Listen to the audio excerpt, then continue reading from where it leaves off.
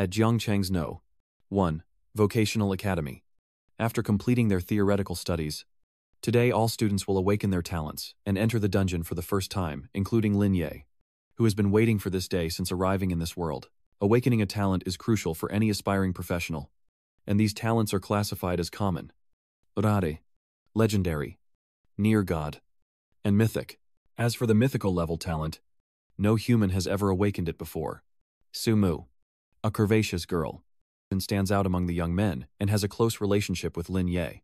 The moment Lin Ye patted Sumu's head, the other young men went wild, their privileged lives seemingly filled with nothing but jealousy and envy over a girl. The purple-haired youth, number 1100-01, steps up and awakens a rare, powerful talent. Everyone believes he'll be the top scorer, and he harbors a deep resentment for Lin Ye. Let's see what an orphan like him has that could attract the attention of the goddess. Moo moo. Lin Ye heard them, but didn't care what they said. His only goal was to become the strongest so he could protect Sumu. The teacher calls his name, and the young man strides confidently to the magic circle, the mystical place where his talent will awaken, and he unexpectedly awakens a mythical class. A talent never before seen in history. The young man asks the system to conceal it, so only he knows for now.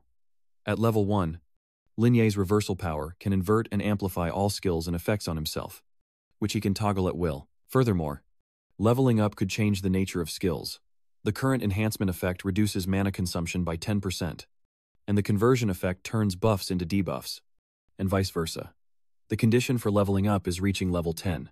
He can reverse all effects on himself and toggle his talent at will. Does this mean his enemies can never defeat him? But if only normal attacks, not skills, or a priest's healing can break its effect. Isn't this just self-sabotage? So that's why this talent can be hidden. Everyone was curious as the young man turned around. Tomoki was the most curious, but he decided to keep it from her as well, as everyone assumed Lin Ye had only awakened a shameful, trash-tier talent. A useless talent goes with a useless person. The goddess has truly misjudged, falling for such a waste. Next up is Tomak. Students who have completed their talent awakening will choose their profession through the goddess statue. This is also what Lin Ye must do next.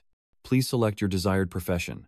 The young man ponders, knowing that to achieve invincibility, he must choose a path that reverses fate, a god-level skill to maximize his potential and overcome his weaknesses. Young man, you've made your choice. Please confirm that you wish to become a priest. You are now the first student to choose to become a pastor, and your job change is confirmed. Name Lim Ya. Class pastor. HP 100. If it drops below 80, he'll be injured, slightly decreasing all stats. Below 30, he'll be severely injured, moderately reducing all attributes. Below 5, he'll be near death, drastically reducing all attributes. If it hits 0, you're done for. Mana Valusian. Talent Mythic Grade Universe Reversal.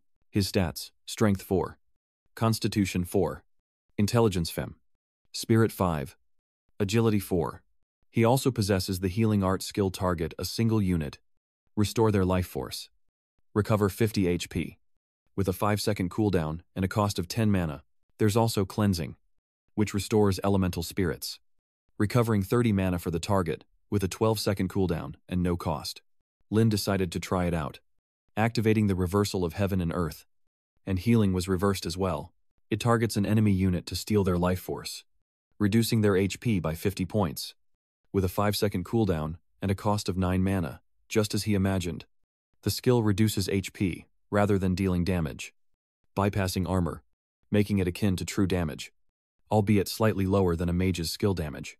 But even if the enemy has magic resistance, he's still superior. As for purification, the seemingly useless skill can prevent enemies of the magic attack type from unleashing their ultimate move at the last moment, exposing an opening. With that in mind, the strategy is clear: be wary of teammates' buffs and cooldowns, because in the inverted state, their buffs will deliver a devastating blow. The other students below immediately mocked Lin Ye's choice. But just then, Sumu's results were revealed. Number 1233. Sumu awakened a legendary talent, Tear of Life, which assists in summoning spirits from another world to fight. In that moment, everyone was in an uproar. Oh my god. Did I hear that right? A legendary talent. As expected of the goddess Mumu. The only legendary talent ever. I wonder what class she'll choose. The goddess has always been at the top of her class in theory, She's a true genius. How could a lowly necromancer ever be worthy of standing beside such a prodigy? He must just want to be her lapdog. Despite this, they still didn't understand what the tears of the birthroom talent was. Standing before the statue, Su Mo chose the mage class. Amidst the clamor, only Ji Zhang noticed Lin Ye. The boy was special. It had been a long time since a student had actively chosen the priest class. This young man didn't seem to choose out of desperation, which is quite interesting. The moment he made his choice, Su Mu ran over to show off. Lin Ye. I chose mage. Want to run the dungeon together? It seemed they'd be partners. But he refused, saying he had his own plans. Attention. The newbie Wolf Forest dungeon is now open. Students who have awakened their talents and chosen a class, please enter. The purple-haired girl asked Lin Ye to persuade Su Mu and his team, but he flatly refused. The headmaster believed cooperation was essential in the dungeon, as even with talent, the monsters would be difficult to overcome alone. Young man, when facing monsters, you must put aside all hatred. Seeing the headmaster's implication, Lin Ye affirmed, Headmaster, I have no hatred for them. I just feel that clearing the dungeon alone yields more experience and profit. Alone, how can you? A priest. Possibly do that alone. If you don't like it, you can change it. Don't risk your life. After all, everything that happens in the dungeon affects reality. If she's in danger, she could really die. But Lin Ye remains firm in his decision. He wants to clear the dungeon alone. In truth, he knew that solo play was the fastest way to level up, and his god-level talent couldn't be revealed until he was strong enough. This made the headmaster wonder, what gave him such confidence? The newbie training dungeon is dangerous. It's recommended to team up. Do you want to enter the dungeon? The young man immediately confirms. Getting to work. This is the Wolf Forest newbie dungeon. Levels 1 to 3. Here, a pack of bloodthirsty wolves dwells in the forest. Their teeth and claws razor sharp, offering no escape if surrounded. This place is indeed difficult for students entering a dungeon for the first time. Linya figures that with good coordination, there won't be any casualties, and just getting a B grade would be an extremely monstrous achievement. Along the path, there are healing springs to restore health to adventurers, ensuring the safety of novices and further diminishing the role of priests. But if someone is reckless and doesn't clear out the wild wolves along the way, they'll end up attracting them all at once. Venturing deeper into the forest, into the forbidden zone, means certain death in the dungeon. But with a god-tier talent in hand, Lin Ye refuses to settle for ordinary scores. He decides to enter the legendary forbidden area. And now, Lin Ye is deep within the wolf territory. Everything was dark and hazy as the pack of wolves approached, ready to fight. These were wild wolves, social creatures who roamed and preferred to fight in groups. Their attacks inflict bleeding, causing continuous damage. They're all level 1. Instantly, Lin Ye activates the reversal of Kun, casting a healing spell on the first wolf. But the healing is reversed, dealing 50 damage to the wild wolf.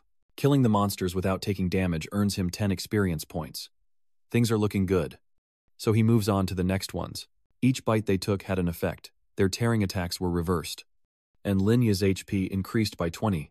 Bleeding's effect is reversed, and Lin Ye recovers 6 HP. He continues to activate the reversal of fortune, combining it with the purifying reversal and the dark restraint.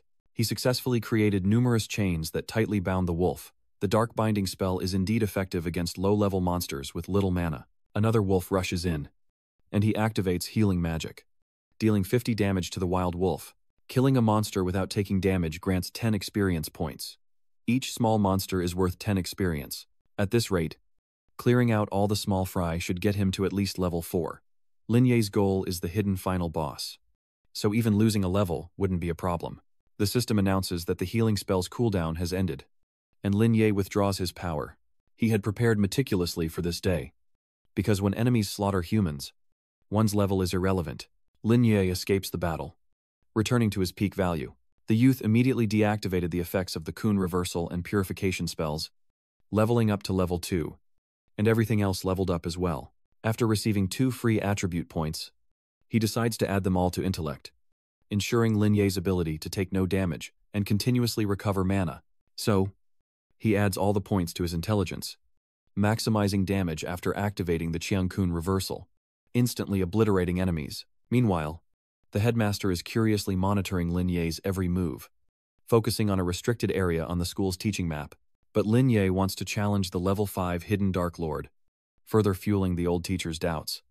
Could it be that if this kid isn't deliberately seeking death, then his hidden talent is mythic grade, or even beyond? It's a pity he chose not to reveal his talent.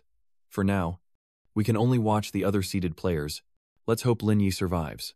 Having watched, a man beside him bets the headmaster, saying, "Haha, why not bet if you're so worried? I bet he'll set a new record." But you're saying that girl is a seeded player. I feel like she's lacking a bit of fire.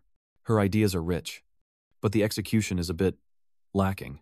The team continues to move forward, but upon encountering wolves, they immediately activate the ice spell, stunning everyone, but trouble soon arrives.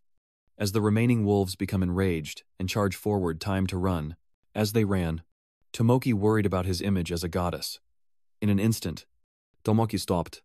"Get behind me," he said, activating Tears of Life, and then, ice binding, the monsters vanish, pleasing the headmaster. But the cloaked figure beside him sees things differently. Raw talent alone won't take her far. Meanwhile, after taking down a few minor monsters, Lin Ye leveled up to level 3. His current goal is to hunt more monsters to reach level 4. But then, a roar echoes through the forest. The youth approaches, confirming it's here, the Shadow Wolf King, prowling through the wolfwood, known for its fierce temperament, hunting down any creature it sees. The wolves throughout the forest are its subordinates, obeying its commands to tear apart any foe. The Shadow Wolf King is a hidden boss, a forbidden entity in textbooks. Some gifted youths have been severely injured or crippled during their challenges, while future heroes are mercilessly devoured. From then on, this vast forest was marked as forbidden by the students. As Lin Ye hid in a tree, observing the wild wolves surrounding the Shadow Wolf King, they look like normal animals, occasionally leaving to relieve themselves, and after they're done, they don't immediately return, but wander around. The pack leaves frequently, offering opportunities to pick them off one by one. Like a phantom, Lin Ye emerges, dealing 50 points of damage to the wolves, eliminating them, and gaining 10 experience points. These pesky monsters are now the best source of blood. He just needs to level up before facing the Shadow Wolf King, one-on-one. With each fallen wolf, his level rises. Lin Ye continues his onslaught, reaching level 4. After watching his pack get wiped out, the boss finally notices and confronts Lin Ye. "So you finally noticed. Let's play a new game." Shadow Wolf King. The Shadow Wolf King is no ordinary foe, boasting 2000x 2000 HP, 1000x 1000 mana, Visisata attack, and 200 defense stats 50 times greater than a regular wolf. A newbie would be torn to shreds or exhausted. But Lin Ye has Shadow Strike. He opens his arms, ready to receive its attacks. The more it attacks, the more comfortable he feels. "Thanks. That really loosened up my muscles." The young man is quite pleased with himself, no surprise. Given his god-tier talent, its attacks are just recovery food for him. The more it attacks, the easier it will be to deal with. The Dark Shadow Wolf King seems to be getting tired of attacking without effect. His healing spell is ready. And now it's Lin Ye's turn to strike, inflicting significant damage. Nothing is ever easy. The Shadow Wolf King suddenly activates a surprise attack, growling as it enters a state of extreme rage. It seems it realized something, but sadly, it was too late. As he triggered Burst once more, if it had 7 wolves surrounding it, Lin Ye would have struggled. But Olash. It was alone, with healing art ready. The Dark Wolf King's critical strike was instantly turned against it. You have successfully hunted the Shadow Wolf King, gaining 1000 experience points and leveling up to level 5. The Wolfden dungeon is complete, and rewards are being tallied. You have received a low-grade bronze treasure chest, because you didn't use any damaging skills during the boss subjugation. Your rating has increased to SSS. Lin Ye receives an additional superior silver treasure chest without her reverse healing. Wu Yi would never have achieved an SSS rank. After this feat, a server-wide announcement appeared for all students to see a student has cleared the Wolf Den dungeon, completed all hidden achievements, and achieved an SSS rank. Everyone's dying to know who this god-level player is. Holy crap. Are we witnessing history? Someone get the footage. Even the headmaster is surprised. This is unprecedented. One of a kind. Achieving an SSS rank in this dungeon means completing all hidden achievements. In my memory, only Lin Ye has ever entered the forbidden area.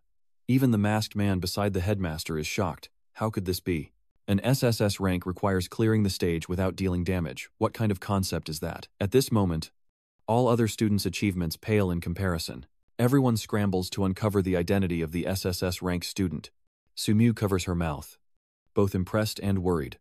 Earning an A rank was dangerous enough, so who could have possibly achieved that? Meanwhile, Linye remains blissfully unaware of the outside world, eagerly opening his treasure chest, activating the superior silver chest, and receiving the Divine Art Therapy skill book. 5 times the free attribute points. And the silver grade Shadow Dagger. Dark Shadow Gauntlets increase attack by 50 points, and armor penetration by 10. A successful attack has a 5% chance to inflict bleed. Divine Therapy Level 1 is an active skill that blesses the user within 10 meters, restoring 100 HP, with a 10-second regeneration effect of 10 HP per second, costing 50 mana.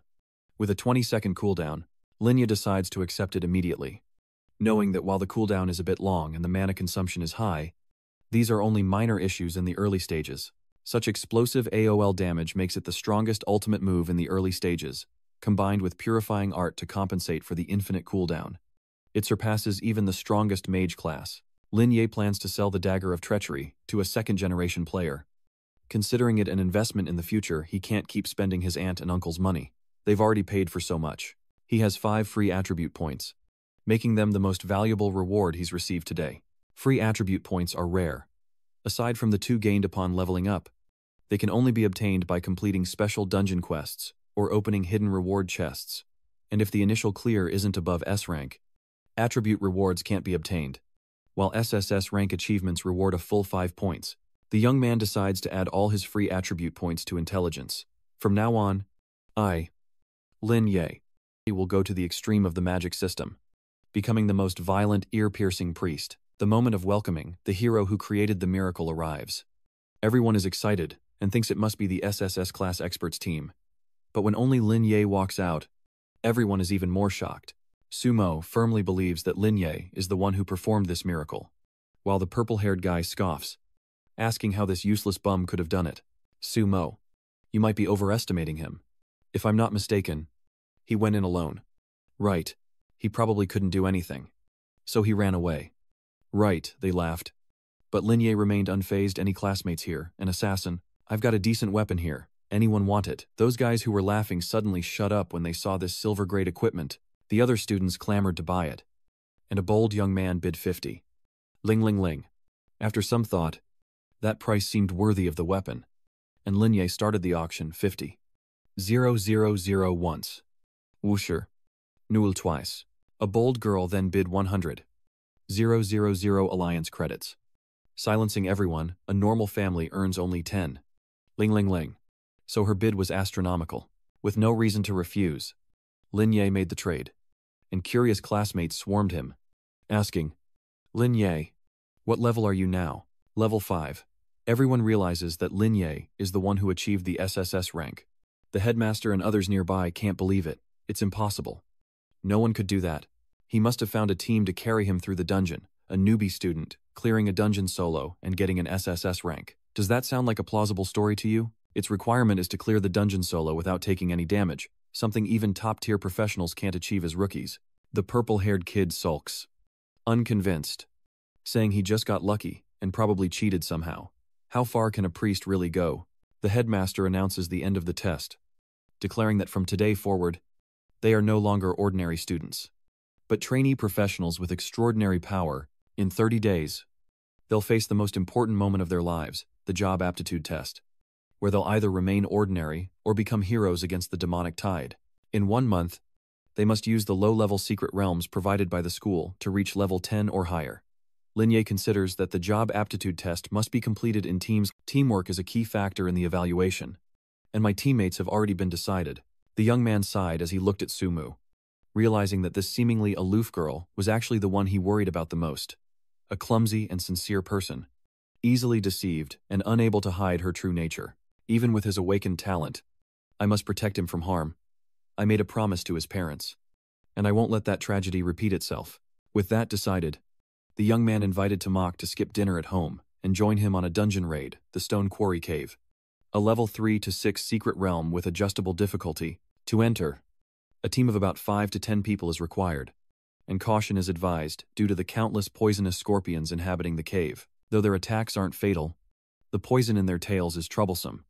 There are 2 levels to this dungeon, and the normal level requires everything you've got to defeat the Poison Scorpion King. The hard difficulty requires all your strength to defeat the Poison Scorpion King, and caution to avoid being poisoned. If the Poison Scorpion King isn't defeated within a certain time, it will enter a frenzy. When challenging a dungeon, you can choose the difficulty, which increases with the dungeon's level. The higher the difficulty, the tougher the monsters and requirements, the more people needed, and the more generous the rewards. Newbie dungeons typically have 3 levels: normal, hard, and nightmare, but this one only has normal and hard for now. Lin Ye has made his decision, and Sumu is apprehensive. He intends for just the two of us to challenge the hard-level newbie dungeon and aims for an SSS rank. Lin Ye remains confident, but Sumu lacks self-assurance, fearing he'll only hold him back. Lin Ye casually reveals that there's a way to cheat this dungeon. Cheat? You mean just ignore the monsters and go through? Yes. The monsters and terrain in this dungeon are fixed. He had found notes from a predecessor and reconstructed the dungeon's layout. According to his calculations, avoiding the monsters was possible. It's like the whole scene is playing out in his head. I always knew Lin Ye was hiding his true strength. He had long studied all kinds of dungeons and monsters, utilizing various data points, and always aced the theory exams. Everyone thought he was a bully, but I always believed he would become the hero who saves the Earth. And so, they ventured into the stone cave dungeon. Inside, the ice formations are beautiful, but appearances can be deceiving. Lin Ye warns that this dungeon is far more dangerous than the last. Suddenly, the system announces that due to an insufficient number of players, they will be forcibly matched with another team, an unforeseen circumstance. As the instance can force players to team up, Lin Ye muses that they'll not only face monsters but also competition, warning Sumu to be careful. As the team wiped, an explosion rang out. Purple Hair was attacked, spitting out blood. Could even a small monster wipe out our entire team? The dungeon is far more dangerous than we thought. Ahead, Level 3, Poison Scorpions with Deadly Venom, Devour, and Petrify skills. These scorpion monsters have venomous tails that can paralyze their victims, and repeated stings can lead to cardiac arrest. Just as Lin Ye arrived, he shouted, "Hey, Lin Ye, aren't you going to come help fight the monsters? Is there an academy rule that acquaintances have to help?" Lin Ye coldly replied, "Good luck," before leading Tomu away, leaving the others to curse their fate.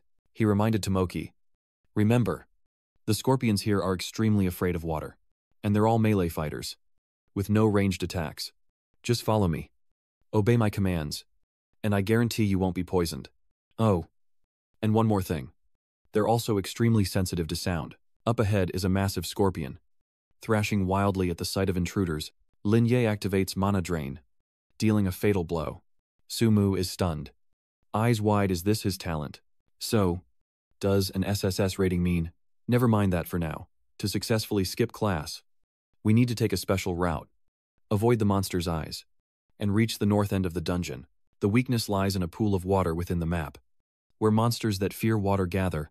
This spring, harmless and drinkable to humans. The young man immediately jumped in, urging Sumu to follow, who hesitated before taking the plunge. After swimming across the water and reaching the shore, Lin Ye grabbed a small rock and smashed it against the ground, leaving everyone in the dungeon confused as scorpions of all sizes began to follow him. The leader is the Poison Scorpion King. Level 6, a massive lurker with vibrant markings that signify its deadly venom. If they're stung by its venom, they're as good as pigs. Lambda anticipates this, waiting for it to get closer. They seem so afraid of the water that they don't dare move. Lin Ye smirks. "If you won't come up, then it's all our power from here." Activating the Descent of Calamity, he eliminates the Poison Scorpion, earning 2,000 experience points. After witnessing this, the purple-haired man and his teammates are stunned. A priest capable of such powerful magic damage. The poisonous scorpion we struggled to defeat as a team is now like a lamb waiting to be slaughtered in his hands. What kind of monster have we stumbled upon? I don't want to believe it, but I have to. The one who achieved the SSS rank record was Lin Ye. Sumu stood by to assist, activating the Tear of Life talent. Followed by the Ice Mirror spell, the concentrated attack lands, and the system announces the poisonous scorpions have been eliminated, granting 500 experience points. All the poison scorpions have been eliminated. Student Sumu has leveled up to level 4, receiving 1 free attribute point. Even he didn't expect to level up so quickly. But it doesn't end here, as they must now face the Poison Scorpion King. Indeed, it's waterproof. Sumu activates the Ice Mirror technique, dealing 10 points of damage to the Poison Scorpion King. They continue to attack, but each strike only deals 10 points of damage. Is the Poison Scorpion King's defense really that strong? What now? If we make even one mistake, we're done for. Lin Ye tries to reassure himself. Its weakness lies in the center of the second HB stage's abdomen. We can totally do this. And with that, he charged forward. Sumu must continue to create new footholds. And with the activation of Quantum Plunder, Lin Ye successfully deals 150 points of damage to the Poison Scorpion King. The health loss is minimal. It's incredibly tough. The Scorpion King's eyes turn red. Entering a state of rage, Lin Ye realizes this is the moment, instructing Sumu to activate the mirror image technique, as the Poison Scorpion King only exposes its weak abdomen when using this move. But this opportunity triggers the Quantum Plunder skill, critting its weak spot and dealing 1,000 damage to the Poison Scorpion King. Sumu is still in shock at its power. The system announces the death of the Poison Scorpion King, granting 3,000 experience points. The Stone Cave dungeon is complete, and surplus distribution will now begin. He completed all hidden elements, defeated the Poison Scorpion King, and eliminated all scorpions without being poisoned, earning an SSS rank, 1 gold sun coin, and 5 free attribute points. And just like that, Lin Ye successfully leveled up to level 6. The others, after witnessing his power, were completely subdued, their initial contempt replaced by utter obedience. Purple Hair and the other two knelt down, sobbing. Great God, Lin Ye, please take us with you. We're willing to serve you anywhere. You're not a petty person. Are you now that there are so few people around? I'm Great God Yi's dog. Lin Ye warned them to keep today's events a secret, or face the consequences. In the transfer space, Lin Ye decided to open his rewards here. Away from prying eyes, upon opening the supply box, he obtains the Growth Skill Reading Potion, a required skill for mages, the Gold Grade Swift Boots, the Silver Grade Hunter Greatsword, the Silver Grade Learned Bixby, and 5 free attribute points. So that's how Lin Ye's stats got so high. The Gold Tier Armor increases agility by 10 points, movement speed by 30%, and has a passive Ghost Step effect, which further enhances evasion. The Apprentice's Ring reduces the cooldown of all skills by 10%, but cannot be combined with the cooldown effects of other equipment. Sumu is still in shock. Is the loot from a gold treasure chest really this rich? These 2 gold tier items are top-notch. But the best treasure is the Silver Ring. Though silver, it reduces wheel cooldowns. It's practically on par with a free attribute point. If auctioned, it could fetch millions of alliance coins. He gave the poison skill book for mages to Sumu, who felt awkward, as it was a gold tier poison skill, and he was already ice-based. Once a mage chooses a skill attribute, they can only learn skills within that system, making them incompatible with other attributes. But just as he said that, a change came over Sumu, igniting his body, activating the hidden 5 Elements Grandmaster talent, with a talent progress of 2 out of 5. Sumu doesn't understand what's happening to his body. The 5 Elements Grandmaster talent. What is this? He's never heard of it. Gaining a new skill can even activate a hidden talent. Lin Ye smiles, intrigued, and says it seems he'll need more skill books, believing this is another advantage he has over other mages, and it will be his trump card. Hearing this, Sumu was excited. It was time to head out, and Sumu was curious about Lin Ye's distribution of 5 free attribute points. But the young man believed it was his own path, and it wouldn't suit Sumu. As they stepped outside, whispers erupted. Could a newbie really clear a dungeon? How terrifying, I'm so afraid of these scorpions. The moment they saw Sumu, their eyes lit up with hearts. But then, all eyes turned to Lin Ye. Do you see that person next to the goddess? That's Lin Ye. He used to be ugly. But recently, there's been talk that he cleared the only SSS rank assessment. Really? No way. Of course not. Didn't you hear he sold lettuce for 100,000 alliance coins? Out of nowhere, a gold supercar came barreling in. Old Zhao. From afar, I can see that the girl you mentioned is indeed top tier, even more alluring than this dungeon. The moment Sumu saw them, she panicked, finding the man incredibly annoying, a privileged scoundrel who relied on his family's wealth to plunder and exploit talented individuals to conquer dungeons. His daily hobby is toying with poor female students, truly disgusting. Seeing Sumu run away in a panic, he approached her, putting on a suave act. Classmate. Wait a moment. Beautiful. Might I have the pleasure of making your acquaintance? My name is Huang Xiaofeng. He's the sole heir to the Huang family fortune, and the sight of him makes the other admirers of Sumu shrink away. He struts with arrogance, believing himself the center of attention wherever he goes. Sumu uses Linye as a shield, claiming she already has a boyfriend. He glares at Linye with a darkened gaze, while the other young men are left dumbfounded. Huang Xiaofeng is annoyed to see Linye dressed in cheap knockoffs.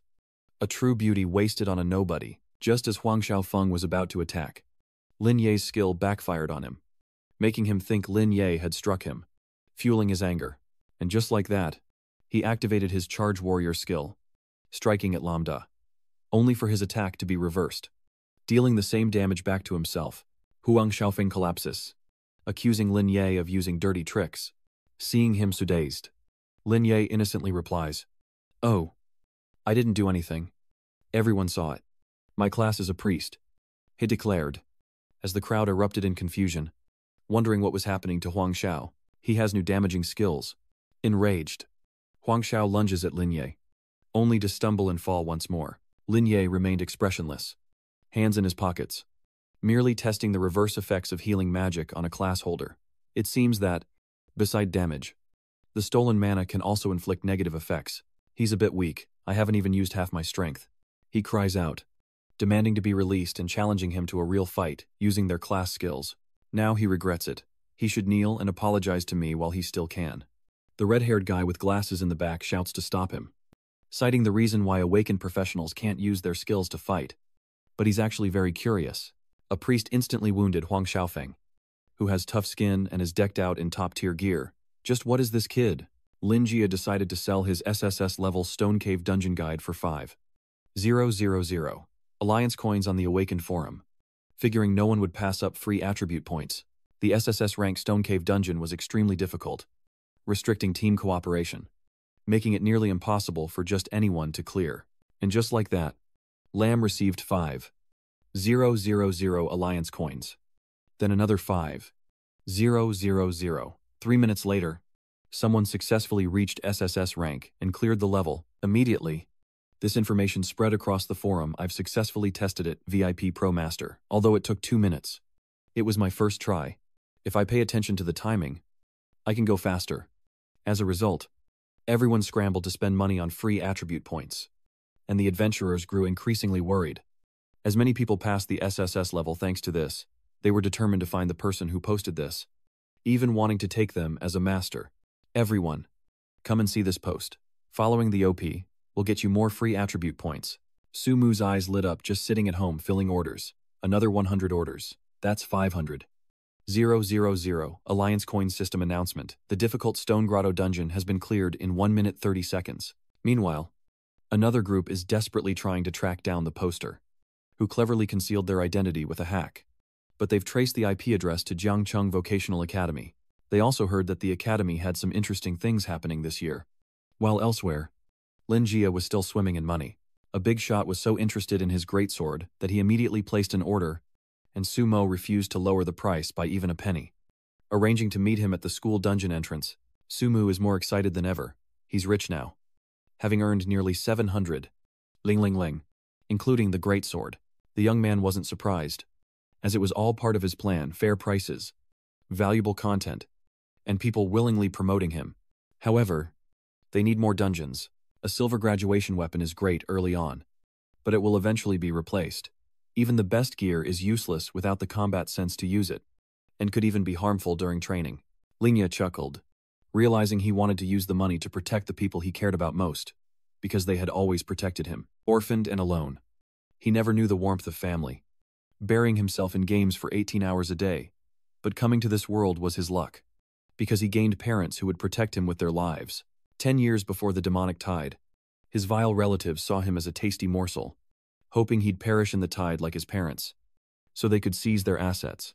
But his aunt and uncle took him in, treating him like their own, earning his trust, reclaiming his parents' inheritance, preventing any thoughts of revenge, and caring for him wholeheartedly. Those so-called relatives were brought to justice and punished accordingly.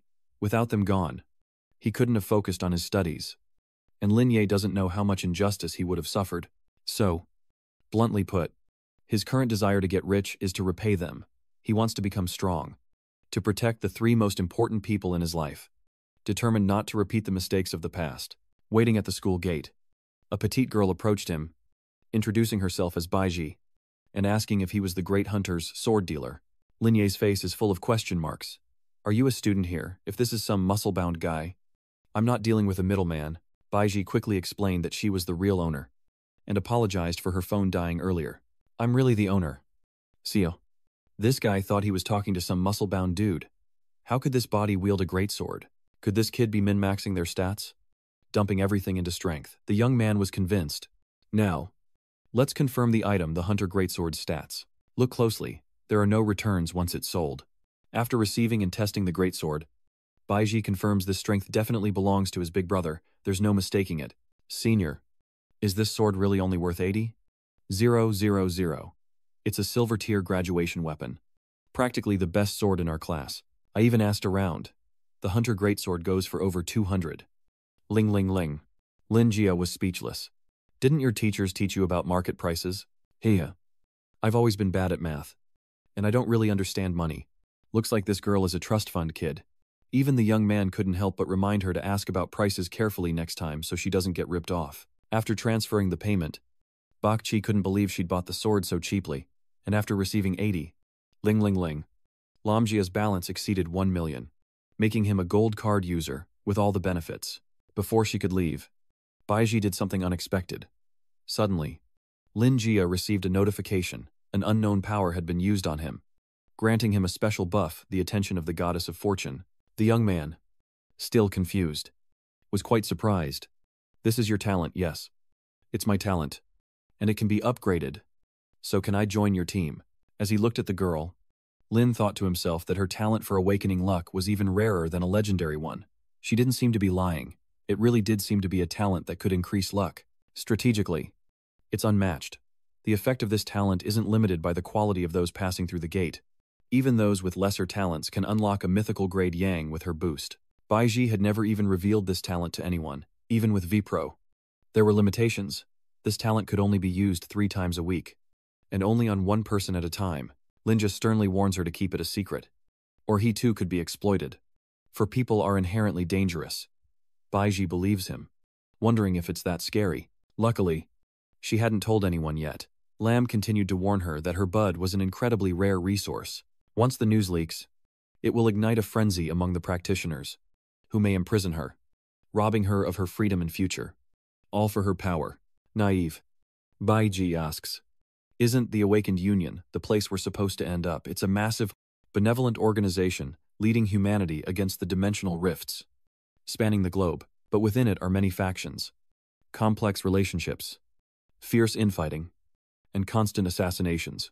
The bald guy was ecstatic. As Lin Jia successfully lured a lowly into the team, Baiji had always been insecure because no one believed she could be a leader. So they didn't want to team up with her. Lin Jia couldn't believe that this petite girl wielded a greatsword. Soon after, Lin Jia introduced Baiji to Sumo.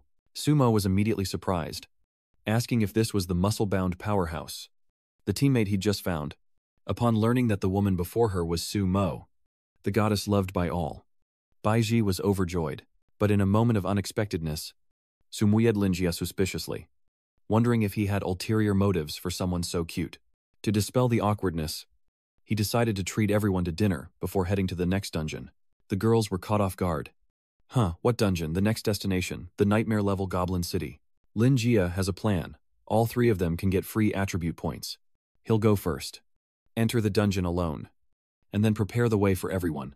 Nightmare difficulty is the highest among the wilderness dungeons for novices, but the rewards are the richest, with guaranteed gold or better. Furthermore, the attributes of the monsters inside are greatly enhanced. Even a team of novice class holders could easily lose their lives in the dungeon. It's a difficulty that wants your money, but not your life.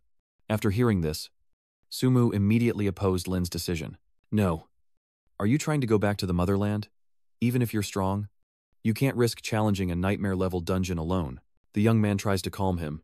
Don't you believe in my abilities? Of course I do. But still no. Even some high-ranking professionals struggle with the nightmare-level goblin dungeon. Though it's a level 10 dungeon, many professionals above level 10 have been seriously injured. It's been a long time since a newbie dared to challenge it. And seeing the 2 of you bickering, I'll step aside for now. Great God, Lin. I suddenly remembered I have something to do. So I'll head out first. You two take your time.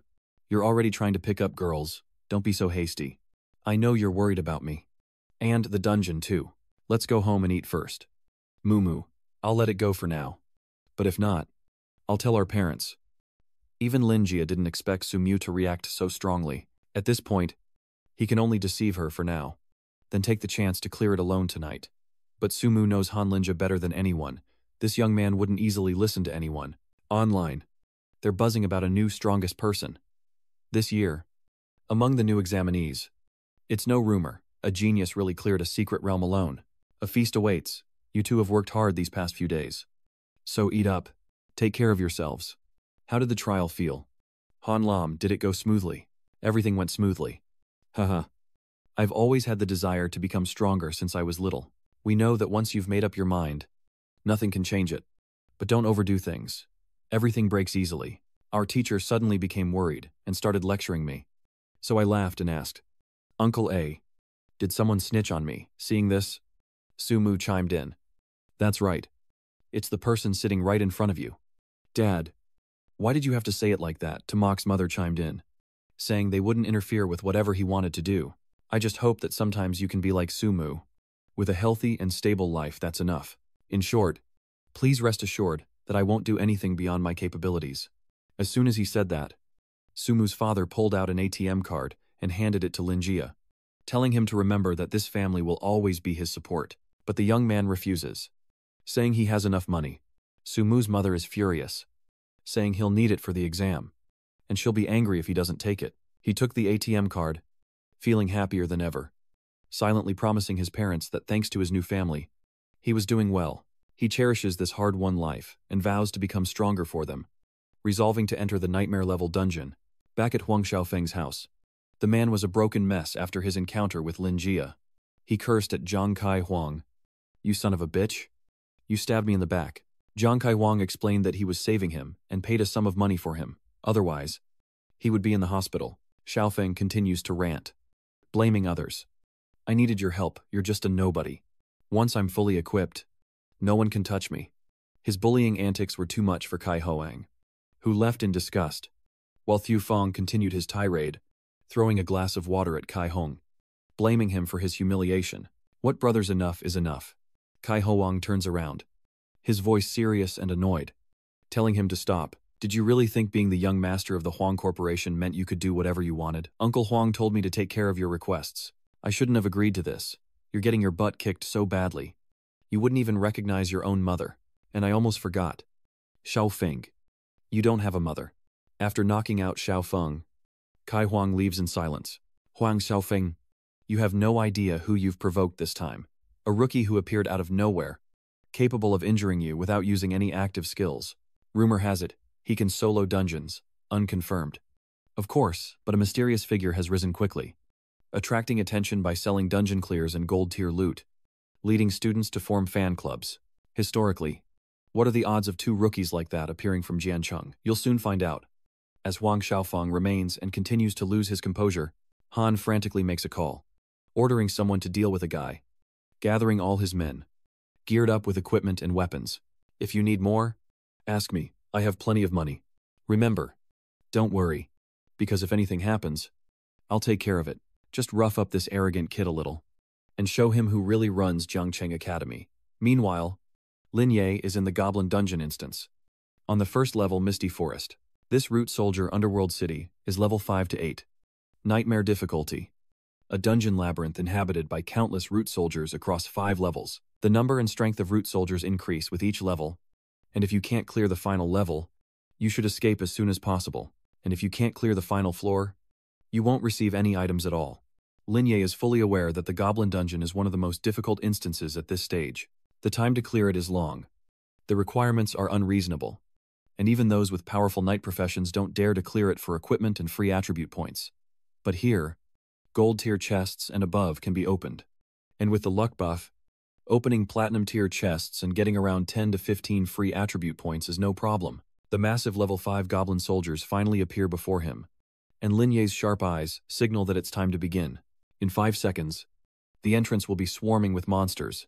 This time, He's mainly here to test the optimized speed-killing method.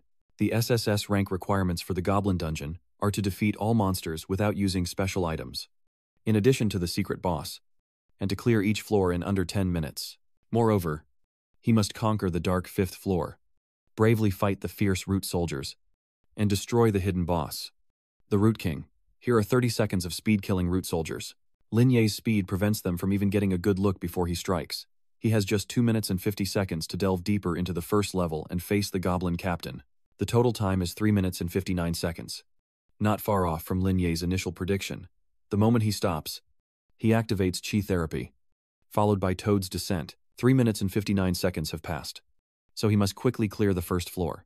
The system announces Divine Therapy has reached level 2, and Lin Ye, the priest, is now level 6. Within 5 minutes, he's already cleared the first level. It seems his strategy of gathering the monsters in one place worked out just fine. Even with insufficient defense, he has 5 minutes to increase it, and just like that, all the monsters on the second level of the Root Soldier's tomb are wiped out, followed by the third and fourth levels. Now, Lin Ye is on the 5th level. The youth uses teleportation to instantly arrive at the Goblin Palace, where the Goblin King is enraged upon seeing him. Human, you dare trespass into my territory. The Root Soldier King, level 8, possesses skills like Ground Shatter, Dragon Spear, Pounce, Frenzy, and Legion Summoning, something that makes Lin Ye suspicious. He found it strange to face the boss of the secret realm right away. With no mobs around, the Root Soldier King rose, raising his weapon to unleash an earth-shattering strike, sending the ground and water flying.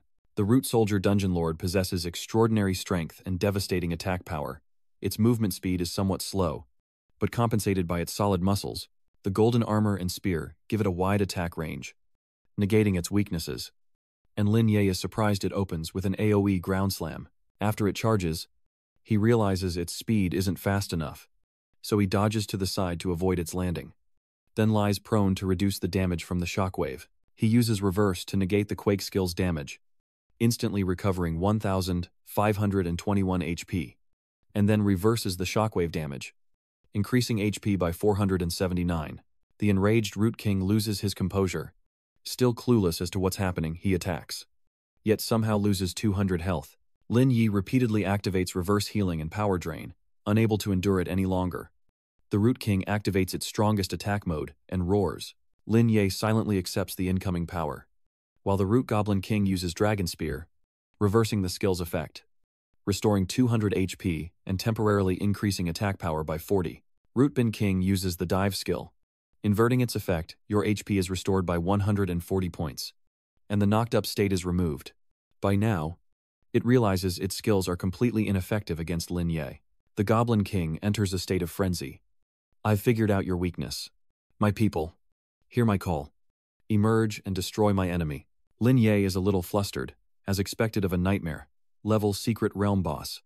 It's indeed difficult to deal with. However, now is not the time to use the ultimate move. Lin Ye covers his mouth, as the Rootkin King roars, ordering an all-out attack on the ant. Don't use any skills, make it suffer a painful death. If skills don't work on people, can it withstand hundreds of normal attacks? They frantically activate their wind boots and ghost steps, and Lambda narrowly dodges each attack as the goblin archers fire a volley of arrows. Having calculated the situation, Lin Ye activates Divine Artifact Therapy, his HP soaring as all wounds rapidly heal. The Goblin King is left bewildered, wondering what's happening. He can't even touch him, damn it. You wretched human. Lin Ye's eyes suddenly sharpened, staring directly at him. The Root King is confused. What is that look in his eyes? At that moment, he decides to activate the reverse healing technique, the Measurement Plunder. The original Sin King is being drained of his energy, and with 200 points, Lin Ye activates the Boots of Swiftness and the Ghost Step once more.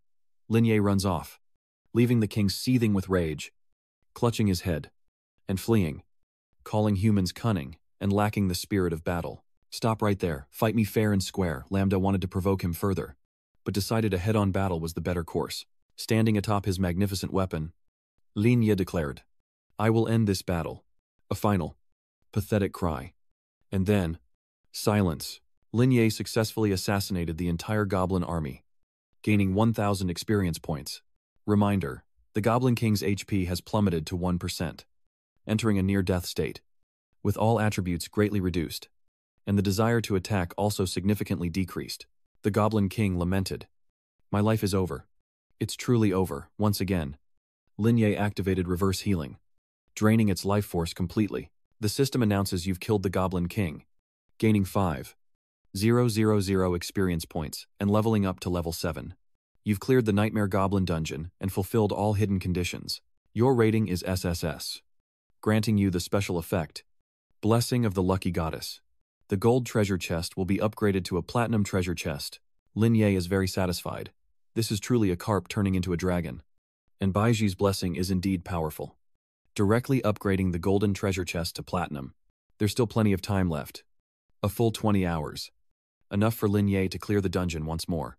Upon opening the treasure chest, he obtains the platinum grade Holy Light skill, a flame flask, 15 free attribute points, the platinum grade Sparkling Stone, the platinum grade Mystical Stars skill, and the gold grade Sandstorm equipment. The flame orb deals 300 damage when thrown at an enemy, and the Glimmer Stone increases all attributes by 20 points. With an active skill, Glimmer, that recharges every 5 minutes. It can accumulate up to 3 charges. Using it consumes 1 charge to instantly move in a designated direction within 10 meters. The Divine Stars skill book consumes mana to summon radiant stars within a 20-meter radius, instantly restoring 300 HP to all allies and granting a 5-second damage reduction effect, reducing damage taken by 10%. Thus, Linye has acquired 2 platinum-level skill books and 1 platinum-level equipment. The Azure Light has other attributes that counter certain types, but we won't mention them for now. It's both dazzling and possesses a rare movement skill, along with added attribute points. Moreover, Mystical Stars not only has a wide area healing effect, but can also grant immunity to all teammates. So, after using the Qiankun Reversal Talisman, it becomes a wider area of effect damage skill, with a stronger burst damage capability, and can reduce or even negate damage, while also increasing the damage enemies take, meaning even the toughest monsters can be quickly eliminated. A new strategic level group skill has appeared, and Linye decides to learn Divine Stars first. While Azure Light seems unremarkable, the youth decides he can learn it later if it doesn't sell, since he doesn't have many skills anyway, and uses his 15 free attribute points to increase his intelligence. The system announces he's learned the Myriad Stars skill, equipped the Sparkling Stone, and all stats increase by 20. This update will be another leap in quality, boosting Linye's stats. Just then, a familiar voice rang out from behind. Caught in the act, the young man feigned innocence, flashing a confident smile as he asked, "What a coincidence. Are you here for the dungeon too?" Su Muqing knows he's stalling and playing dumb, but she still asks if he's cleared the nightmare-level root prison. "That's right, miss." "Okay. I just had the idea and wanted to try this dungeon." "I see. Please come this way." "My lady." As they stood before the dungeon's entrance, a car arrived. Huang Xiaofeng had finally tracked down Linye. "See. He's a scumbag from head to toe. Written all over him. Deal with him for me." The driver's face went pale as soon as he saw Linye. Seeing Huang Xiaofeng's fear, he shouts, "Hey, I'm talking to you." The driver panics. "No. This guy is too scary. I can't do it." Xiaofeng rises, annoyed, saying he knew the useless students wouldn't remember anything. But luckily, he came prepared. Back home, Linye sits at his computer, updating and listing the items he collected from the dungeon. The items for sale include the Azure Blade, Sandstorm Bow, and a level S Goblin Dungeon Guide on Nightmare difficulty, requiring 8,000 Alliance credits to unlock. The moment it hit the forum, everyone was in an uproar. Holy crap. The Master's back. Soloing Nightmare difficulty and guaranteeing A to S rank. Am I seeing things? Can the Master take me with them next time? I've never done Nightmare difficulty before, and I've always wanted free attribute points. Now, even the method of gathering monsters in Stage 1 takes up to 7 minutes. But look at the old man's clear time of 4.5 minutes. I'm not saying anything more. I'm going to try it right away. Just how precise is this Goblin aggro range adjustment skill? You also have to make the most of the skill's cooldown to maximize damage. Otherwise, it's a waste if you can't eliminate the monsters. Good heavens. If they call it a nightmare level, this guy is the Goblin's nightmare. There's a flood of comments debating Linye's abilities, but he remains anonymous. All they know is the term pro. Suddenly, a post went public with 3 photos. revealing the admin to be Lin Ye, a student at the vocational academy, the strongest candidate in this year's exam, rumored to be the seller of the Great Hunter Sword, and the only person to clear an SSS-ranked dungeon solo, after the 3 photos capturing Lin Ye entering the dungeon were posted. The keyboard warriors were in disarray. Is this some kind of hoax? What can you prove with just 3 pictures? A newbie dungeon is one thing, but a student clearing the Stone Quarry Cave and the Goblin Dungeon on nightmare difficulty alone. This is hilarious. This isn't good. Even after awakening his talent, Lin Ye remains a mystery. No one knows his talent. And he even chose the priest class. So I remember him well. The only thing this proves is that he actually sold the hunter's greatsword. As for the Great One's terrifying calculations, his theoretical knowledge must be maxed out. But Lin Ye's grades are actually quite average. I agree with the comment above. He just looks like a normal student. Don't make unfair comparisons to advanced classes, remembering the monster's awareness range and combining it with the Secret Realm's terrain. Then using precise calculations to determine the true range of hatred. If Lin Ye is really a priest, then the admin definitely can't be Lin Ye, a priest selling holy light instead of using its cleansing power. Regardless of the chatter, all Lin Ye cared about was his growing bank account. What's more, he received a request to buy holy light for 100,000 Alliance coins, and another to buy the sandstorm bow for 150,000 Alliance coins. No reason not to sell. And just like that, the ATM chimed. Dear Gold Card customer of the Wealth Alliance Bank, Wu Bai, 000 Alliance credits have been deposited today, bringing your total balance to 1. Wu Bai, 000 Alliance credits. This 500,000 was indeed better than he imagined. Perhaps this is how to clear the boss without taking external damage. But no one but Lin Ye could do it. No one dares to buy the strategy. But no matter a nightmare level, dungeon is still a qualitative breakthrough for his equipment and data. Making money is just a necessity. The cart buff only lasts for 15 more hours. So he decides to rest, recover, and then continue the fight in the next dungeon. Lin Ye gets up, cracks his knuckles, and goes for a run, using exercise to relax and improve his physique. The moon is high, and it's a dark night. He runs across a bridge filled with couples, but Lin Ye remains unmoved amidst the changing world. Running swiftly to improve his health, a car with bright headlights sped toward him, and he recognized Huang Xiaofeng inside. He feigned enthusiasm, saying, "Wow, what a coincidence, get in." Lin Ye, "I'll take you somewhere." With a cold expression, Lin Ye replied, "Didn't Huang Xiao clearly tell you not to provoke me? I don't like trouble. But that doesn't mean I'm afraid of it." Huang Xiaofeng got out of the car, looking aggrieved, saying, "Don't mention that treacherous bastard's name." A heavily armored man in the car cut to the chase. "Enough talk. Huang Xiao wants a duel with you. If you agree to fight, come inside." Haha. As for the Lam family, don't expect peace. He had intended to endure, but they insisted on targeting his family. The 2 most sensitive words to Lin Ye. He smirks. "So, they found my home address. Fine. I hope you fight fair and square. And don't go crying for help if you lose." After this exchange, Huang Xiao, consumed by rage, turned to his companion and said, "Don't you dare interfere. I want to fight him one-on-one." The guard looked worried and uneasy. But Huang Xiao, what if you can't beat him? It seems even his own men don't trust him anymore. The young master flew into a rage. "Shut up. This outfit I'm wearing is something that Pauper couldn't earn in a lifetime. How could I possibly lose?" Get lost. Lin Ye confirms that he's not just looking for support. Despite his bluster, he immediately turned to his guard and ordered him to proceed, according to the original plan. Lin Ye had already gotten into the car, so he urged them to hurry and send everyone they had, as he was busy and didn't want to waste time. Huang Xiaofeng turned back to threaten. "Just you wait. You'll regret this. I'll make you crawl like a snake." Though unsaid, Lin Ye understood his intentions, thinking, "And I'll make you wish you were dead." The car sped to a deserted mountain forest, where hundreds of men were already waiting. Upon seeing Huang Xiao, they greeted him in unison. "Yes, boss." Lin Ye wasn't afraid. Instead, he was excited by the investment. "So many people, come on. Quickly. Solo or group?" Huang Xiao declared a solo fight. "But this is a strange one. We're all soloing you." He pulls out his diamond-grade Feng'an sword. But to Lin Ye, it's no different. Huang Xiao is just a nobody. In that instant, he called for his Fi to fight Lin Ye. But Lin Ye stood still, discarding his weapons and gear. With blinding speed, he dodges the attack. They're frozen. Unable to comprehend his velocity, what is this? Such high speed. They continue to surge forward as Huang Xiao's chief guard activates contact detonation. Assessing the situation, Lin Ye sighs, wondering if more people really do mean more power. Looks like I'll have to use my reversal talent. An explosion rings out, and they're already gloating. Haha. You little punk. Is that all you've got? But the moment they opened their eyes, they were stunned. The guard's sneak attack backfired spectacularly, leaving him coughing up blood as he collapsed. What is this? What kind of power is that? He hadn't even attacked.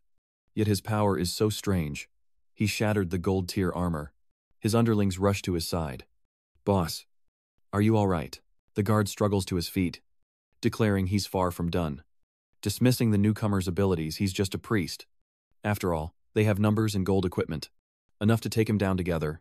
They surrounded Lin Ye from all sides, activating skills like Flash Steel Fist, Flying Strike, Continuous Flame Cannon, and Iron Leaf Heavy Cannon, but Lin Ye remained calm, offering a faint smile before bidding them farewell.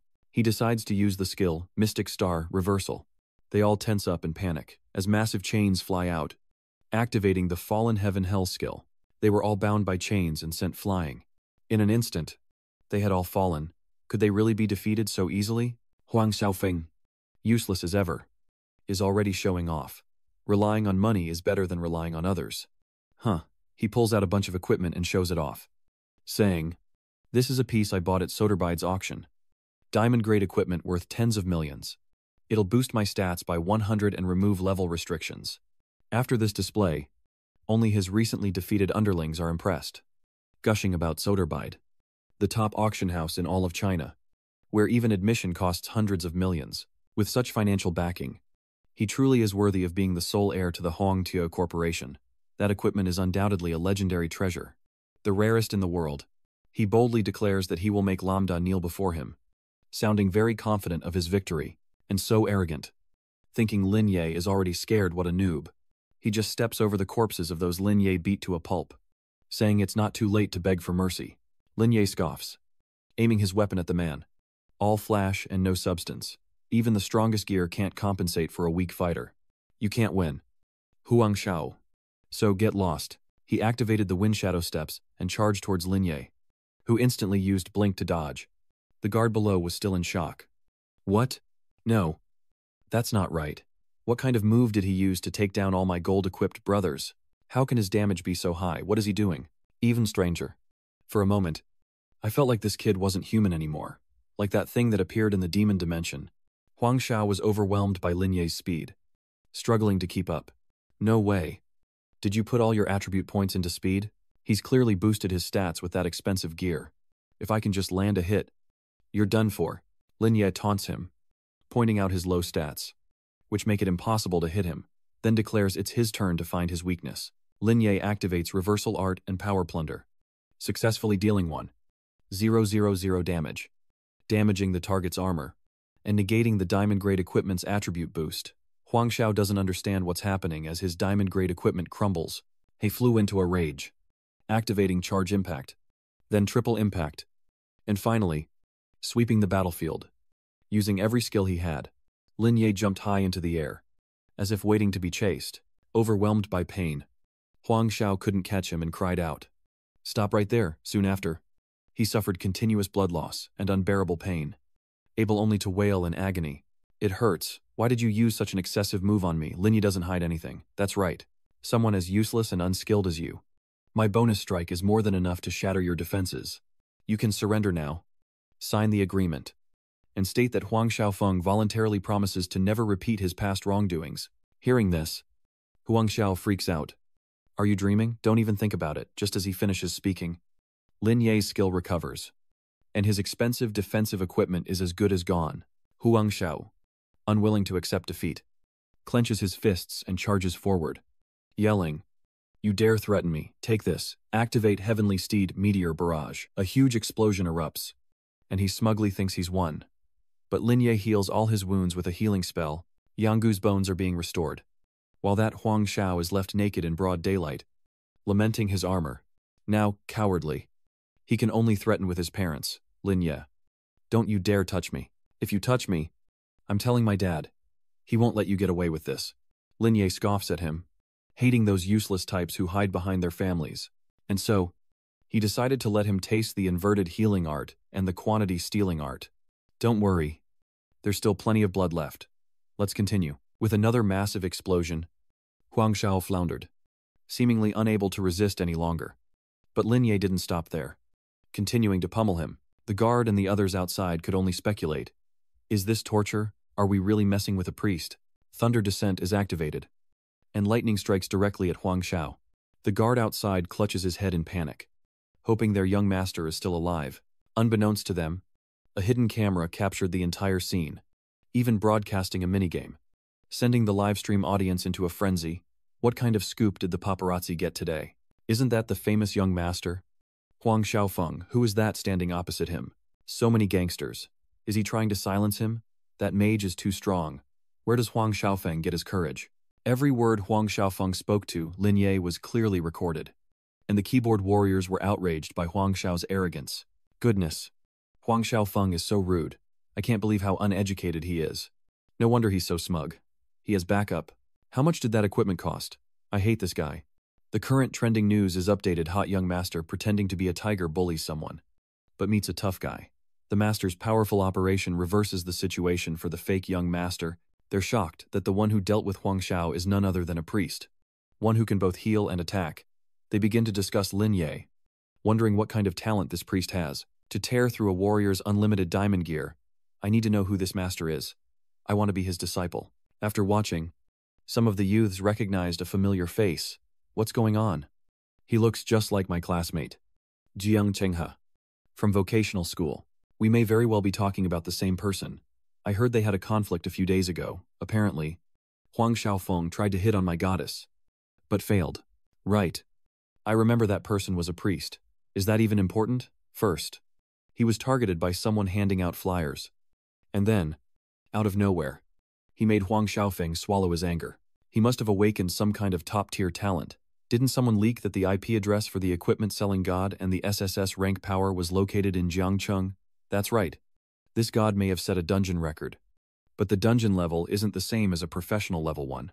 Moreover, his transactions were screenshotted, and your schoolmates recognized him. Baiji, at home, trembled while holding his phone. It's not Lin Yi. I bought equipment from the master. He's very humble. Stop spreading rumors. The more people talked, the more they felt something was being hidden. It sounds like this is real. Baiji originally intended to hide it, but failed. What to do? The great master can't hide it anymore. Surely there are many others more skilled, wanting to be the great one's teammate. Does that mean I've lost my chance to latch on?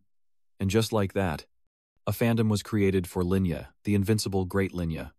He can heal, deal damage, tank, and even restore mana, pulling everyone along.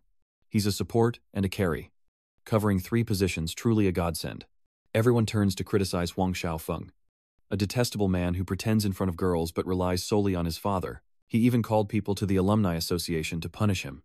This young master of the Huang Corporation looked down on ordinary people like us. But he ran into a tough guy and got scared. Look at his arrogant face. He's just a useless leech living off his wealth.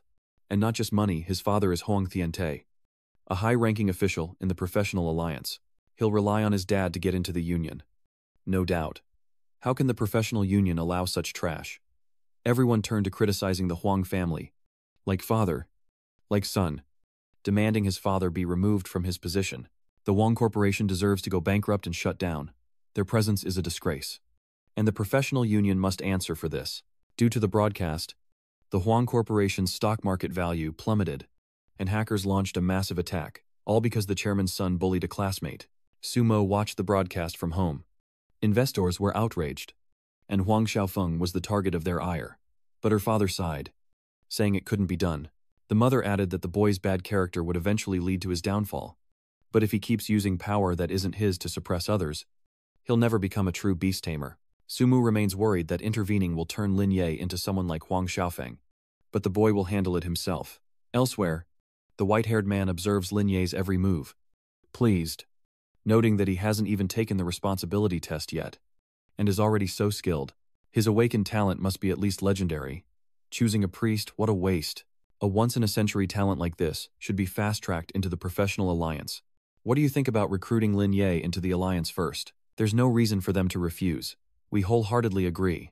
For global stability, we must bring someone like this into the alliance as soon as possible. Hey, old Huang, why are you still here? Don't you care about your son? A man holding a coffee cup chuckled. Ha ha ha. This isn't really a big deal for Huang Buchu. It's quite an opportunity. Why not seize it? Huang Xiaofeng's father is the chairman of the Huang Corporation and the minister of the Huangtian division of the alliance. He calmly spoke. I'm still at the company handling work. And I've already planned compensation for you. Mr. Lambda. Later on, as a substandard father, I sincerely apologize for my son's behavior, and I've sent someone to take my place. Rest assured, I will handle this matter seriously. So please wait a moment. Just as Lin Yi was about to strike again, a helicopter arrived, and a voice called out, Lin Ye, please show mercy. Chairman Huang would like to speak with you. While his battered son smirks, thinking his father's arrival spells doom for his tormentor, Lin Ye calmly asked, What is it? Does Chairman Huang want to put pressure on me? He can come here himself. The man bowed his head and offered the phone, saying, Not at all. The Huang family is willing to compensate for Hong Thiofeng's actions, and Chairman Huang wants to apologize to you personally. This decision left Huang Thiofeng, who had just lost his teeth, speechless, wondering why they had to bow down to this poor wretch. No way. What did you just say? My father wants to apologize to him. You must be spouting nonsense. But Lin Ye ignores his outburst and answers the phone. After a moment, the chairman of the Huang Corporation appeared, saying, Hello. You must be Lin Ye. Sorry to keep you waiting.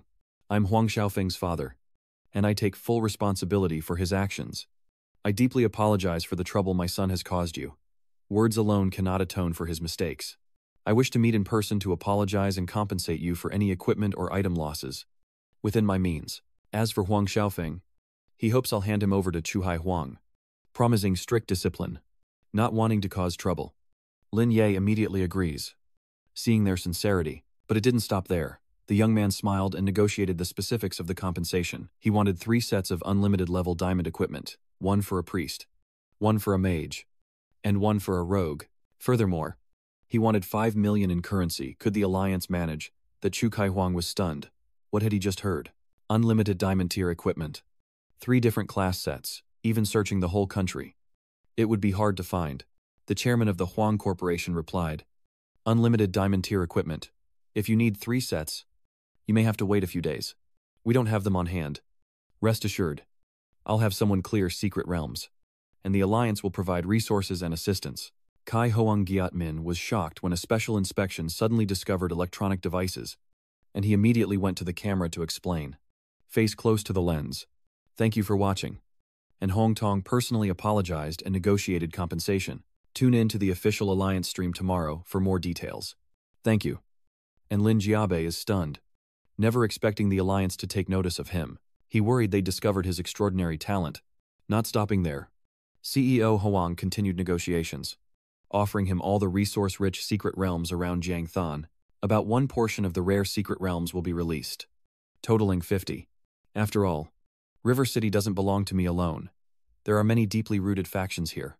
Lin Jia feels a month is more than enough time. Enduring Huang's offer of 50 secret realms to clear in a month, is this something a rookie professional can even do? So, the negotiation is settled. Bring your teammates tomorrow night, and I'll treat you to dinner. As for the online buzz, before Huang could finish, Lin Jia understood and offered to clarify things on ProGamer. Chairman Huang could even livestream during their meal tomorrow. This thought surprises Chairman Huang. He's amazed that Lin Jia has thought this through so thoroughly. His future is bright. He's a true prodigy. After the video call, Lin Jia tells CEO Huang that he'll let things slide this time, given their attitude. But he won't tolerate a third offense. Yes, I understand. The Huang family is a bit complicated. Extreme circumstances can make people extreme. Lin Jia remained indifferent, stating he had no interest in the Huang family's affairs, and that some things are best left unsaid. The next day, they met at the 5-star Jade Orchid restaurant. This is the first restaurant in Jiangcheng to be officially recognized as a 5-star establishment, consistently praised and boasting master chefs from around the world. The restaurant prides itself on its customer experience, whether dining alone or with company. Private rooms and dedicated staff ensure you savor every moment. Most importantly, no matter your status, even if you only order the cheapest golden fried rice, you'll receive VIP treatment. Sumu. Still uneasy. He reminded Lin Ye that even though Huang Tianji apologized on stream, he should still be careful. In reality, Lin Ye could read people's minds. Huang Tianzi's sincere apology was simply because he saw Lin Ye's potential and wanted to befriend him. As Lin Ye arrives, he's ushered into a private room, where Huang Tianji greets him warmly. These must be Sumu and Bai Ji. Please, sit down. Allow me to apologize for my son's behavior towards you all. I failed to teach him how to treat others, leading to his malicious actions. Sumo and Bai Ji were surprised by this unexpected attitude. He wasn't overbearing, but rather gentle, friendly, and humble. Was this really Huang Xiaofeng's father? A leading figure in Jiangcheng, parents who love their children plan far ahead for them, and the chairman of the Huang Corporation humbles himself before others. Lin Ye wasn't bothered, understanding Chairman Huang's sincerity. If Huang Xiaofeng could learn from his mistakes, Lin Ye wouldn't hold a grudge. With their handshake, the matter was settled, and the equipment has arrived. Should we show it to them now? Yes.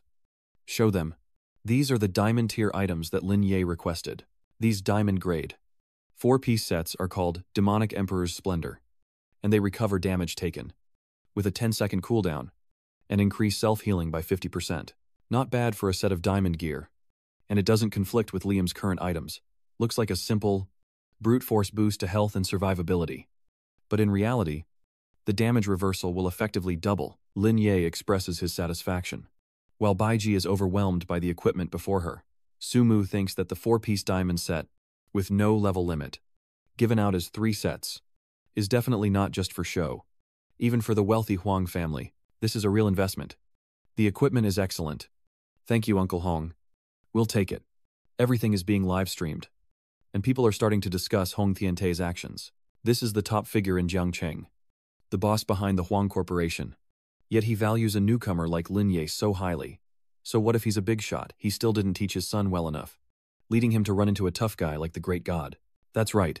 If the apology isn't sincere and the compensation isn't enough for Great Lord Lin Ye, we'll each contribute a drop of water to drown the Huang family. But if the Great God says he doesn't care, then let's go. They decided to back down and say no more, while Lin Ye's group continued to enjoy their meal. With the matter settled, Huang Tianqi offered to escort Lin Ye out, due to the reporters swarming outside. As Lin Ye stepped outside, the reporters swarmed him, firing off questions. Lin Ye, is it true? Your awakened talent is reverse healing, allowing you to clear any dungeon solo. Lin Ye, is it true you cleared the newbie dungeon solo with an SSS rank, please? Answer us. No other professional has done that alone. Are you the anonymous god on the professional player forums? Despite the barrage of questions and flashing lights, Lin Ye remained unmoved, coldly walking past without a word. This is Huang Xiaofeng's room, after the match. He's completely exhausted, bandaged from head to toe, and looks like a stray dog, all while a dark aura emanates from him. Huang Xiaofeng frowns, bandaged and lying in bed. He looks at the dark figure before him and asks, "What the hell are you?" My Gao chuckles. He. Me. He introduced himself. I am Mai Cao, a high-ranking demon from the abyss, with pure blood and immense power. Huang Xiaofeng replied with a look of disdain. I wondered what you were. He scoffed, saying that once humans awaken, they'll send demons like him back to the abyss like insects. Mai Cao wondered if he was serious, thinking, is this guy, who got beat up by a priest and became the laughingstock of the city, really getting cocky? He tried to explain that this was a strategic retreat, but Huang Xiaofeng lay in bed, clearly disgusted. Mai Gao stammered, Huang Xiaofeng, are you really content, stupid? Ignorant humans laugh at you. Your friends and family don't help you. And instead, they suck up to those who bullied you like a pack of dogs. What does it matter if I'm with you? I can give you unparalleled power, let you trample those who scorned you, and make your father realize you're the one who should be valued most. Enraged, he pointed at Mai Cao and unleashed a torrent of insults. I, Huang Xiaofeng, I am a genius among geniuses. I don't need pity from insects like you. Keep your power, give it to the poor and useless. Mai Gao, face full of question marks, thought, can I just kill this idiot? Enduring?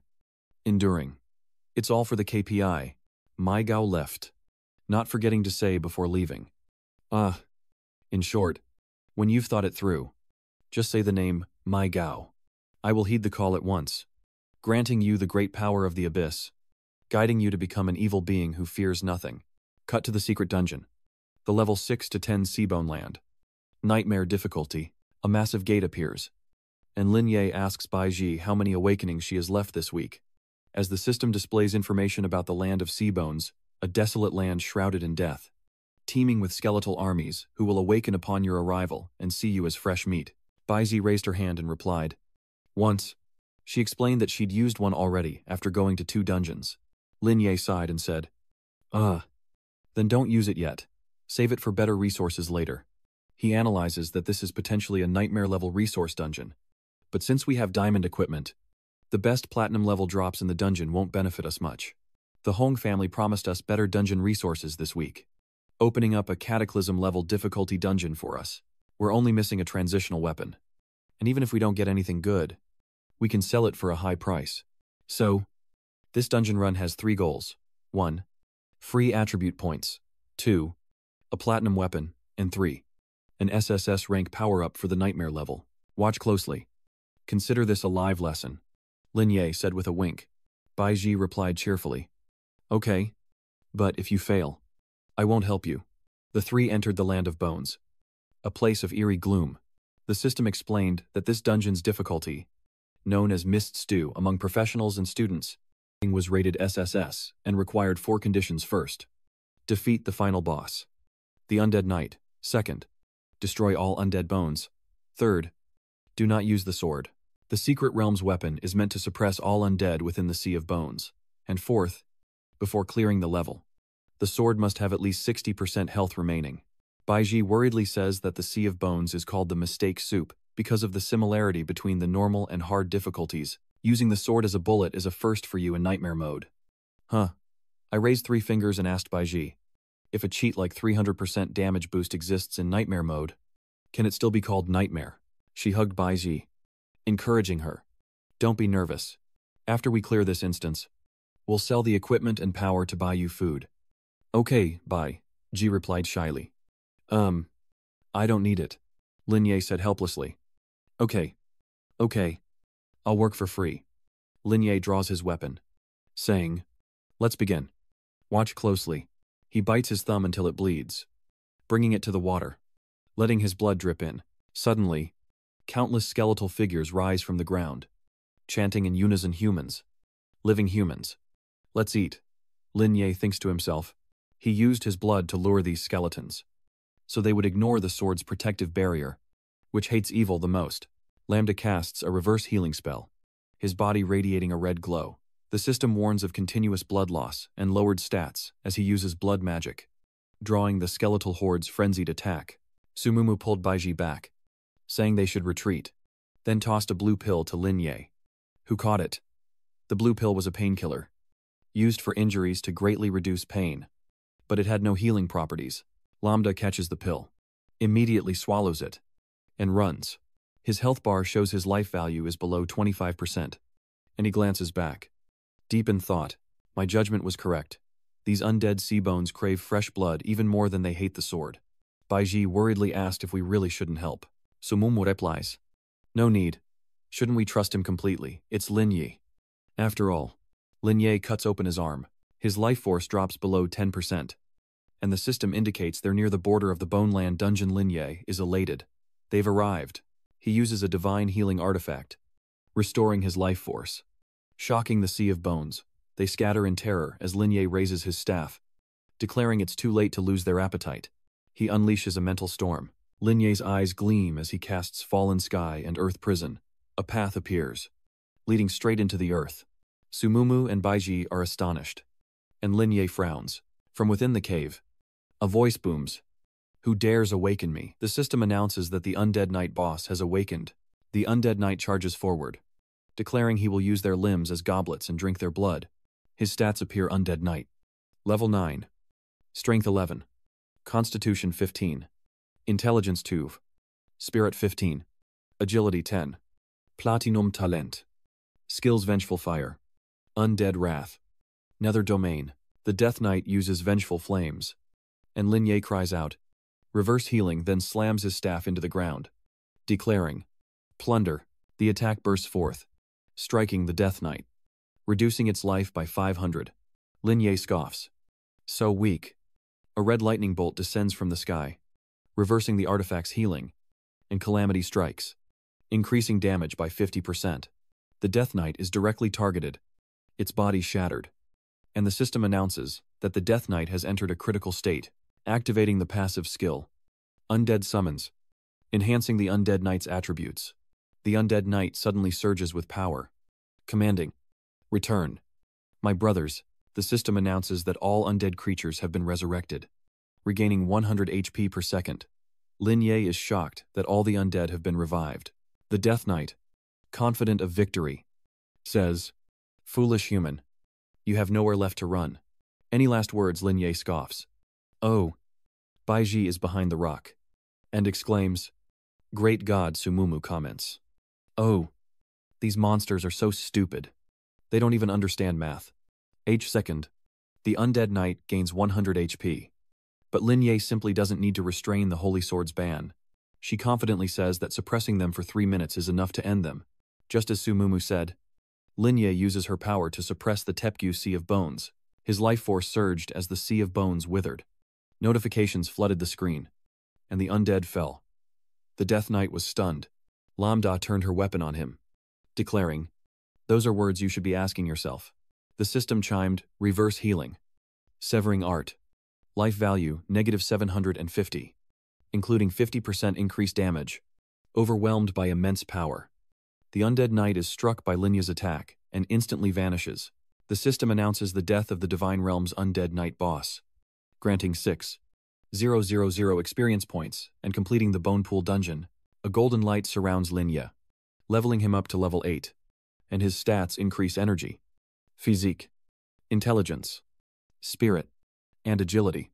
The equipped items activate the 4-piece Demon Emperor set, along with Gale Boots, Starfall Ruler, and Emerald Ring. His awakened talent is the reversal of Chankun, with single skills including healing and severing, support skills like purification and restriction, and group skills like divine blessing. Tomu and Baiji did not generate external output or transmission, so the system is running a judgment and calculating no experience rewards. Surprise washes over Sumumu's face as a key appears, along with a quest, the final quest, to complete the God Realm dungeon. The Boneyard. Protect the Guardian Sword throughout the entire process, from being attacked by undead creatures to obtain the unique reward. The Stone Sword Key, a one-of-a-kind Stone Sword Key. The gate to the once secret kingdom's copy. The Undead Pool. Can be opened in a place with conditions suitable for the highest difficulty. Calamity level. Bak Chi exclaimed. A calamity level dungeon key. I'm not seeing things, am I? The system asked. The final quest of the Two-Bone Pool has vanished. Do you want to activate the reward broadcast? Yes or no? Surprised, Sumumu asks if the Bone Altar dungeon contains a one-time use secret key that has never been opened. Lin Ye looks at the key and replies, yes. The personal item from a one-time secret realm is different from a normal dungeon key. Once the key is used, both it and the dungeon will disappear, along with the rewards inside, making this strategic level resource incredibly valuable. Newcomers only see normal, hard, and nightmare difficulties. But beyond those lie disaster, calamity, catastrophe, apocalypse, and epic levels. Top-tier common instances and rare, one-time secret realm instances are controlled and monopolized by professional forces. Baiji asks excitedly. So, at the same level, are the rewards from one-time instances even better than those from common instances? Sumumu replies that it's several times better, and it's sure to grant unique rewards in the world to worthy challengers. Linya ponders, then says, wait. No profession that gets an SSS rank has a shield with 100% HP. Behind them, Sumumu urged Lin Ye toward the chest. Why bother with them? Let's get to the opening. Let's see what lucky aura our great Lin Ye can unleash. Ji giggled beside her, and Lin Ye replied with a helpless smile. Okay. Lin Ye opens the chest, revealing the rewards: a platinum tier chest, a free attribute point multiplier, platinum tier hunter's boots, and a stone staff. He forces a smile, saying, as expected, nothing for a priest. But Miu Miu, didn't you need a weapon upgrade? Mumu agres. And when Lin Ye offers her the staff, she demur, saying the 10 free attribute points are reward enough. Lin Ye checks his stats plus 10 to intelligence. now at 52 plus 20 plus 30. He hands the staff to Su Mumu, saying, "Here, trade this for the gemstone staff. It should correspond to the 5 Elements Master's main stats." The group continued on, and Su Mumu asked where they were headed next. Lin Ye replied that their 3-person team was already leading the pack in the job transfer assessment, both in terms of equipment and stats. So grinding again would just be to accumulate experience and reach level 10. Lin Ye's group heads towards the blue barrier, which teleports them to another location, where Lin Ye asks if they can handle the Land of Two Bones on their own. Following his previous instructions, you two probably won't reach SSS rank, but an S rank will still boost your experience. Baizi replies that he's fine, when suddenly, something incredibly fast rushes toward them. Sensing danger, Lin Ye pushed Su Mumu away, shouting, "Wait! It's dangerous." His eyes widened in surprise as he yelled, "Baiji Atal." Bald Man grabbed Baiji and asked Lin Ye, "Hey, what's up? Did you guys get the stone sword key?" The bald man threatened that if she knew what was good for her, she'd hand over the stone sword key, as his team consisted of level 15 mages, 2 level dose martial artists, and a level 11 priest, while on their side, Lin Ye was a level 8 priest, and Su Mumu was a level 6 mage. The bald man, a level 13 assassin, holds a dagger to Baiji's neck, a level 5 great swordsman, threatening her little teammate. Baiji activates her power, retorting, and with a swing of her sword, shatters his weapon, declaring she won't give in. The mage grins wickedly, his incantation complete, and unleashes an attack on Baiji, who parries with her sword. She collapses, and the bald assassin stomps on her. While his teammate heals him, the mage approaches and says, "You're skilled, but it's a pity." Lin Ye roars, "Release her if you don't want to die." Baiji is burned by the mage's flames, and she clutches herself in pain as the mage laughs, saying, "Come on, don't lose so badly. I actually like the strong ones." Lin Ye launches a lightning-fast attack, and the mage exclaims in surprise, "What?" A massive explosion erupts, filling the air with smoke and dust. As the mage cries out in disbelief, the bald man shouts, demanding to know what they're doing, and why they failed to stop them. As the mage wipes blood from his face, Lin Ye restrains one of them, who convulses in pain, saying, "How can you, a kid not even level 10, be this strong?" Su Mumu uses the tears of life to suppress another. Lin Ye roars, "Get lost. Who gave you the courage to rob us?" The mage bursts out laughing. "Ha, ha. Wait until you get to hell and regret your arrogance today." The mage casts a spell on the bald man, ordering him to kill everyone. Empowered, he unleashes a death-based skill. "Kill this kid first. The 2 girls are nothing." Su Mumu is stunned. Does this guy not care about his teammates' lives? Lin Ye frowned, saying, "Mumu, Bai Chi, both of you fall back. They reek of demonic energy." Lin Ye realizes they're all traitors, willingly trading with the abyss for power, forsaking their humanity to become enemies of mankind. He brandishes his sword, and 3 fireballs hurtle toward him. A massive explosion erupts, and the mage laughs. "Ha ha ha. The loser couldn't even cast a skill." He continues, "Second, these guys seem to have some decent gear. Strip them clean." The bald man's silhouette emerges from the smoke, as Lin Ye, unscathed, snaps his opponent's arm. The mage stammered, What is this?" He cursed at his subordinate. "You idiot. Heal him," the subordinate stuttered. "B-boss. It's not, he was killed instantly." The mage is stunned, wondering how a priest below level 10 could deal such damage. Unless he's also tainted by the abyss. No. A priest attacking. He looks at Lin Ye and realizes it's him. This guy isn't just a regular class holder. No. He's not even human. The mage scrambled away on all fours, desperate to escape. Seeing this, Lin Ye said, "You want to run, I won't let you go anywhere." Lin Ye uses spirit reversal, his massive soul chasing after them as they scream in terror. He unleashes hell of heaven and earth, and they brace for the impact. Lin Ye sent those guys to meet their ancestors, and the smoke rose. He thought to himself that all the skills, after increased damage, could directly kill a nightmare-level boss. An instant kill, fighting a class 5 levels higher. Their life force drained to nothing. They were doomed. If we hadn't acted, we'd be the ones dead. So Momo said, gripping her weapon tightly, "Should we dispose of the bodies?" Bok asked. "In case their guild comes looking for us," Lin Ye replied. "Not yet. These villains won't have any guilds willing to publicly claim them. Lin Ye recalls the wanted criminals from the news as he loots the mage, saying that if they're not public, they'll form their own camps and won't care, using platinum and gold equipment haphazardly. But with locked attributes, looking at the emblem on the man's hand, Lin Ye sighed in regret. Only the wicked can use it. What a pity. Then, a light flashed, and Lin Ye exclaimed, "I've got it." A key appeared to pass to the catastrophe-level graveyard of the fallen giants. Lin Yi thought, a catastrophe-level dungeon pass, a good find. He recalls that the giants' graveyard, a nightmare-level dungeon for aspirants, hasn't been cleared in years, and the second boss, the Dark Curse Knight, is a roadblock for all aspiring professionals. All elite professionals will team up to challenge the calamity-level Forsaken Giants rest area.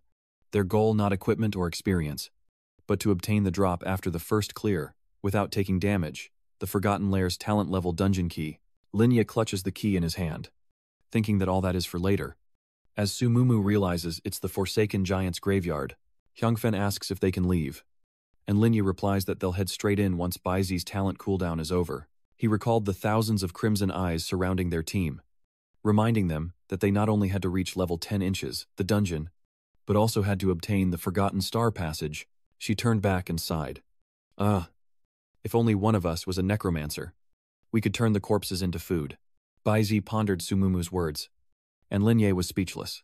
Hey, you two. Should we just toss them into the dungeon and let them disappear when the timer runs out? That's a great idea. I didn't know dungeons could do that.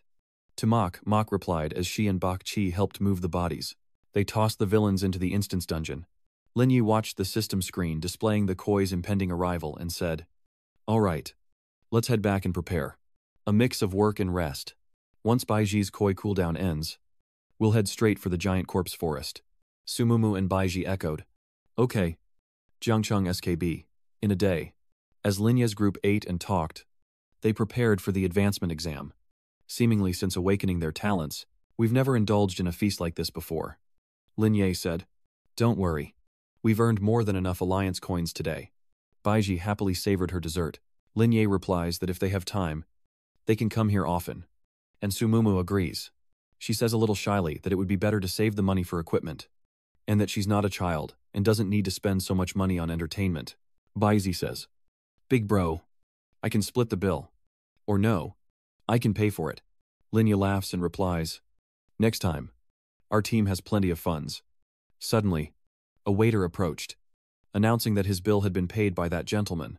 Linye was taken aback. He glanced at the man at the next table, wondering who he was, the white-haired man who introduced himself as Shangguan Yan, an official from the Professional Alliance and the leader of Lingyun sect. "Greetings. I am Shangguan Yan, an officer of the Professional Alliance, and the head of Lingyun sect." Linye shook Shangguan Yan's hand and said, "Hello. I am Linye, a student at Jiangcheng's No. 1 Professional Academy, and these are my teammates, Wo Mumu and Baizi." Shangguan Yan replied, "I know. I came to invite you to join the Spirit Movement sect, to make it easier to enter the Professional Alliance first." Bai Ji gasped, and Linye and I, Mumu, asked in surprise. "Enter the Professional Alliance first." Linye replies, "But I'm not taking the professional exam. Besides, if I agreed, I wouldn't be able to show my strength publicly before joining the league. It would be hard not to be suspected of using privileges to get in through the back door." Shang Huan pour wine. And Linye continues, "So, I won't agree with you, and I have no plans to join any sect."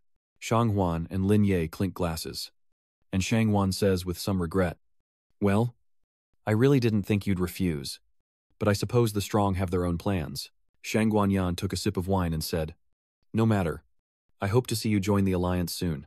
He gave a practiced smile and added, "If you need anything, feel free to contact me anytime. This is also the alliance's desire to attract talent. Also, from my own selfish desires, I want to have a fair fight with you someday." The scene shifts to Monday at the Academy's garden, where Linye's group has gathered. Linye announces, "The new challenge begins. Bai Ji responds, summoning a koi fish. And the system announces, you have been granted an unknown power, obtaining special corn. The Goddess of Fortune's favor grants a 1-level boost upon clearing a dungeon, lasting 24 hours. Linye shouts to use the pass and key to activate the Giant's Rest teleport gate. As the system displays, the examiner requests to open the dungeon portal, confirming, "Please wait. Calamity level dungeon. Resting place of the fallen giants. Has been activated." The three step through the gate as the system announces, entering the resting place of the fallen giants, levels 8 to 15. Calamity difficulty. Introduction. Calamity calls this place home, and eternal silence is the destination. This is the land where the giants perished. A land of despair filled with dead fish.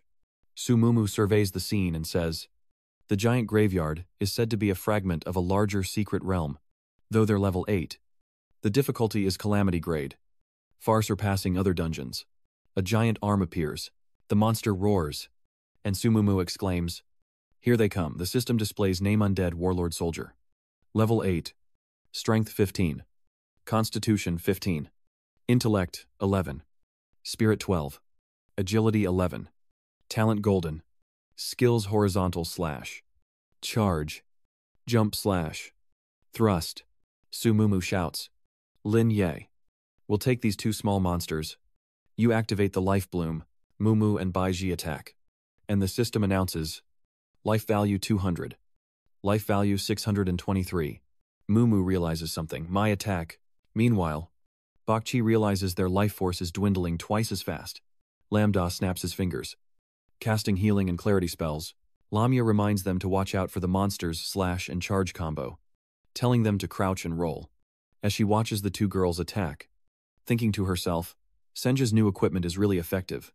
Mumu and Baiji's attack power has surpassed most students of the same level. Baiji somersaults through the air as Sumumu skillfully dodges the monster's attacks. Sumumu unleashes her poison bubble, and Baiji follows with her fiery touch.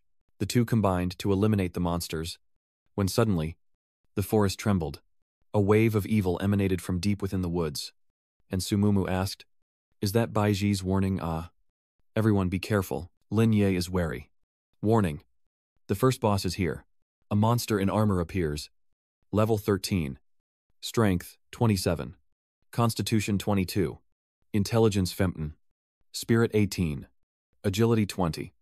Platinum quality. Skills include Night Raid, Light Spear, Protection, Leon Barrier, and Holy Light. Lin Ye unleashes the Star Reversal. Heaven and Earth Hell. Has he killed it, wonders Sumumu? Lin Ye replies, raising an eyebrow. No. Not yet. Watch the bleed stacks and add more bleed damage. White Spirit loses half its health and charges forward. Sumumu unleashes Poison Bubble, and Baiji follows with Fiery Slash. The two attack in unison, and White Chess's health plummets as the system announces it's poisoned, bleeding, and taking continuous damage. Suddenly, the White Spirit Knight's health surges as the system announces the Knight's skill, Holy Light, restoring 2000 HP. All stats increase, and the Knight's protection skill boosts physical and magical defense by 40%. Surprised, Sumumu says this must be a fixed skill of the White Spirit Knight, entering an invincible state when its health drops to a quarter. Baiji pants, saying even the first boss is this challenging. Lin Ye casts Purification on Sumumu, saying, "This is a unique skill from before this knight became undead. I'll go provoke it. You two be careful not to draw its aggro." Lin Ye shouts to attract the monster. "Come here, White Knight," he thought to himself. This position is hard to escape, but the view is clear, and the distance is perfect. A professional knight would definitely use ranged attacks, like spear charging, just as Lin Ye predicted. The White Knight prepared to charge, and the system displayed Knight Skill Lion Barrier, adding a protective barrier that absorbs 300 physical and 300 magical damage. The White Knight uses a skill, Light Spear, which hurtles towards Lin Ye, but he remains unscathed, using Universe Reversal, adding 1,000 years to his life, and greatly increasing his attack, defense, and speed. White Spirit was shocked as Lin Ye slashed through him, using reverse healing to steal his life force. He wondered. Ranged attacks didn't work.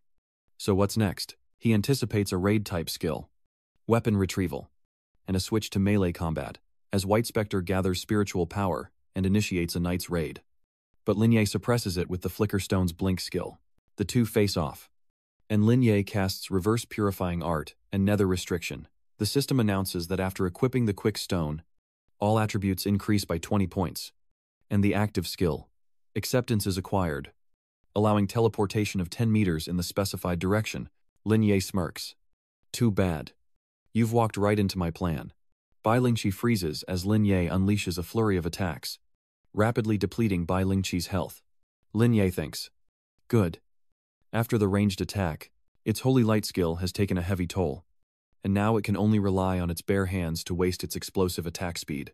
The system announces that its life value has reached its limit. Its life value has reached its limit. White Spirit's holy light skill ends. Protection skill ends. Lion barrier, shield ends. White Spirit tries to flee, but Shrimp Wood uses her giant chain to hold him back, saying it's too late to run now. Lin Yi rushes in, saying, just in time. The waiting period is over. He uses divine artifact reversal therapy. Calamity descends. A devastating blow is unleashed. Reversal of the celestial stars. Fallen heaven and earth hell. Bai Ji exclaims. No wonder it's a calamity-level dungeon. Even the first boss is this difficult. Miu Mu thinks to herself, if it weren't for Lin Ye's skills that grant immunity, even with diamond gear, we'd never make it through. Lin Ye speaks up, saying that according to the guide, the second boss is probably on the mountain accessible via the signposts. He thought to himself, it's strange. Why wasn't there a sign to guide me? Suddenly, something wrapped tightly around the three of them, and Lin Ye realized. So that's it. It must be a special teleportation method for a disaster-level dungeon. They fall into a deep pit, and Lin Ye tells the girls to roll upon landing, or the dungeon will register them as injured. Lin Ye uses his power to create a bouncy barrier to catch them, then looks around and says, so, we're finally about to meet the legendary curse teacher. Suddenly, someone attacked Lin Ye with a moonlight thrust, and he shouted, watch out, Tom Mumu cried out. Lin Ye and Bai Ji exclaimed, Master, the system displays Dark Curse Knight. Level 15. Strength 40. Constitution. Intelligence. And Spirit 50. Agility 40.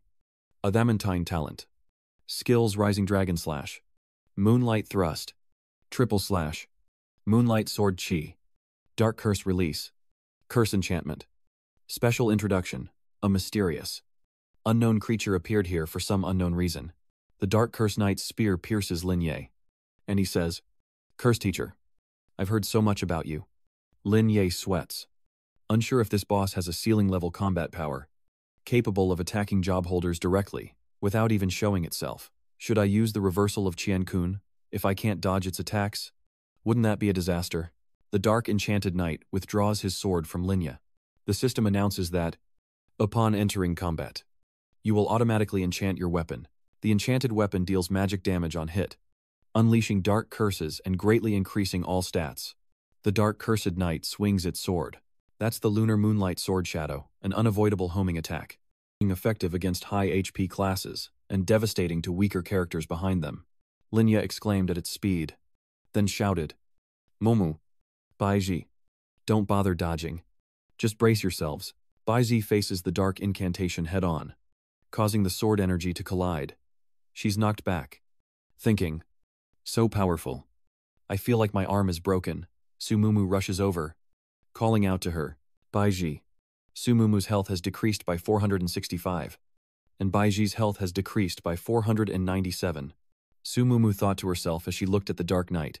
Moonlight Sword Chi isn't even the most powerful skill of the Cursed Teacher, and the Dark Knight's spiritual energy is automatically gathering. Looking at Baiji, Sumumu thought, and that's after the sword energy clash. Good thing I came prepared with potions. We can't let Lin Ye switch to his original priest skills to heal us just yet. Meanwhile, Lin Ye uses Star Spirit's Wine and Severing Heaven and Earth to fight the monster, unleashing the divine healing spell. Calamity's Advent. A powerful force descending upon it. Not only that, Lin Ye used the life-stealing healing spell, reducing the Dark Warlock's health, and Sumumu was shocked that Lin Ye's ultimate move only took off a third of the boss's health. Our equipment is top of the line. Sumumu immediately casts 2 spells, Priest Class Poison Cannon and Ice Class Ice Wolf Thorns. The Dark Enchantress is frozen, taking countless blows, but its health remains unchanged. Lin Ye shouts, diversion, and the system announces that the Dark Curse Knight's hatred is now focused on the priest. Lin Ye. The Dark Curse Knight glares at Lin Ye. Having tasted his blood, the Dark Magic Knight lands a fatal blow, shocking Sumumu and Bai Ji Huang. Lin Ye touches his neck to heal. sighing as his fatal point count rises by 888. As he healed, Lin Ye remarked that the power of the cursed teacher was truly formidable. Resolving to focus even more, Lin Ye activates Taunt, and the system announces that the Dark Curse Knight's aggro is now 100% focused on him. He tells Sumumu to stick to the plan, and she confirms. Lin Ye shouts, using the power-stealing technique to lure the Dark Curse Knight. Thinking, I've activated all the aggro and pulled it this way to prevent it from attacking Mumu and Baiji, no matter how thick its hide is. We can gradually whittle down its health. The three attack in unison. As Lin Ye thinks, after all, this is an innate skill to turn the tide. This is how to counter the boss's damage. He smirks. Even if it's a catastrophe-level boss, whose health and defense have been greatly improved. For us, it just takes a little more time. System announcement hate is redirected. The dark enchanted Kai turns toward Bok Tree, who's hiding behind a tree. Lambda casts reversal. And the divine artifact, Calamity Descent, deals 977 damage. Dropping the dark enchanted Kai's health significantly, Lin Ye taunts, telling the Dark Knight to remember who its opponent is, vowing to shield his teammates and render its ranged attacks useless. As his words trailed off, Lin Ye unleashed a fatal blow, reversing the stars and sundering heaven and earth. He roared, "Die!" The Dark Knight collapsed, fading away. Lin Ye was astonished. System notification. You have defeated the Dark Knight and earned 300 experience points for making the Dark Knight surrender. The Dark Enchanted Knight has been permanently removed from the Giant's Fall Eternal Forest dungeon. Its difficulty has been reduced from Calamity to Nightmare, having defeated the Dark Curse Knight boss without taking any damage. He receives the Dark Curse Knight's Bazaar. The Bazaar contains a level 15 Golden Shadow Elemental Soldier to fight for him, usable for 20 levels, lasting 1 hour, with a 1-day cooldown. Bai, filled with admiration, asks if he really defeated the cursed teacher, summoned him for the dungeon, and lowered the dungeon's difficulty. Lin rubs Bai's head, confirming that this is the reward they earned. He thought to himself, just as he predicted, a boss like the cursed teacher hadn't been defeated in a long time. So once a player annihilated it, it could be defeated without taking damage, plus luck and accumulated buffs. The rewards would be unimaginable. To Mach exclaimed, "Look, the system prompts aren't over yet. There must be something even more magical." A golden light appears, and the system announces that they've obtained access to the Calamity level dungeon, the Forgotten Lair. Congratulations, player, for meeting the requirements for the Calamity level Forgotten Lair. The Observer of Original Sin guarding the lair will open the gate for you. Linji took the key, and Sumumu was astonished. Linji explained, "You forgot. I said before that old Master Ju wanted to get the qualification to enter the Forgotten Lair dungeon." He worriedly added, "Completing the hidden quest and getting the qualification to change the dungeon's landscape. I wonder if it will affect the others." Sumumu wondered if there was a problem, saying that they were helping others, and no one needed to worry about being taught a lesson by old Ju, having largely avoided the final test, and thus embarking on the path to becoming a professional. Linji replied, "Yes. I was thinking, wouldn't they be missing some of the necessary training to become professionals? No matter. Let's continue to find the final boss." Linji's group followed the key's guidance. Having defeated 2 bosses, they head to the final one. Lin Ye says the giant of Zhongmianzhong is deep in the forest. He thinks to himself that the giant's setting is still mysteriously special, and that the second boss was the strongest in the dungeon. The final boss may look like Godzilla, but it's actually a fool without any earth-shattering abilities. Baiji anxiously asks if she needs to attack its left foot, and Lin Ye assures her not to panic. As the giant is slow and clumsy, a colossal monster appears, and Lin Ye says to pin its left foot down so it can only charge straight ahead. It continued, saying they'd use the same method as before, letting the Dark Knight do the work for them. Lambda summoned the Dark Knight. Level 15. As powerful as when it was a boss, Lin Ye commands, "Go. Mr. Curse." The Dark Curse Knight charges, using Moonlight Thrust to attack. Then, the Dark Curse Knight spins and unleashes Giant Barrage, steadily depleting the giant's health. Harkness discovers an opening, unleashing Rising Dragon Slash, Moonlight Sword Aura, and Triple Rising Slash. Lin Ye shouts for Mumu to use her ultimate, and Baizi to buff them. Baizi complies. Okay. She uses Great Swordsman's encouragement, increasing the entire team's attack and understanding.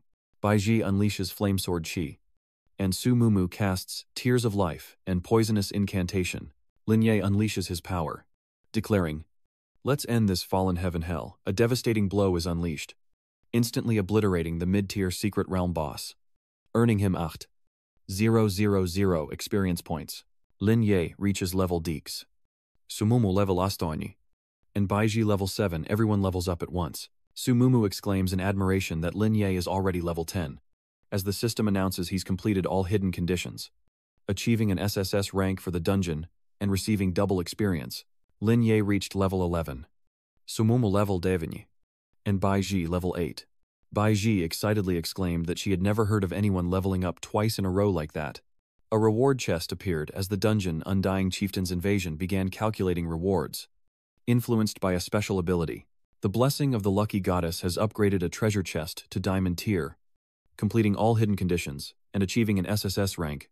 Affected by the special ability, the Blessing of the Lucky Goddess has also granted a Platinum treasure chest. Shall we open them? Yes. No. Sumumu hugged Baiji and said, "Little Bai, your abilities are just too OP. This is why I added her to the team." The rewards appear. Opening the Diamond chest grants the Diamond tier Azure Tide skill, the Diamond tier Ancient Heart, 15 free attribute points per person, and 1 Lightning Finger.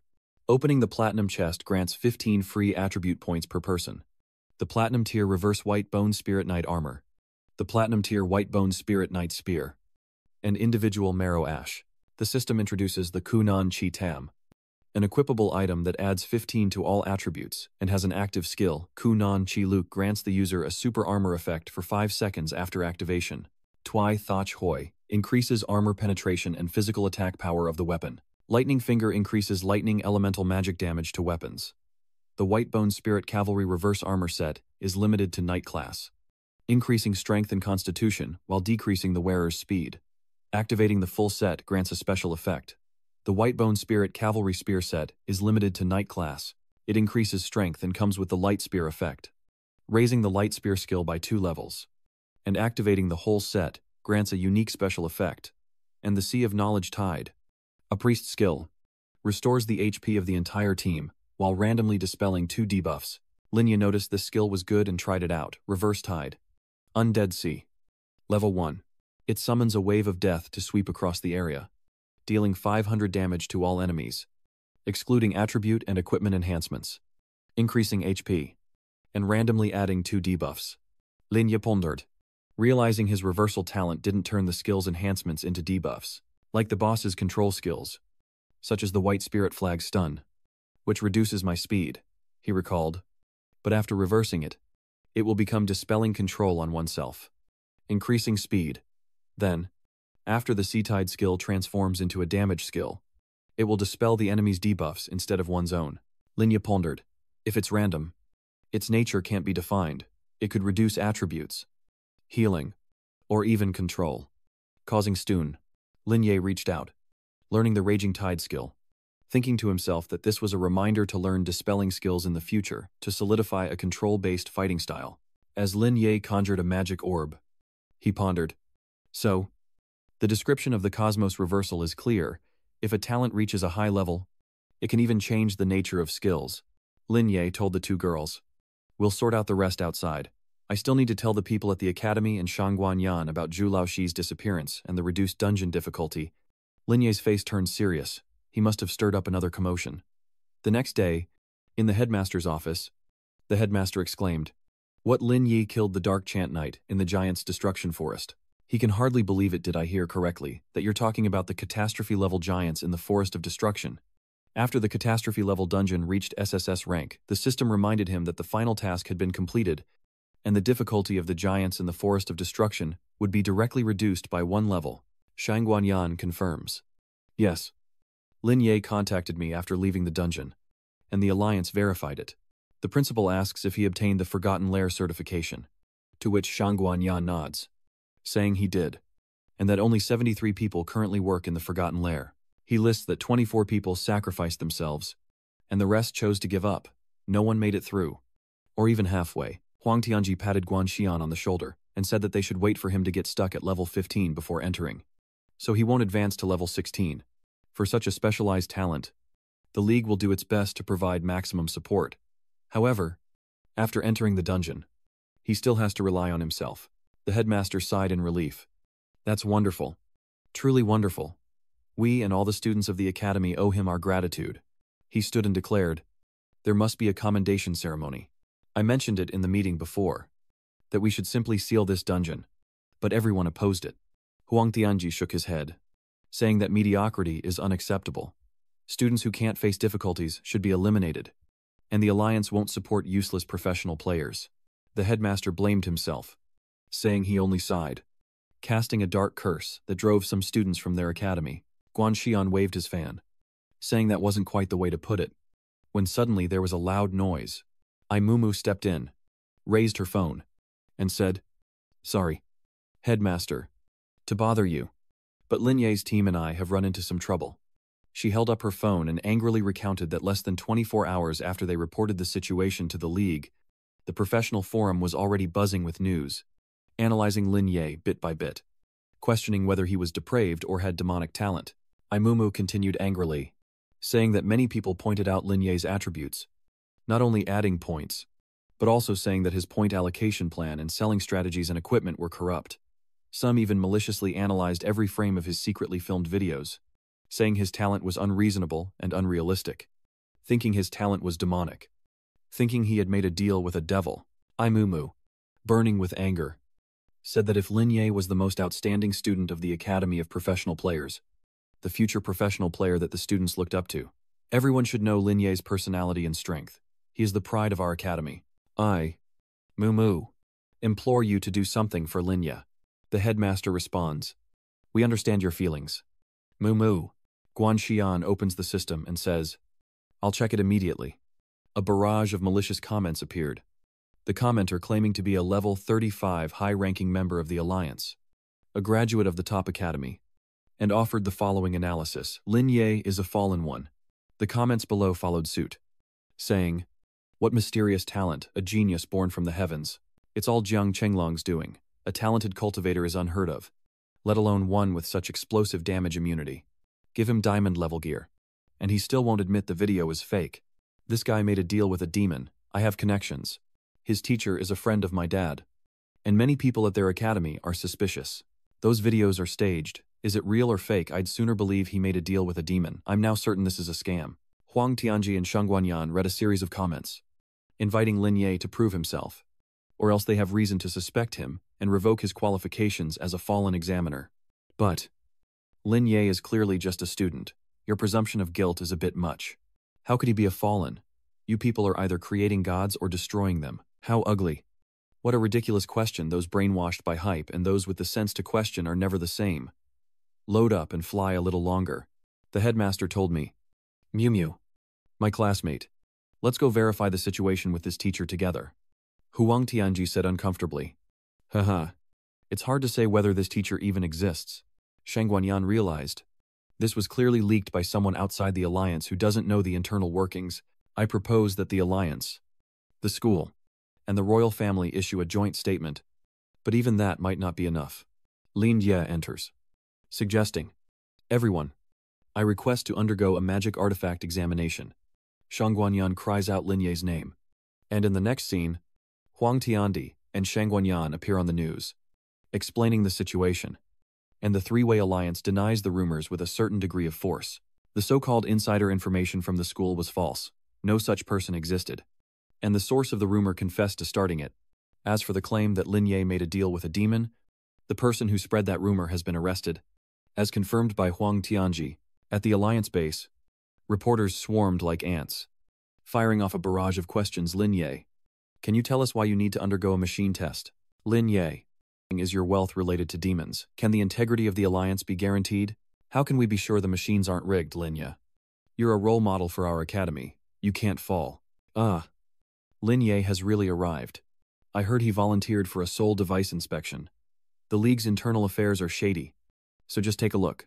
Lin Ye glances at the crowd below. The reporters fell silent, anxious, and no one dared to speak. Lin Ye scoffed. So timid. You shouldn't be reporters.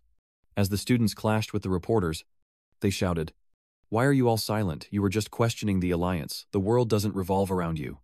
It's live. Look. Stop talking nonsense. At the point where demonic energy was detected, a drone broadcasted live as the guide said, "Please enter the formation and await inspection." Lin Ye took off his shirt and replied, "Okay." A light surrounds Lin Ye as the system displays. Beginning miasma infection level test. 5%. The guide says something, then adds, "You really didn't have to do this. Some people just can't stand others being popular." The man affirmed that most experts believe in his power, to which Lin Ye replied that he just found it interesting. The formation detected 15%. He continued, "I don't care what those people say. I just don't want the people who believe in me to worry too much." The man nodded. "I understand. Lin Ye has reached 50%. The guide said, "We hope you get a good result, or we'll have to arrest you on the spot." Lin Ye replied, "Okay." He closes his eyes to focus. It's at 85%, and everyone is incredibly tense. The system announces 100%. Test complete. Demonic energy infection value is 0%. No trace of demonic pact detected.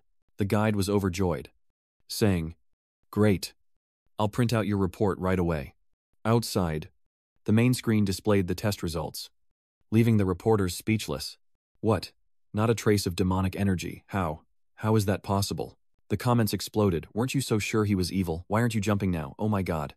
A cultivator with that much power, without dealing with demons. What's his secret? Yeah. I'm curious too. Is he a reincarnated Ziwei star?" Meanwhile, the crowd at the scene cheered. "Lord Yi is the best. Lord Yi is invincible." Lin Ye announces via flycam, "I'm now revealing my stats and level. If anyone objects, feel free to challenge me one-on-one or as a group. Your choice." Meanwhile, Huang Xiaofeng sees the news, furiously throws his phone, and yells, "Damn it. Can you believe this? This lambda is definitely using some kind of demonic trick to cheat his way through." He jumped through the window, puffed out his chest, and declared, "No, I must warn him." Huang Xiaofeng stealthily stalks Lin Ye, who calmly carries bags of snacks he bought for Su Mumu and Bai Qi. Huang Xiaofeng thinks to himself, "Poor people's food. Milk dea. Snacks." Lin Ye has truly fallen.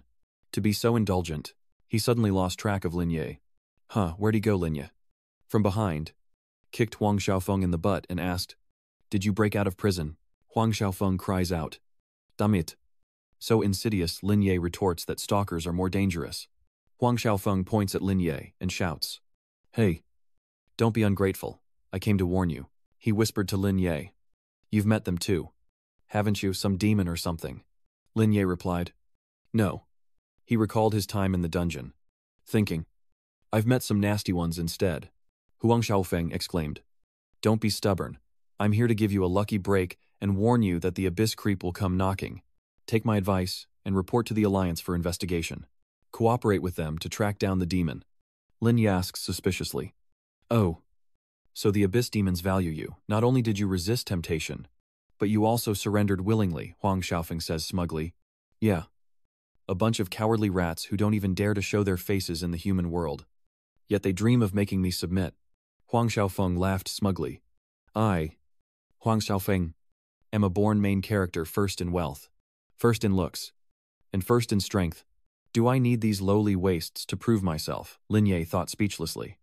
"Haha. Only lacking support to be number one," he mused.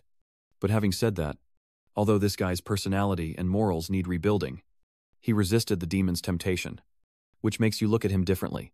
Lin Ye turned to leave, not forgetting to say, "I despise the abyssal demons as much as you do, and the wealth I possess is beyond their reach, a point I'm sure you understand." Huang Xiaofeng angrily pointed and said, "What do you mean?" "Lin, once I get out of here, I'm reporting you. I don't trust you anyway." Lin Ye sighs, thinking he should contact Huang Tianji and lock him up for good measure. Then, Lin Ye's phone rings, and he answers. He then received a message. "Night God. Night God. We've caught the imposter. We caught the imposter who profited off your strategies." Lambda messaged, "Ah." And the other person replied, "Cao Yuan. That bastard. He took your strategy, tweaked it a bit, and used it to make a quick buck. And he even smeared your name. Do you have any proof?" The person replied, "Yes. He dragged a small group to slander you, and my brother screenshotted it for me." Lin Ye recorded his words. "This person will be blacklisted, and all his skills and equipment will be prohibited from circulation. Regarding spreading rumors, you can screenshot the evidence and send it to me, and I'll announce it on the Professional Alliance Forum. Nickname Dathan Vantoy asked. Dathan. But the brothers are angry and want to teach him a lesson. Is that okay? Lin Ye replied. The job assessment isn't far off. Don't ruin your future for a petty person, for future job reductions. The best punishment is not getting free attribute points. He continued. If you catch Tao Nguyen, I can give you a skill that's not sold outside, the other person asked in surprise. Who? Really a skill that's not sold outside? Lin Ye replied. Of course. Copy whatever you want. Another person asked. Really, Lin Ye said. Not only that, if you see more people like Yuan Zhou reporting, I'll have even more power-up benefits for everyone. The other person jealously replied. Wah. When can I be as generous as you? Giving out power-ups so easily. Lam Da continued. Oh. And a heads up. The Seabone Land Skip School Guide is coming soon. So check out the intro. Everyone quickly checked out the Seabone Land Skip School Guide and commented. Intelligence. HP. Holy Sword. 100% clear. What the heck? Lord Yi, this is too much, bro Lin. You'll always be my bro. Please. Have no mercy and reward me with your power. Lin Ye messaged the group, saying he needed them to spread the word to more students about the low prices of pirated content. Anyone who buys or distributes pirated copies from now on will never receive any guides I publish in the future, as they infringe on my rights. Everyone read the announcement from today onward. Delete all pirated versions of Lin's techniques. Anyone caught stealing again will be blacklisted and unable to receive any techniques in the future. Anyone who harbors them will be considered an accomplice and blocked in the same way. Some readers reacted violently to the announcement, asking on what basis they couldn't save a little alliance money, and declaring that Tao Nguyen was a good person. The announcement continued, stating that these techniques were created through Lin Ye's own hard work, and that Tao Nguyen was a smuggler. They asked if it wasn't unreasonable to want both an SSS rank reward and the lowest price, and to expect Lin Ye to work for them for free. The group retorted, saying if they couldn't use it, they couldn't, and that it was a domineering condition. They wondered how many more techniques could even be produced. I think they're all just copycats. Someone messaged. The Seabone Land Power maintains the Holy Sword's HP at 100%. We have a trial version. The forum exploded. What I want it. Help me too. I've been craving this for so long, I don't believe it. I'm not watching. A user left the group chat. A group member messaged. We'll permanently block this ID. Check Han's identity information. Block the other accounts too. No problem. I've blocked them. Looking forward to your power. Everyone scrambled to find Lin Ye's group, wondering how to join the inner circle, wanting to participate, offering large sums to buy in, promising to delete pirated versions, and supporting the original. Lin Ye's phone buzzed with notifications as he calmly carried his bags upstairs. While the group buzzed with excitement about the possibility of joining, besides the Land of Bones, there are other major dungeons with techniques. We'll prioritize updating those first, which you can test in the group, and even trade techniques with the master to supplement your own. I swear it's true. I'm here. I'm ready to go through hell and high water for the master. Just for one technique. I want to join Lin Ye's fan group too. We're the righteous power-up group, but whatever. I'm a simp for Mr. Lin. And Lin Ye's group has added 999 plus members. He wonders, why are there so many people all of a sudden? Lin Ye sighed. But when fighting back against petty people, it's best to strike directly at their weaknesses. Calling them heartless is often more effective than fists. This way, I can stabilize my money-making path and not worry about malicious competition affecting my income. Lin Ye opens his system, saying that he needs to reorganize his current data and equipment. The system displays Lin Ye's stats, Priest. Level 11. Strength, Constitution, Intelligence, and Spirit. Even slight stat boosts are welcome. Equipment includes the Demon Lord's outfit, 4 pieces of thick tat fong, them lack stone, emerald ring, awakened talent, universe reversal level 2, single target healing skill plunder, support skills brightness, nether seal, group skills, divine artifact treatment, calamity descent, pig spirit wine, heaven and earth hell, jade sea tide, and sea of the dead. Lambda noticed the red exclamation mark on the screen and tapped it. Lin Ye replied that gold grade was fine, and Zhao Qiheng said, Okay, I'll send you the items. 10 minutes later, Zhao Qiheng sent a list.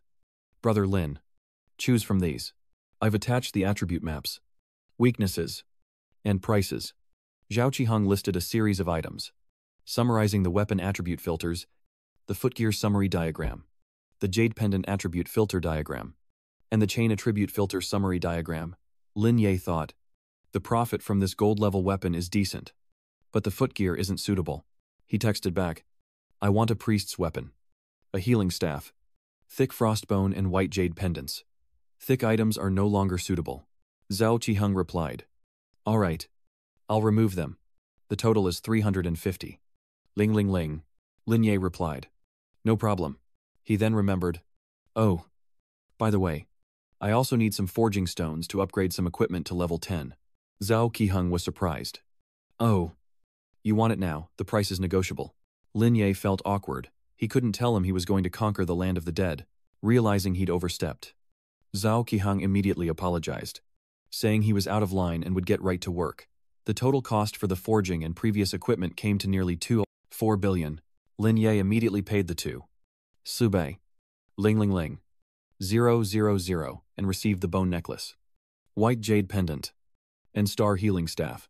Lin Ye ordered the refinement to begin, and the system announced its success. 4 sets of magnificent Demon King outfits, all refined to level 10. The tier 10 healing staff, bone necklace, and white jade pendant are complete, and the enhanced stats have increased. Lin Ye is satisfied. Deciding this will do for now, he recalled the scene in the dungeon. This level of equipment, with the SSS rank of the entire Land of Death, perhaps it would be enough. After all, in a dungeon like the Land of Death, the drops are only good, never bad. Suddenly, a noise in the house startled Lin Ye, and he turned around cautiously. He went to investigate and saw Su Mumu, calling out her name, fresh from the shower. She was wrapped in a towel as she turned around, hearing Lin Ye's voice. Su Mumu blushed and jumped, scrambling to cover herself as she awkwardly asked why he came home so silently, and if he minded that she used the bathroom in his room because the hot water in her room wasn't working. Lam Ye blushed and scratched his head.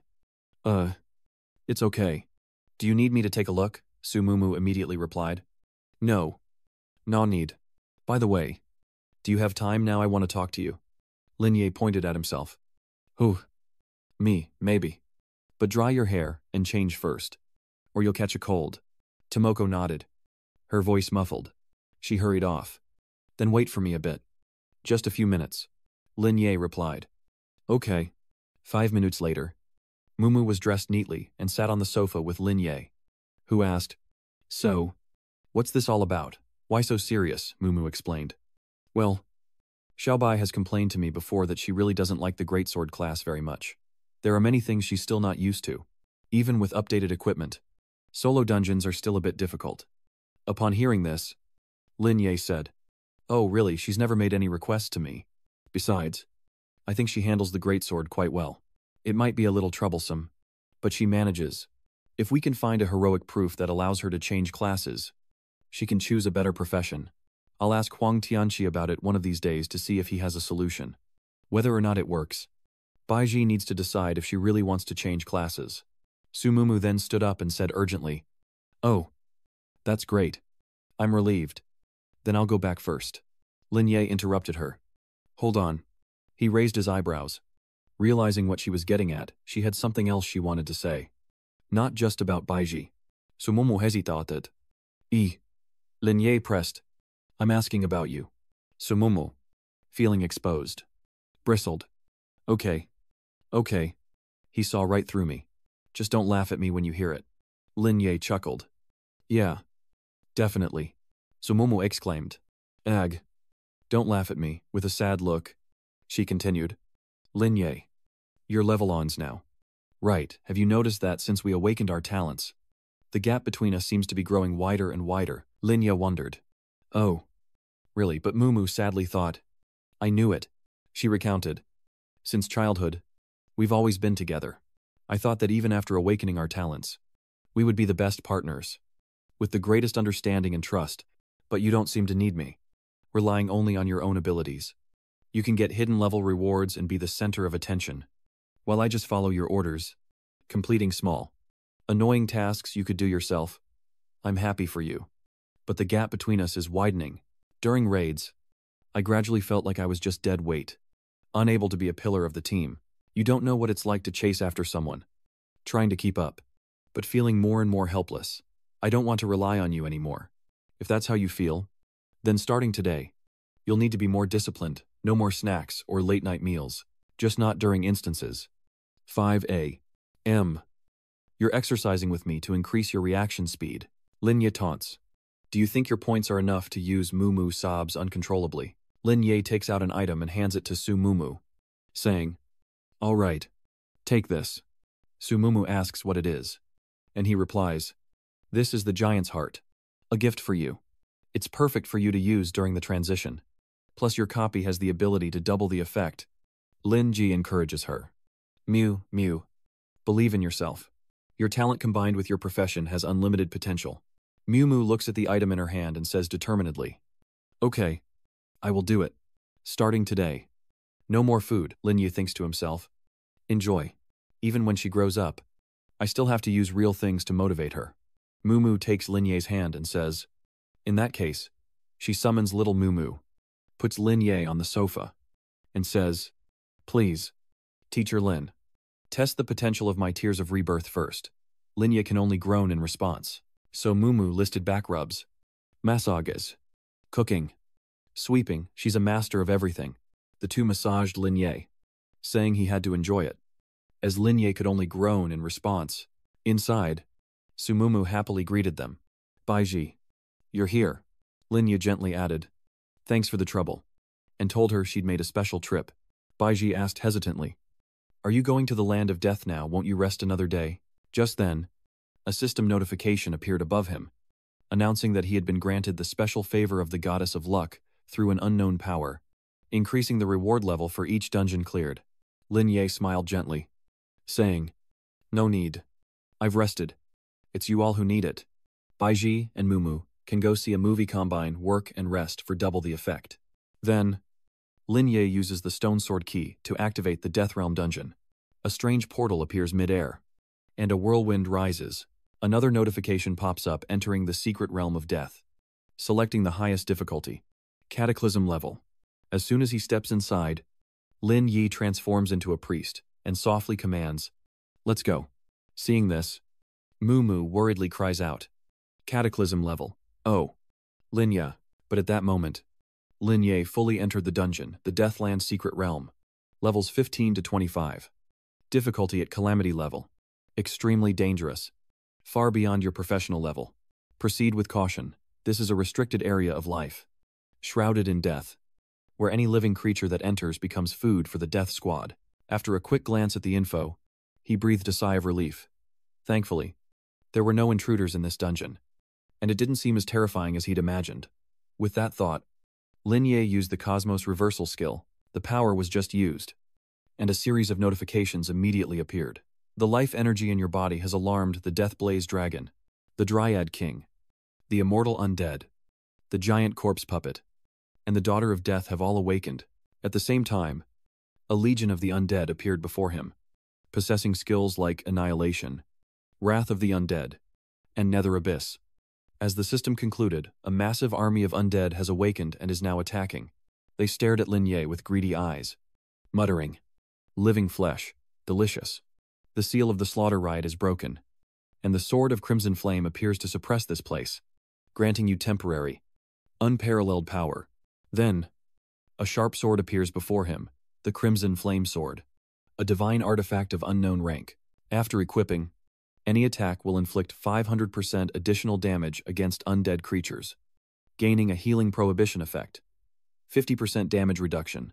Attacks are accompanied by holy flame properties, inflicting large-scale holy flame damage. Looking at the sword bound by chains, Lin Ye frowned, wondering if this was the lazy tactic of the bonehead in the next month.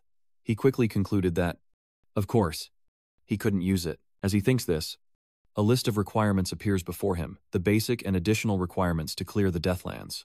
Withstand the Undead Legion's assault for 2 hours. Await the arrival of the Holy Knights. Slay any secret realm boss, and acquire any item. Special request, slay all secret realm bosses. Destroy the ceaselessly spawning undead, and purge all undead creatures from the Deathlands without using the Cinderflame Shackle Sword. Within 2 hours, Before the Holy Knights arrive, he must complete the first 3 tasks, the 5th of which unlocks only after the first 4 are done. Understanding this, Lin Yi leaps into the air, shouting, "Reverse the stars." He immediately plunged his staff into the ground, unleashing hell on earth as the ground cracked open. The wailing undead legion was engulfed in hellfire, screaming, You're not human. How could a human unleash hellfire? It burns." Meanwhile, the undead legion's health plummets by 754. A blood-red aura erupts from Lin Ye's staff, soaring into the sky as a vortex, and he cries out, "Reverse divinity." Frog's hand descends. As soon as he finished speaking, a massive lightning bolt struck the ground, and notifications appeared. All undead legion health, -473. Bleed, activated -77. Damage per second, -1,304. Undead legion annihilated. Lin Ye smirks triumphantly. Just as he expected after upgrading his equipment and stats, the Demon King gained 90% healing. These level 15 gold-tier undead soldiers were wiped out in a second, not even requiring the ultimate move of the Azure Tide. However, he smirked as he looked at the approaching undead. But then, the system issued a warning. A new legion of undead had appeared. He was urged to break through the blockade and venture deep to kill the boss and destroy the altar of death.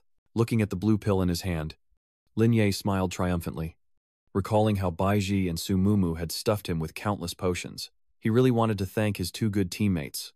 As the system popped up to summarize, use all of the following items. Use the amazing speed potion to increase your movement speed for 5 minutes. Use the pills made from phoenix bird eggs to temporarily increase your agility by 50 points for 5 minutes. Use Thunder Enemy to gain a rare Thunder Sprint effect for 5 minutes, continuously increasing your movement speed.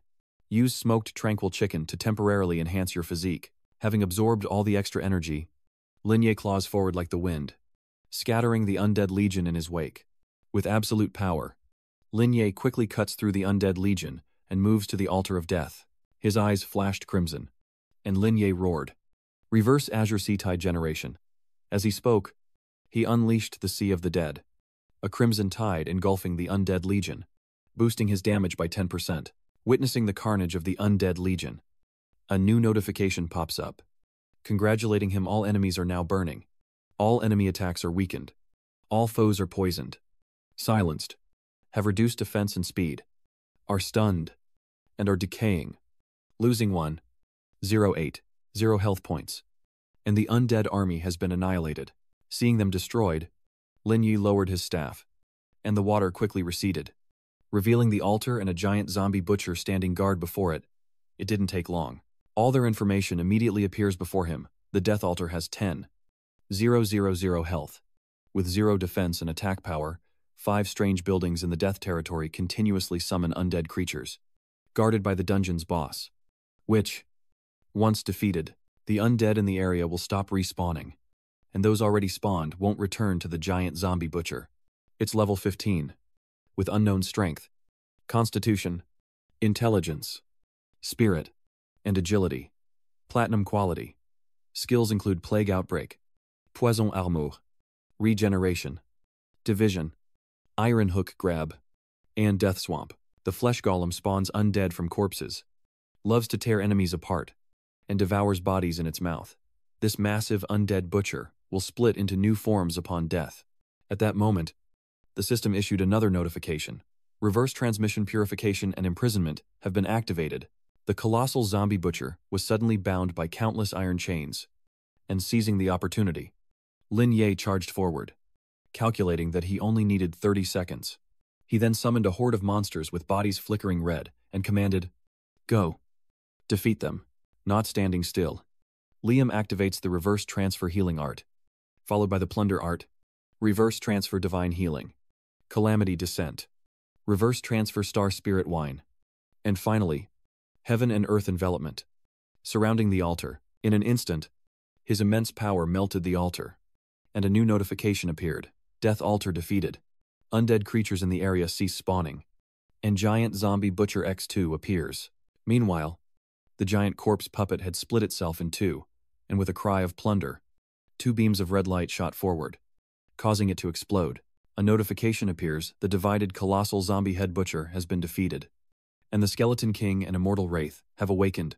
Looking at the remaining mist at his feet, He smirks, realizing this is a genius-level hard mode dungeon. If there's a level restriction, it's nothing to fear at least. Not with my current abilities and equipment. Then, he suddenly called out, "Come out. Curse Master. I need you this time." As he spoke, the Dark Knight and his steed appeared, and a new notification popped up. The level 15 gold-tier Dark Knight has entered the battle, with a continuous existence of 1 hour. Just as Lin Ye jumped onto the dragon's back, the undead awakened below. The two quickly flew towards the distant mountain, and after a while, Lam Jia arrived. Before him was Kolovwang, seated upon his icy throne, its skull-like face and eerie blue eyes staring back as he read the information displayed before him. Kolovwang, level 15, with unknown strength, constitution, and intelligence, a spirit of 2, unknown agility, and platinum aptitude.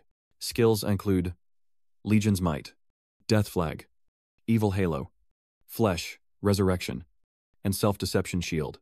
Kolovwang the False uses Halo skills and specialized balance to strengthen surrounding undead creatures, preferring to use swarm tactics to hunt down enemies. Then he looked at another information panel, Immortal Mist Wraith. Level 15. All stats unknown. Platinum aptitude. Skills include Death Fluctuation, Frost Magic, Black Hole, Wish Eater, Frost Blood. A powerful being among the Mist Wraiths, it can actively enter a spellcaster, borrowing their magic and necromantic abilities to transform itself into an immortal creature, possessing sophisticated magic, casting abilities, and intelligence, far exceeding ordinary undead. Lin Ye coldly ordered the Dark Magic Knights to kill, but as he struck a cool pose, the knights began to mutter something.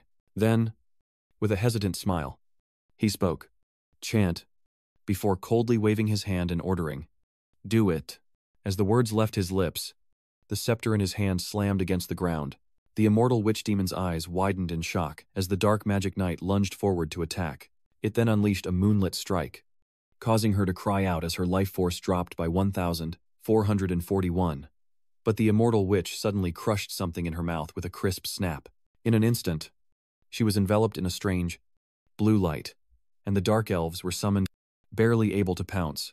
But the Dark Curse Knight quickly created a spell shield, reflecting all magic damage for 3 seconds, sending the Death Demons and Immortal Fog Fiend flying. Cornered, she desperately pleaded with the 7 Western Kings towards the high platform. "Skeleton King, help me." But as the Skeleton King rose, he heard footsteps behind him, and turned back in shock. Then, Lin Ye, bathed in a sea of blood, declared that he was the Skull King's opponent, unleashing the inverted spell, Sea of Life and Death. In an instant, the sea of blood engulfed the Skull King, causing him to wither and weaken, his life force plummeting by 999.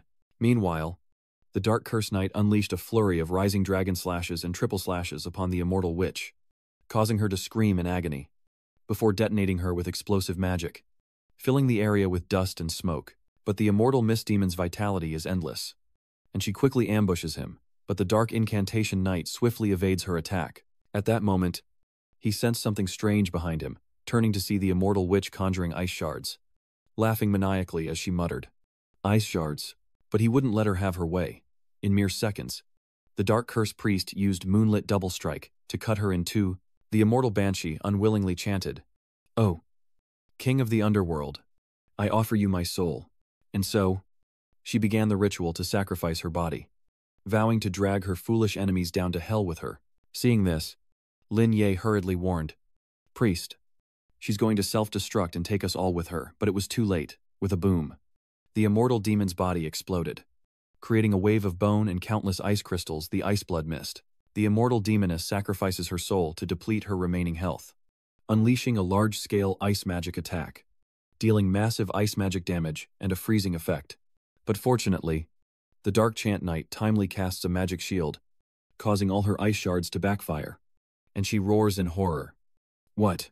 At the same time, Hot Ankh Ket turned and ambushed the Skeleton King, his target now eliminated. As Lin Ye praised him, the immortal mist wraith dissipated in the wind.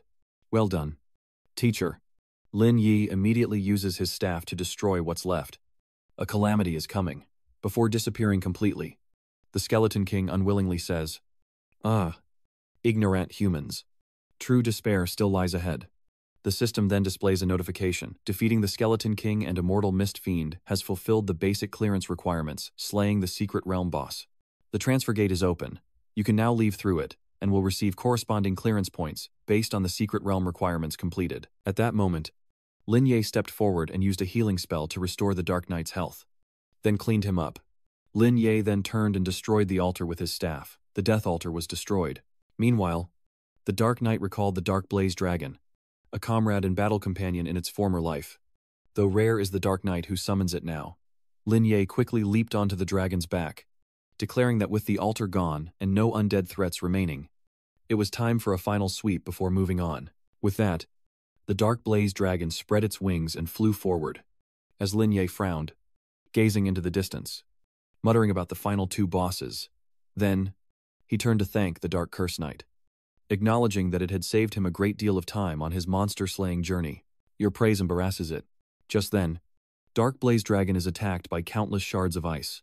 A monster opens its jaws, firing countless ice shards toward them, as Lin Ye shouts, "Teacher, we've been spotted, be careful." Seizing the opportunity, the monster swoops in to devour them, but the Dark Blaze Dragon swiftly dodges, and the ice shards dissipate as Lambda and Hadam Chukai jump down to confront the beast. Facing them was the Death Dragon, level 15, with unknown strength, constitution, intelligence, spirit, and agility, possessing diamond aptitude and skills like Bone Shard Breath, Dragon Hide, Ice Storm Halo, Absolute Zero, and Dragon Claw.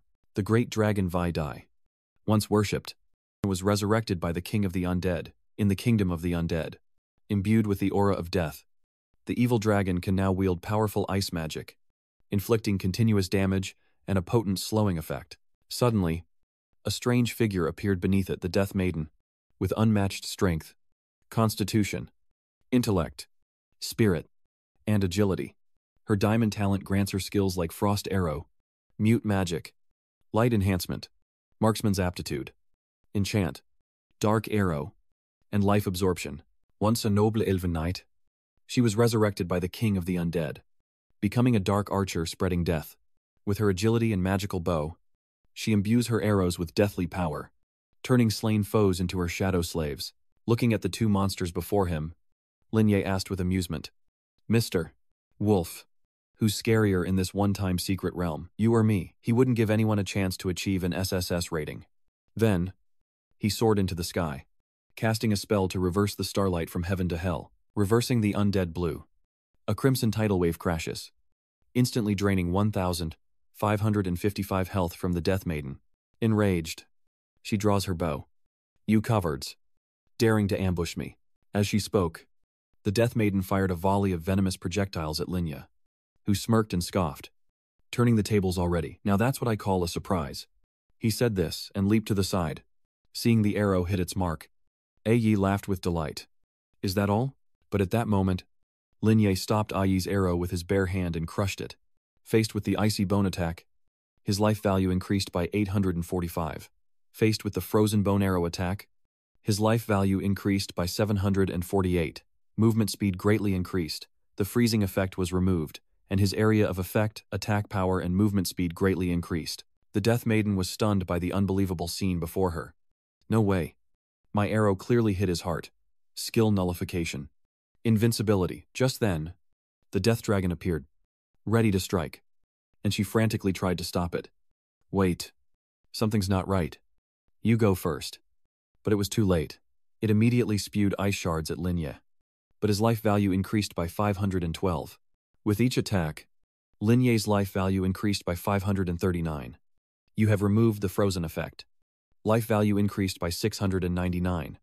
You have removed the frozen effect. As the Death Maiden stood stunned, the dark curse slowly emerged from the misty fog, and as she raised her bow, it lunged towards her. Seeing this, the Death Maiden immediately switched targets, turning and firing at it with gritted teeth. But unfortunately for her, the Dark Curse Knight easily dodged every arrow, causing the Death Maiden to retreat and exclaim, "So fast." Even so, she refused to concede defeat, knowing she couldn't let him get close. Then, the Death Maiden commanded her enemies, and as she spoke, countless undead leaped out, charging towards the Dark Ghoul. Without a word, He unleashed a moon flash, blasting away the monsters and charging towards the Death Maiden with a critical strike, instantly reducing her health by more than half, causing her to cast a silent spell. She arrogantly used life absorption, draining blood, and her health surged, plus 347, plus 256, plus 277. But before she could gloat, the dark incantation lunged, and she roared in panic. Damn it. This treacherous human only knows close combat. The Death Maiden suddenly lunges, embracing Dark Curse Key, and screams, "Die with me!" A talisman already in her hand. Information appears. The curse uses its power to control a creature. The weaker the creature, the longer the control, up to 60 seconds. Minimum, 1 second. After the Death Maiden dies, this effect can't be broken or dispelled, so she activates the command to make it commit suicide, reducing its health by 300. This move commands the charmed creature to commit suicide, dealing 300 damage per attack until the suicide charm effect disappears. But the dark curse quickly broke free of that control. The Death Maiden didn't stop there. Continuing to use frost arrows, she clicked her tongue, lamenting that even 1 second was enough. As he spoke, Dark Curse Knight was immediately pierced by countless ice arrows, losing 792 health points, and his legs were frozen, greatly reducing his movement speed. Now, his health bar was more than halfway gone, and his whole body was gradually covered in ice. Seeing this, Lin Ye shouted loudly, and Teacher Zhu adopted a defensive stance. Immediately after, Dark Lord Zhu Qi summoned a large black shield, greatly reducing speed due to its weight, and reducing damage taken by 70%. The Death Maiden, seeing it still able to fight, roared in frustration. "After taking so many of my skills, I'll take your head as soon as I break through your shield." She then launched a barrage of attacks, causing the Dark Curse Spirit's health to dwindle. Seeing its weakened state, she burst into laughter. Out of blood already, the Death Maiden arrogantly declared, "This time, you're definitely going to die. After I finish you off, I'll go deal with your companions." But just then, the Death Maiden was trapped by the inversion spell and imprisonment spell as Lin Ye emerged with a grim face. "What were you saying?" He then used Azure Tide to capture the Death Dragon, gaining 1,233 life value and a buff to remove all negative effects. As Lin Ye coldly asked, "Who's taking care of who?" Now bound by his reversal of the universe, the Death Maiden cries out in fear. "What is this?" she frantically asks. "How are you still alive then?" The Death Dragon behind her opens its maw, preparing to attack, but as it moved, it was noticed by the Dark Curse Knight, who then leaped up and severed the Death Dragon's head with a creak-filled energy, shattering it with a rising dragon slash. Below, Lin Ye coldly uttered, "Mind control," and with a single move, he tore apart its massive body. The system announces that he has killed the Death Evil Dragon, and the Death Maiden, witnessing its demise, flies into a haji, screaming, "Death Evil Dragon, you people," she roars, unleashing her power, preying on the weak. As he spoke, a beam of blood-red light crashed down upon her, and the system announced, "You have slain the Daughter of Death." With the two bosses defeated, Lin Ye turned to divide the work. "You take the northwest. I'll take the southeast. Let's clear this out quickly." Watching the Dark Mantra cavalry quickly dispatch the monsters, Lin Ye nodded in satisfaction, thinking, "So, clearing out the altar will end it. Although this instance is special, it's not as difficult as initially expected." He then used the Azure Sea Tide reversal to sweep the entire instance, meaning he could clear it in less than 10 minutes, far exceeding the 2-hour requirement of Quest 4. After a while, the two of them completely wiped out the dungeon, corpses piling up beneath their feet. A notification appeared. "You have eliminated all remaining undead creatures in the land of the dead, completing the requirements of the first 4 quests." Upon hearing this, Lin Ye realized he had forgotten a quest. "No, that's not right." Warning. The twin radiant angel Kuro's avatar is about to descend. Activating special quest 5. Choose your destiny. Immediately, a pair of pure white wings appeared, offering the choice to accept divine grace, receive a reward from the twin radiant angel Kuro, and surrender all the crimson flame holy swords absorbed from the souls of the undead. Then leave the land of the dead, or choose to slay a god. Killing Kuro's illusory avatar, staring at the pristine white temple, he frowned, puzzled. Did this dungeon have another hidden boss? Choosing to accept the divine gift would instantly grant him SSS rank, while choosing to slay the god and defeat Kuro's avatar would grant him 2 higher ranks. If he fails, his rank will drop to C. After reading this, he raised an eyebrow, wondering if SSS rank wasn't the highest in their eyes. Do other professionals know this intel? Are the high-ranking professionals of the Alliance hiding and blocking it? Or are they completely unaware of this truth? Thinking this, he immediately shook his head in denial. It couldn't be. First, they wouldn't need to conceal this information. After all, only a few people can unlock these conditions. Second, the dungeon relies on the system to create the secret realm. If these unseen changes occur without human knowledge, it's not impossible. Thirdly, this level 2 and the angels themselves exist, but human power alone cannot touch them, like the ancients unable to fathom the cosmos. At that moment, Lin Ye looked up at the angel's wings covered in eyes, one of which suddenly stared intently at him. Then, a deafening explosion occurred. The dark incantation vanished, and a notification appeared. The dark incantation has withdrawn from the battlefield, and the summoning has entered a cooldown period. Lin Ye frowns, assessing the situation. The oppressive feeling is immense. Is this the ancient covenant? The highest leader of the angels. But according to the reminder, he probably doesn't need to confront this thing. Where is Kuro's clone? Just then, a pair of pristine white wings appeared, and beneath its closed eyes, a figure materialized, two-winged angel Kuro, a phantom clone of unknown rank. Combat is not recommended. Strength, constitution, intellect, spirit, sensitivity, aptitude, all are blank. Skills cannot be displayed.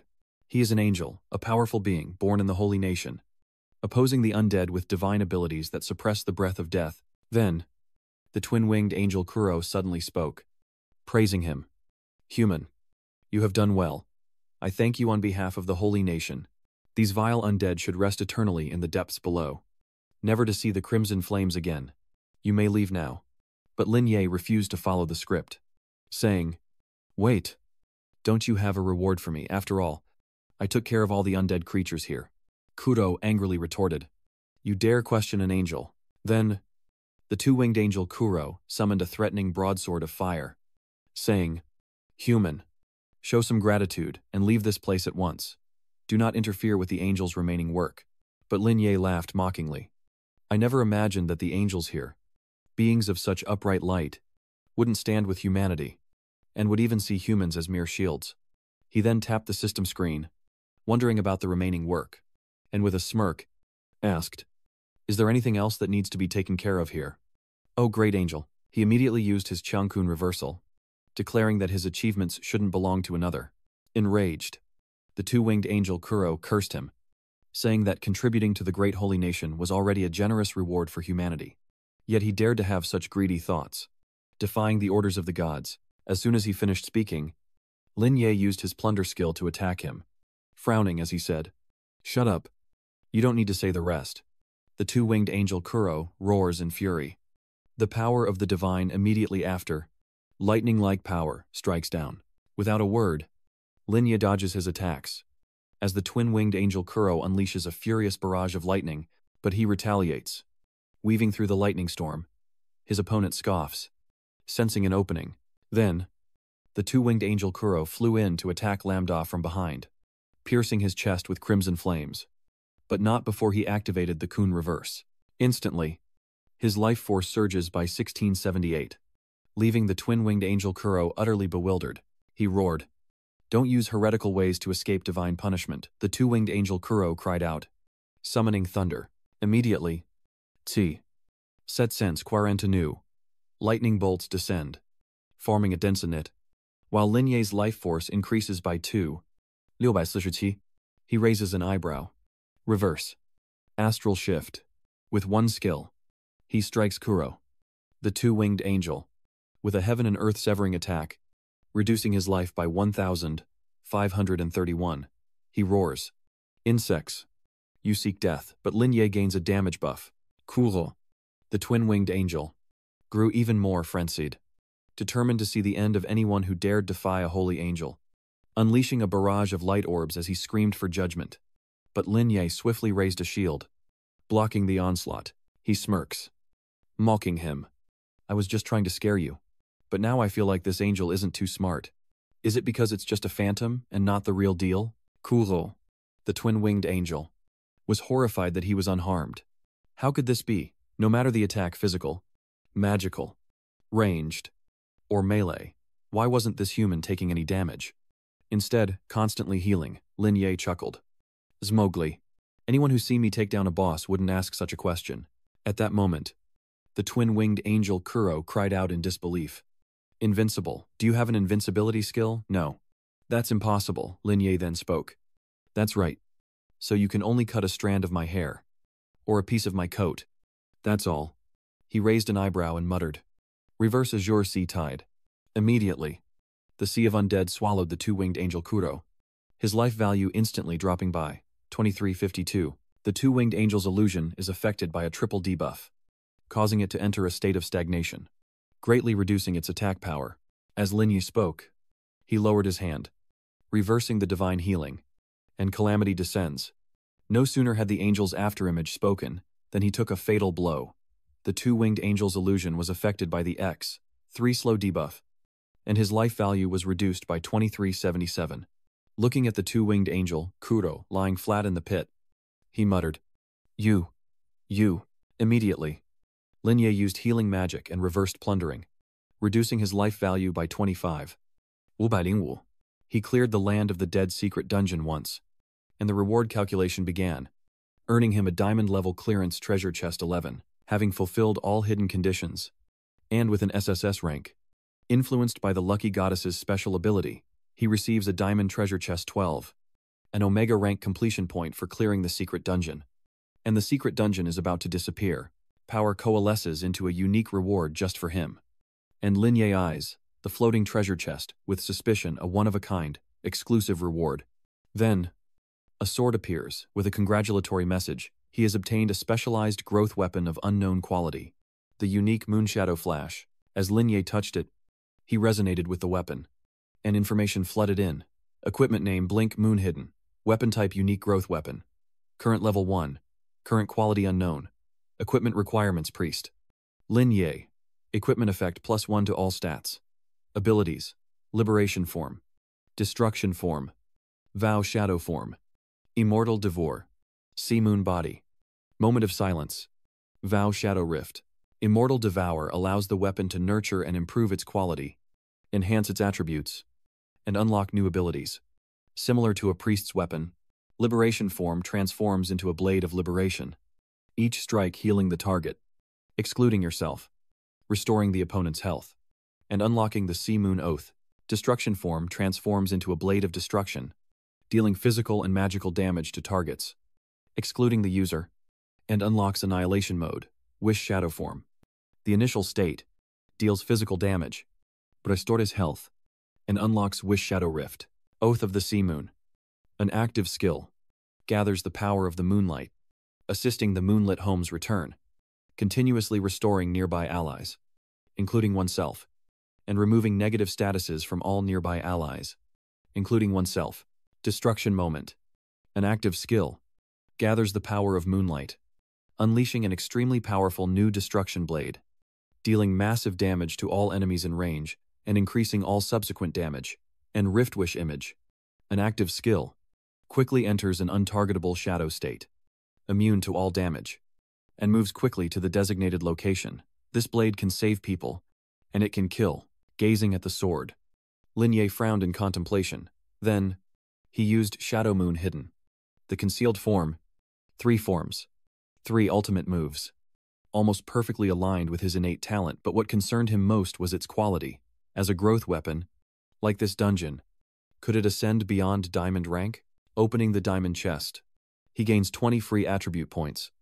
A diamond grade item, the Frost Citizen. A diamond necklace. An ancient dragon necklace, the diamond skill. Attack speed grand badge. A platinum grade item. Magic core. The item. Star butterfly. A custom-made dance sword. And the rare effect, Shirar. Looking at the glittering pile before him, Lin Ye is astonished. The ancient dragon necklace and the attack speed badge. A perfect defensive item. And an invincible strategic power on the battlefield. As he scrolled through the system screen, he muttered, All points to intelligence.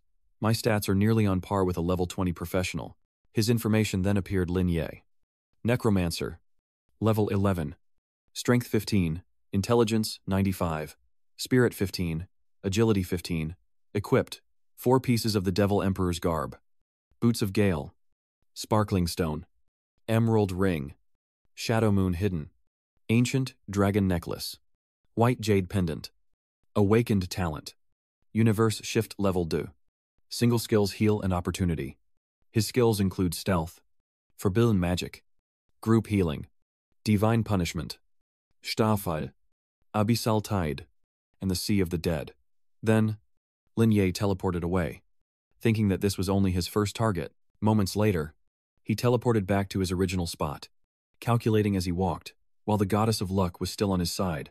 Should he plunder a level 12 dungeon? Just then, Dao Nguyen, hiding in the nearby bushes, growled, "Linya, I've finally waited for you," he roared. Then he lunged forward, trying to ambush him. Linya, today is definitely your death day. Tao Yuan, now completely unhinged, lunges at him, roaring, "It's you, Yuldi. Everyone wants me dead. Wants to ruin me, because I took your power. My family, my understanding. They all abandoned me. They made me fail the exam. Give up my degree all because of you." After he finished speaking, Lin Ye asked coldly, "Are you done?" He gripped the weapon in his hand, thinking. He had told those students not to waste time on petty anger, and they promised not to interfere. He only wanted to teach him a lesson, to prevent him from gaining attribute points. He now threatens to drop out, and even if the league and school take notice, the most they'll do is punish and confine him. Increasingly frustrated, Lin Ye forcefully sends Dao Yuan flying, thinking, or is it just speculation? Slander. And seizing my power. These are Yuan's words. Tao Nguyen is sent flying, and he grits his teeth in anger before charging madly toward him. Lin Ye is startled by the sight. This is demonic energy. Lin Yu dodge Yuan's demonic attack, staring at the red aura emanating from him, wondering if Yuan could possibly be. Yuan's face contorts in rage, his eyes bloodshot, as if he's lost all reason. The demon whispers temptations, twisting his hand. "I told you. You're no match for him. You're just a clown. A pathetic extra for everyone to scorn." Tao Nguyen is beaten, bullied, a victim of school violence. No one likes him. The woman he pursued didn't care for him either, throwing away the roses he gave her, and coldly walking away. "No one cares about you." The demon recounted Tao Nguyen's past, how he was ostracized and ridiculed, just a dog turd to set off the genius. But if he refused to be dog turd, he'd be hated even more. Tae Won, now consumed, gritted his teeth, clenched his fists, and roared, "I have to kill him." The abyss demon beside him chimed in. "Excellent. Do you desire the power to defy fate, to change everything? If you wish to become strong and control the destinies of others, then embrace us." The abyss. Taewon collapsed, as the demon's power surged from him, declaring, "Now, you can only rely on me, Lord of Obscurity." Tao Nguyen slammed his head against the ground, begging like a demon, "Great Uma, please grant me the power of the abyss." Then, he rose, exploding with power, his muscles bulging as he roared, "I'm done being human." With a stern face, Lin Ye pointed at him, declaring, "Traitor, Tao Nguyen, you've been seduced by the abyss demons." Tao Nguyen was officially corrupted, as dark energy surged through his body, laughing maniacally. "So this is the power of the abyss. It's too strong. My body is too powerful." Lin Ye, standing opposite him, warned, "Tao Nguyen, it's not too late to give up now. If you continue, I can only help you." Article 11 of the Professional League Rules states that every professional can act in self-defense when encountering a corrupted individual bewitched by the abyss demon. Use every means of attack to eliminate the enemy immediately, preventing further loss of innocent life. Lambda reached out his right hand, and a vortex of red energy gathered into a sphere. Tao Nguyen raised both hands to the sky, conjuring a weapon, and arrogantly looked at him, saying, "Kill me. Can you even do it? Lambda, this is your retribution." The weapon he conjured was the horizontal slash sword Chi, a deep abyss version. He swung a blade across Linya, forcing him to jump back. However, he was still injured by the slash on his left flank, and an immediate warning sounded. Life value decreased by 312. You are affected by the intrusion of dark power. All attributes are greatly reduced. Damage taken is increased, and you are temporarily losing health continuously. Undeterred, he stood up as usual, his expression unreadable. and Lin Ye simply summoned his weapon, saying, "If that's the case," he gripped his weapon and declared, "Then don't blame me." The Shadow Moon hidden blades were summoned, and Lin Ye charged towards Zhao Yuan. His face is stern, but his mind is racing too bad. Even with the power of the abyss, you're no match for me. He unleashes a sword strike, and as the monster raises its blade to block, Lin Ye thinks confidently, "You're just a human-level boss." After all, Tawny parries the blow, declaring that the analysis is spot on, and that he's just a strength-based priest who's about to die. Lin Ye ignores the trash talk, his eyes filled with arrogance as he stares at him, thinking, if that's the case, I shouldn't use the universe reversal right away. There must be abyss demons watching. If they discover my near-invincible skill, retreating and informing the other demons would create an unfavorable situation. The second strike lands, different from the first, and Tao Nguyen is unable to block it. He stares in disbelief at the wound stretching from his shoulder to his stomach. Dark energy swirling around him. Nonsense. How could this be? I'm getting weaker. How could one of his attacks draw so much blood? He says. Well, I managed to cut off a little bit. He smirked, gazing at the wound he'd inflicted, thinking, my copycat brother, your theory and observation skills are lacking. You can't even sense level 2 physical magic damage. I should hurry and use him to lure out the demon. Without giving him a chance to react, Lin Ye unleashed a fatal blow. His eyes glowed red, but he spared Zhao Yuan's life. Lin Ye turned slightly, left hand concealing the soul purge wish, right hand gathering a red orb. He coldly stares at Zhao Yuan, inviting the demon into the vessel. High above, the demon observed everything, and as he suspected, finding a lowly pawn wasn't enough. The combat power after transformation was still so weak. A swordsman with boosted stats couldn't defeat a priest. Oh well, he was just a pawn after all. He then entered Daowin's body, his wounds completely gone, thinking smugly, Lambda, I've got you now. Tao Nguyen and the demon were now one, and he thought filthily, if Lambda dies, Huang Xiaofeng's heart will break. Isn't this the perfect opportunity for me to invade? He mused. If Lin Ye would just let me use him, wouldn't that kid Huang Xiaofeng join my Mai Cao army directly? Zhao Yuan, now completely demonized, continued. Though, I still prefer the second option. Reborn. He immediately attacks Lin Ye, reducing his life value by 534. Zhao Yuan attacks relentlessly, saying, surprised, the main course is yet to come.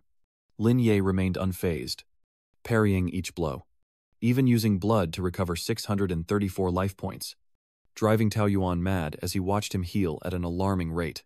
The two clashed, and Lin Ye asked, you're not Zhao Yuan. Are you a deep abyss demon? The deep abyss demon within Zhao Yuan unleashed a surge of power, but lamented, unfortunately, the professionals from the Alliance are already on their way. I have no time to waste with you. Just hurry up and die. Lin Ye sheathes his sword, slinging it over his shoulder, and simply smiles at him, leaving him unsure of what to do next. The demon, as well as Zhao Yuan, points to himself, enticing him, or you can choose to join us, just waiting for those words. Lin Ye thought gleefully. Hook, line, and sinker. He relaxed his hands, feigning innocence and interest in the offer, asking, oh, join you, what benefits can the demons of the abyss offer me? Tell me. As the vortex churned, it declared, is this not enough? Drawing on the vast power of the abyss, he unleashed a sweeping gust. Downwind flaunted his might. Have you seen it? This is the power of the abyss. Lambda feigned interest. So powerful, how intriguing. He conjures a sphere, retracting his power, and asks, speaking of the abyss demons, do you know Huang Xiaofeng? He once refused your comrade's invitation and gave you all a good beating. Didn't he? Upon hearing the name, Huang Thiofeng, Tao Nguyen angrily recounts how he personally extended an invitation, only for the ungrateful brat to scorn the power of the abyss. If it weren't for his shockingly high compatibility with the abyss's power, he would have. Lin Ye grunts, meaning this idiot was given an opportunity he didn't seize. The abyss demon recalls a young Huang Xiaofeng throwing a pillow at him, pointing in his face and declaring, I am Huang Xiaofeng, the genius. Tao Nguyen, beside himself, shouts that Lambda is a monster who doesn't even understand himself. He muses, so Huang Thiofeng wasn't lying or hiding anything. This demon's intelligence seems to match his. He grandiosely agrees with the demon, declaring that even with the power of the abyss, he'll expose himself and be hunted by the Alliance. So it's better to give it to me than to him. The demon-possessed Tao Yuan eyed him warily. Why Lin Yi unleashed his manipulative words? I've already gained the trust of the professional alliance. With my strength, I can quickly become a core member, then secretly wreak havoc on human society and destroy this damned world. Cao Yuan asks suspiciously, You want to destroy the world? Why aren't you the most beloved pro-Lin? Yi clenches his fists, retorting, Humanity is nothing but a bunch of hypocrites. He delivers a passionate, theatrical condemnation, asking if the gifted really protect the weak. If so, why did his parents die? Those with power ignored us. And in the end, my parents lured the monster away so I could live, only to die horribly by its claws. Lin Ye's eyes welled up as he recalled the false faces smiling mysteriously. The strong preying on the weak, who in turn prey on those weaker still. There is no justice or fairness here. Only greed and selfishness, no light of humanity. Only darkness ruled by the strong. No one is innocent. All deserve to die. Hearing his words, Cao Yuan's eyes welled up with tears. Bravo. Bravo. His body transforms, muscles bulging as if to tear his clothes. And I can feel his pain. The devil incarnate. He obtains a dark orb of power, approaches Lin Ye, and says, Come, join our abyssal family, and I will grant you the supreme power of the abyss. The demon beckons, urging him to destroy this wretched world together. As Lin Ye opens his arms, as if to accept the offer, just as the dark power seemed to consume him, he summoned the famed Azure Moonblade and activated Annihilation Mode.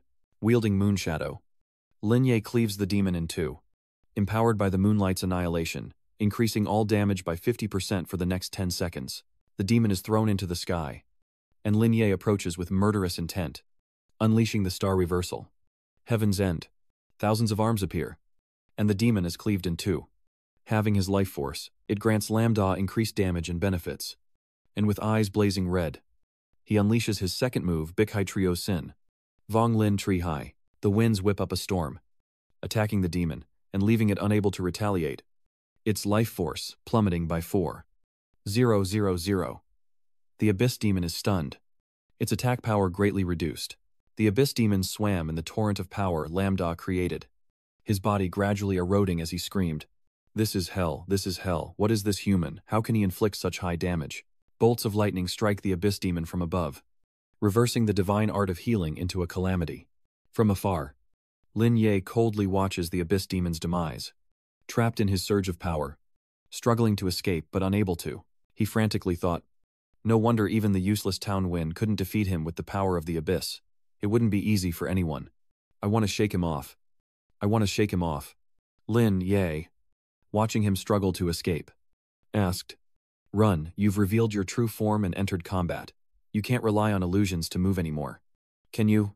The Abyss Demon glances at him, surprised. You knew where my power came from. You sacrificed yourself to set a trap to catch my true form. Lin Yi's power surges as he replies, That's right. Enraged, the Abyss Demon retaliates with his Abyss Demon hand, claws swiping at Lin Ye. You cunning human.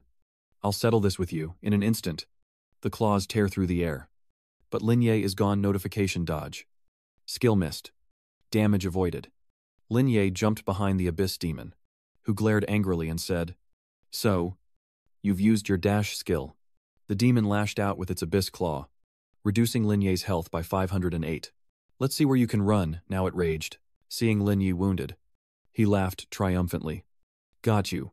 In an instant, Lin Ye was healed, his life value restored to full, and he looked down coldly. It's over. Abyss Demon. His eyes narrowed, and he uttered each word with chilling precision reverse healing technique. Lambda swung his sword, and the immense power of plunder struck the Abyss Demon head-on. The Abyss Demon has been eliminated. Lin Ye is surprised to see the Shallow Spirit Moonshadow Blade shimmering, absorbing something. This is a notification. The Moonshadow Blade begins absorbing the remnants of the Abyss Demon, successfully upgrading it from +1 to +5 to all stats. Lin Ye happily thinks, clearly, in reality, combat yields no experience points. But can weapons that evolve increase in quality by destroying abyssal demons? Is it only through the remnants of abyssal demons, or any creature's remnants? The scene shifts to reality, where locals are shaken by recent events. A blonde youth asks what just happened, and a pink-haired girl on the phone replies that she doesn't know. She couldn't see anything. and asks if the professionals have arrived. Hey, why is someone on the ground? It's so noisy outside. Don't worry. We've already reported it to the city guard professionals. They said they'd be right over. On the ground are the corpses of the Abyss, Demon's true form, and the unconscious Tauan. And there are many water stains on the road from sword slashes. Linya, eyeing the Tianling Nuyet An in his hand, ignored the commotion around him and focused on his thoughts. He should report to the Alliance about the weapon's growth, absorbing the remnants of the Abyss Demon to level up. And as for that Tao Uyan, from afar, a team of city guard professionals rushed over, led by a red-haired man who shouted, "You over there.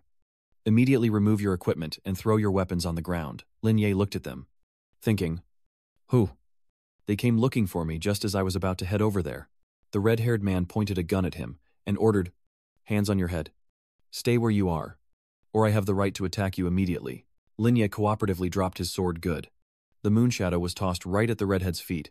Immediately, the man fired a skill, Venomous Paralysis, at Lin Ye, saying, "Sorry. Professional procedure. You won't feel a thing."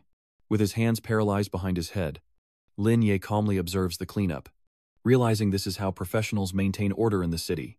To prevent suspects from attacking, they use paralyzing skills. But thankfully, they're humane, avoiding unnecessary conflict. Lin Ye watched as the professionals questioned the residents, examined the scene, provided medical aid, comforted the residents, and gathered information.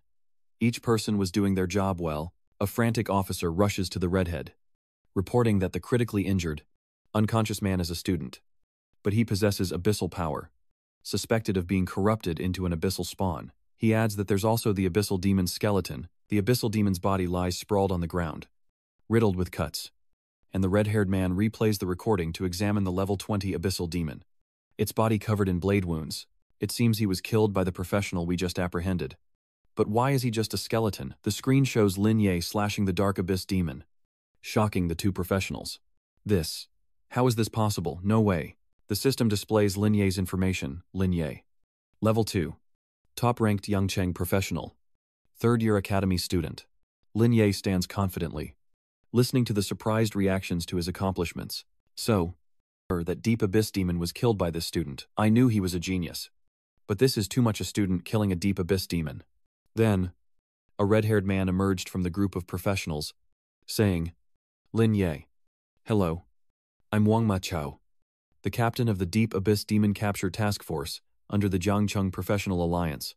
He relieved Lin Ye's paralysis and asked, "Did you eliminate the Deep Abyss Demon, and was that dying student seduced by the Deep Abyss Demon, turned into a demon vehicle, and then controlled by you?"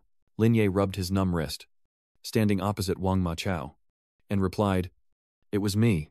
This student was Dao Yuan from our school. He turned into an evil spirit in front of me and tried to assassinate me. So I took action." Wang Machao crossed his arms and continued, "But how did you catch the Abyss Demon? They usually don't appear in their true form." Lin Ye confidently replied, "I guessed it was watching potential fallen from afar, which is why it targeted Tang Yuan. I pretended to be desperate to become a fallen, and it revealed its true form to grant me power."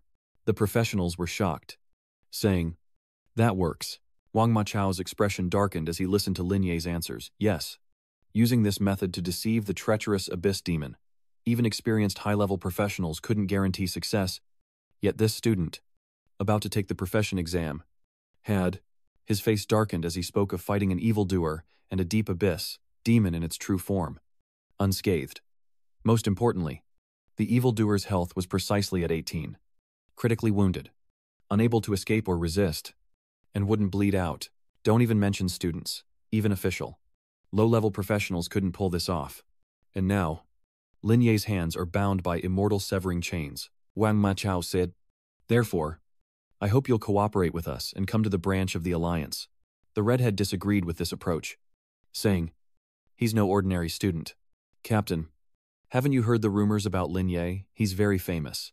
Wang Machao crossed his arms, saying sternly, "I'm not out of touch, but we need to consider the severity of this and the safety of all Jiangcheng residents. The standard procedure is necessary. Lin Ye, I hope you understand. Even though this may affect your next job assessment, I can't endorse you." Lin Ye silently ponders. It seems the blessing from the goddess of luck is about to be wasted. But based on the true damage test against the UME just now, I also have a huge advantage in the job assessment. The data hasn't reached the target, but the output has already exceeded the lower limit. He shrugged, sighing, and said, Understood. I unconditionally support your work against the Abyss Demons. Wang Machao's pocket is about to be emptied. He picked up his phone. It was a call from the professional union's commander, saying Wang Machao didn't need to bring Lin Ye back to the investigation unit, nor did he need to monitor him. Hearing this, he calls back. Boss. He says this case involving the Abyss Demon is on hold until he finishes his job examination. Wang Machao disagreed, saying this was a fixed procedure that couldn't be violated. He furrowed his brow, adding that if he released him directly, he would be punished by headquarters. Wouldn't he? The professional guild's commander assured him, No one will make things difficult for you. This isn't just my opinion, but that of the headquarters, chairman, and all the other ministers. You know the famous exorcist, he killed it without injury, and even received certification to join the Forgotten Hidden group. The other professionals were shocked by the commander's news, and Wang Machao stared grimly at the seemingly harmless Lin Jia, scratching his head, thinking, I thought those rumors online were only half true. Exaggerated. Could he really have a god-tier talent never seen before? No. Maybe it's just a specialized talent that counters Dark Knights. Lin Ji turned to the commander and asked if he was off the hook for the investigation, to which the commander replied that he was, and that he should just focus on his own preparations, adding that he could call on the other professionals for support if needed. Wang Machao returned the shallow spirit moon shadow to Lin Jia, saying, I'm sorry, but there's something I need to ask. Lin Jia took back his blade. Go ahead, Wang Machao asked. Does this have anything to do with the incident Huang Xiaofeng reported earlier? Lin Ji confirms that this Ume demon is the same one who failed to seduce Huang Xiaofeng and then chose Yuan Chu as its next target. He thinks to himself that these professional fighters are indeed sharp, quickly connecting the two incidents, so there's no need for him to hide anything. The commander added that Huang Xiaofeng's physique, after examination, was indeed a rare evil genius. Lin continued, adding that he easily deceived the Abyss Demon, while Huang Xiaofeng couldn't fool it and constantly mentioned him, holding Ong Qingyao. Lin smiles. The Abyss Demon thought Huang Xiaofeng had feelings for me, so it rejected the temptation, initially wanting to replace me to keep Huang Xiaofeng. The commander laughs. Excellent, a hero emerges. Not only did you eliminate the Abyss Demon and capture the evil fragment, but you also extracted useful information. You're better than those useless high-ranking professionals. We won't disturb your progress any further. Lin Jia called out, Wait, there's something I need to say, but I'm not sure if it can be made public. Could you please clear the area of anyone not involved? The commander of the Professional Alliance agreed to Lin Jia's request. All right. Dismiss everyone. Wang Machao, lead the team away and temporarily hand over the equipment to Lin Jia. Wang Machao acknowledged the order, and the team withdrew, dismissing themselves. He says, and then, Lin draws his blade. This is Shallow Spirit Wish, a growth weapon I obtained after clearing the Land of Death. After using it to slay a deep-sea demon, this weapon absorbed its power. He frowned. What are you implying? Lin continued. There's too little information on growth weapons. Even the best libraries lack comprehensive details. I want to ask, can all growth weapons slay abyss demons in the real world to level up? The commander recalled the top-secret document. Growth weapons. Their rarity is almost unheard of. Even since the Alliance was first established, only 3 such weapons have been recorded, but it involves certain secrets, and I don't know the specifics. A blue-black sword with many patterns appears, and the commander adds, but I can tell you that the growth weapons I know of gain experience by killing monsters in normal dungeons to level up, not by killing otherworldly creatures like demons in reality to gain power. Linja looked at his weapon and said, So, my weapon is the first case. The commander smiled kindly and replied, Yes, Linja. Thank you for trusting me enough to tell me about something so important to the Alliance. Emerald light flared around the hidden azure moon in his hand as he spoke. If that's the case, I'd like to share my theory. I believe that while the hidden azure moon is currently unique in gaining experience from abyss demons, where there's 1, there will be 2. Lam is speculating that this isn't a one-of-a-kind weapon, and more similar weapons or tools may appear, becoming the bane of the abyss demons, which he believes is extremely beneficial to humanity. The commander solemnly replies that this is a good thing, but this secret should be kept under wraps for now. Countless eyes are now on Lin Ji. A common man is innocent, but becomes guilty when carrying jade. Jade is too rare. and will first incite jealousy and envy. The commander muses. If only all young people had his vision, the alliance would be stronger than ever. He then coughed a few times. All right, I'll report this. The alliance will definitely treat it with importance. He instructed him. What you need to do now is prepare for the professional exam. After this, most important exam for you is over. The alliance will contact you. Lin Jia replies. Okay. The screen goes dark, and Lin Jia takes the phone back to Wang Ma Chao, saying, Here you go. He answers the phone with a military salute. Understood. Lin Jia. We hope you'll join the alliance and become one of us. Call me Old Wang if you don't mind. Lin Jia politely replies. Thank you. If there's nothing else, I'll head back. Inside the professional union, the commander asks Tianqi for his opinion. Huang Tianqi removes his glasses, beaming, saying, This kid not only has monstrous strength and a calm demeanor, but also a healing system. It continued, saying that he always thought Shangguan Yan would be the leader of this generation. The commander picked up his cup and took a sip, saying it was hard to say, as young people have their own ways. However, the fact that Lin Jie can acquire growth weapons to fight demons in dungeons, the child of opportunity has a bright future. While the Black Mist clan under their table quietly shrinks away, the Black Mist village tears through space-time to deliver a secret report. My Gao is dead. My Gao is dead. Humanity has something unusual. Shu Li hears the Black Mist village's report. Back at Lin Ji's house, Lin Ji arrives with a bag of groceries and opens the door. The house is empty, and he calls out, I'm home. Unbeknownst to him, Su Mumu is hiding behind the sofa. Sneaking glances, feigning ignorance. Lin Jia scratches his head as Su Mumu prepares to lash out.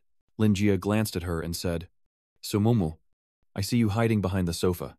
Lin Jia approaches her with a smile, saying she used to be so motivated, but now she's just lazing around at home, eating and doing nothing. Su Mumu retorts angrily, asking if he can't cooperate and be surprised by her, who told her to be lazy. She shows him her stats. Now level 10. Look, I'm already level 10. Lin Jia is shocked. That was fast. Lounging on the sofa, Miu Mu boasts. So, aren't I amazing? We can raid dungeons together tomorrow. Lin Jia playfully pinches her cheeks. I'll have to check your stats first. You've been working hard lately. Staying up all night, Mumu retorts. Annoyed. No, I haven't.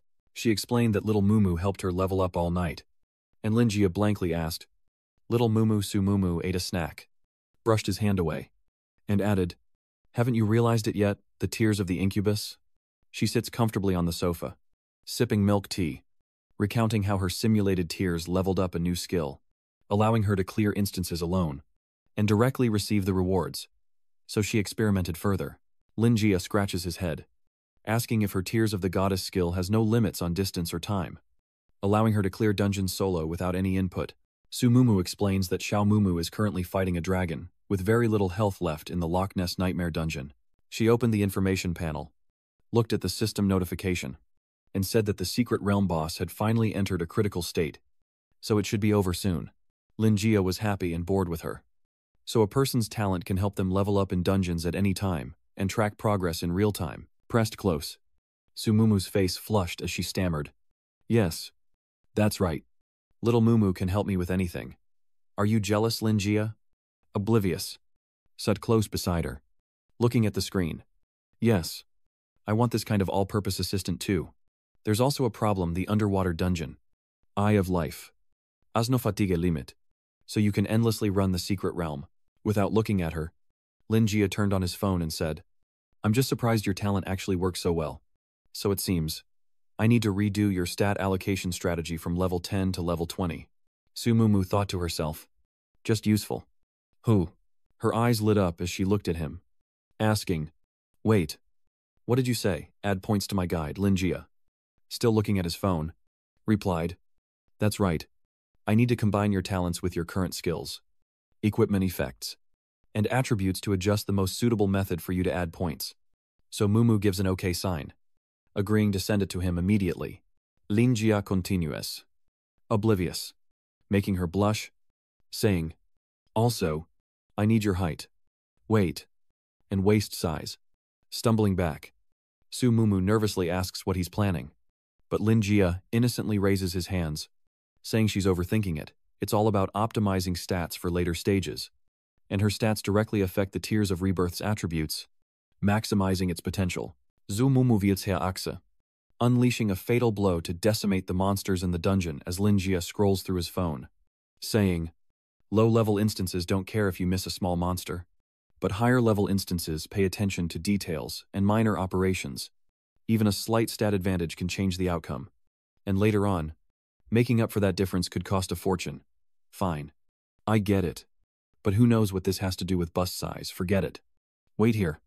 And don't you dare peek." Lin Jia watches her, then remembers Baichi, who wants to change jobs. He asks Sumumu to see if she's willing to share her stats, as it's not appropriate for him to ask. Of course, it's her privacy, so it's fine if she doesn't want to. Sullen and annoyed, Sumumu muttered. Wanting to know other people's data, she slammed the door shut, and Lin Jia tilted his head, thinking, "No, I just want to recruit teammates with advantages." In her room, Sumumu sits on her bed with a measuring tape, telling herself it's just data. What's more important than getting stronger? She recalls her childhood with him, sleeping in the same bed, bathing together. After all, they'd been together since they were little. So what hadn't he seen? Sumumu blushed slightly as she looked down at herself, thinking, but it's a little embarrassing. Do I really have to measure my true measurements? She tossed aside 2 pads, huffed, and pouted, lamenting that she was still an 80B despite drinking so much milk. She wondered how Lin Jia would react, worrying that he might make fun of her. Her emotions crumble as she wails. "I always padded to 80C for health checks. If I'm found out, how will I maintain my perfect image?" Suddenly, an idea strikes her. Wait, there's little Mumu. Her mood lifted considerably, and she happily declared, "I can just use her measurements. What's hers is mine. And who would know the difference?" Immediately, she used her talent, the Tears of Life, to summon little Mumu, who should have finished the dungeon by now. Little Mumu looked bewildered as she was summoned. "Who?" She was met with Sumumu's sly smile and the approaching tendrils. In a flash, the tendrils wrapped around her wooden form, and Sumumu commanded, "Hold still. Let me measure." Lin Ye glanced at the door. Hearing a commotion within, he rests his chin, thinking, "Who? What are they doing?" 10 minutes later, Sumumu shows Lin Ye the slip marked 80C, and says proudly, "I've finished measuring. See for yourself. But don't pass it around." He examined the paper, sensing something amiss, and asked if her data was accurate. He scratched his head, questioning the 80C measurement. Blushing, Sumumu crossed her arms and denied it, saying, "No way. I've always measured this size before." Lin Ye reminded her that if the data wasn't accurate, the strategy wouldn't work. Sumumu snatches the paper back, scribbling out 80C and replacing it with 80B, declaring that this time, it's the real deal. Lin Ye flicks her forehead and says that's more like it, then asks if she's spoken to Baiji and what she said. Momu rubbed her forehead and replied, "Oh." She refused. Mimicking Baiji, she recounted, "Xiao Bai said she couldn't trouble the boss with such troublesome tasks." With sparkling eyes, she continued, "The boss has already given me so much good equipment and resources. Now that I've earned some money and free attribute points, how could I ask for more?" Then, she playfully winked, held up her phone, and said, "This silly girl even explained that she wasn't making excuses to avoid revealing secrets, nor did she feel that adding attribute points was useless. She even sent me a health check report to show her trust in him." Lin Jia sighs. If it were anyone else, I'd suspect they were just playing hard to get. He recalls Baiji's naive and easily deceived demeanor, but knowing her, she genuinely doesn't want to bother anyone and is afraid of being misunderstood as not trusting us. He takes Sumumu's phone, transfers the data to his own, and says, "But we're teammates. There's no reason not to help. Besides, she has such outstanding talent." Sumumu mentions Ama's talent, and Lin asks what's wrong. Sumumu revives little Mumu, and the system reports that little Mumu has learned a skill called Soul Shift, able to summon a soul to fight for her, but with no information on what that soul might be. Lin Ji suddenly points at little Mumu, asking if she can also summon Are They Playing Infinite Matryoshka dolls. Sumumu shakes her head, saying it's not like that at all. She held up her wand like a teacher, explaining that the soul summoning skill could only be used in Secret Realm dungeons. Unlike little Mumu, this skill couldn't be brought into the real world, and furthermore, when the summoned souls died, they were truly dead. But little Mumu could be resurrected. She shrugged, adding that she didn't know what else it could do since they hadn't tested it yet. Lin Jie nodded. Understanding, with a snap of his fingers, he suggests testing its effectiveness in the dungeon. The two enter the Goblin Tribe's secret dungeon. The dungeon levels 8 to 10. Difficulty hard. Introducing the Lizardmen. A vast race with incredible reproductive abilities. Their warriors are fierce, fearless, and surprisingly intelligent, employing various tactics to eliminate their foes. Fortunately, their individual strength isn't too great. Only the strongest warriors are recognized by the system, becoming powerful job holders. The two changed clothes, and Su Mumu, holding her staff, asked, Lin Ye, has your priest's weapon changed? And it's a knife now. He drew the shallow moon hidden blade, saying, Yes, I can let you test it out a bit. He immediately slashed at her, catching little Mumu by surprise, but the spear was nowhere to be seen. Instead, Mumu's life force surged. He asked, Did you see it? She nonchalantly replied, Yeah. So what, little Mumu? Let your big brother show you what's up. Emerald energy swirls around Su Mumu's fingers as she uses the special skill, Soul Shift.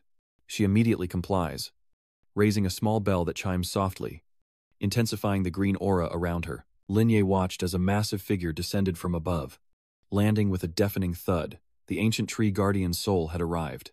The guardian treant, summoned by little Mumu, is a level 10 knight, with stats ranging from 20 to 35, possessing skills like Provoke, Heavenly Strike, Deadly Triple Slash, Protection, and Desperate Heavy Strike, a spirit from another world.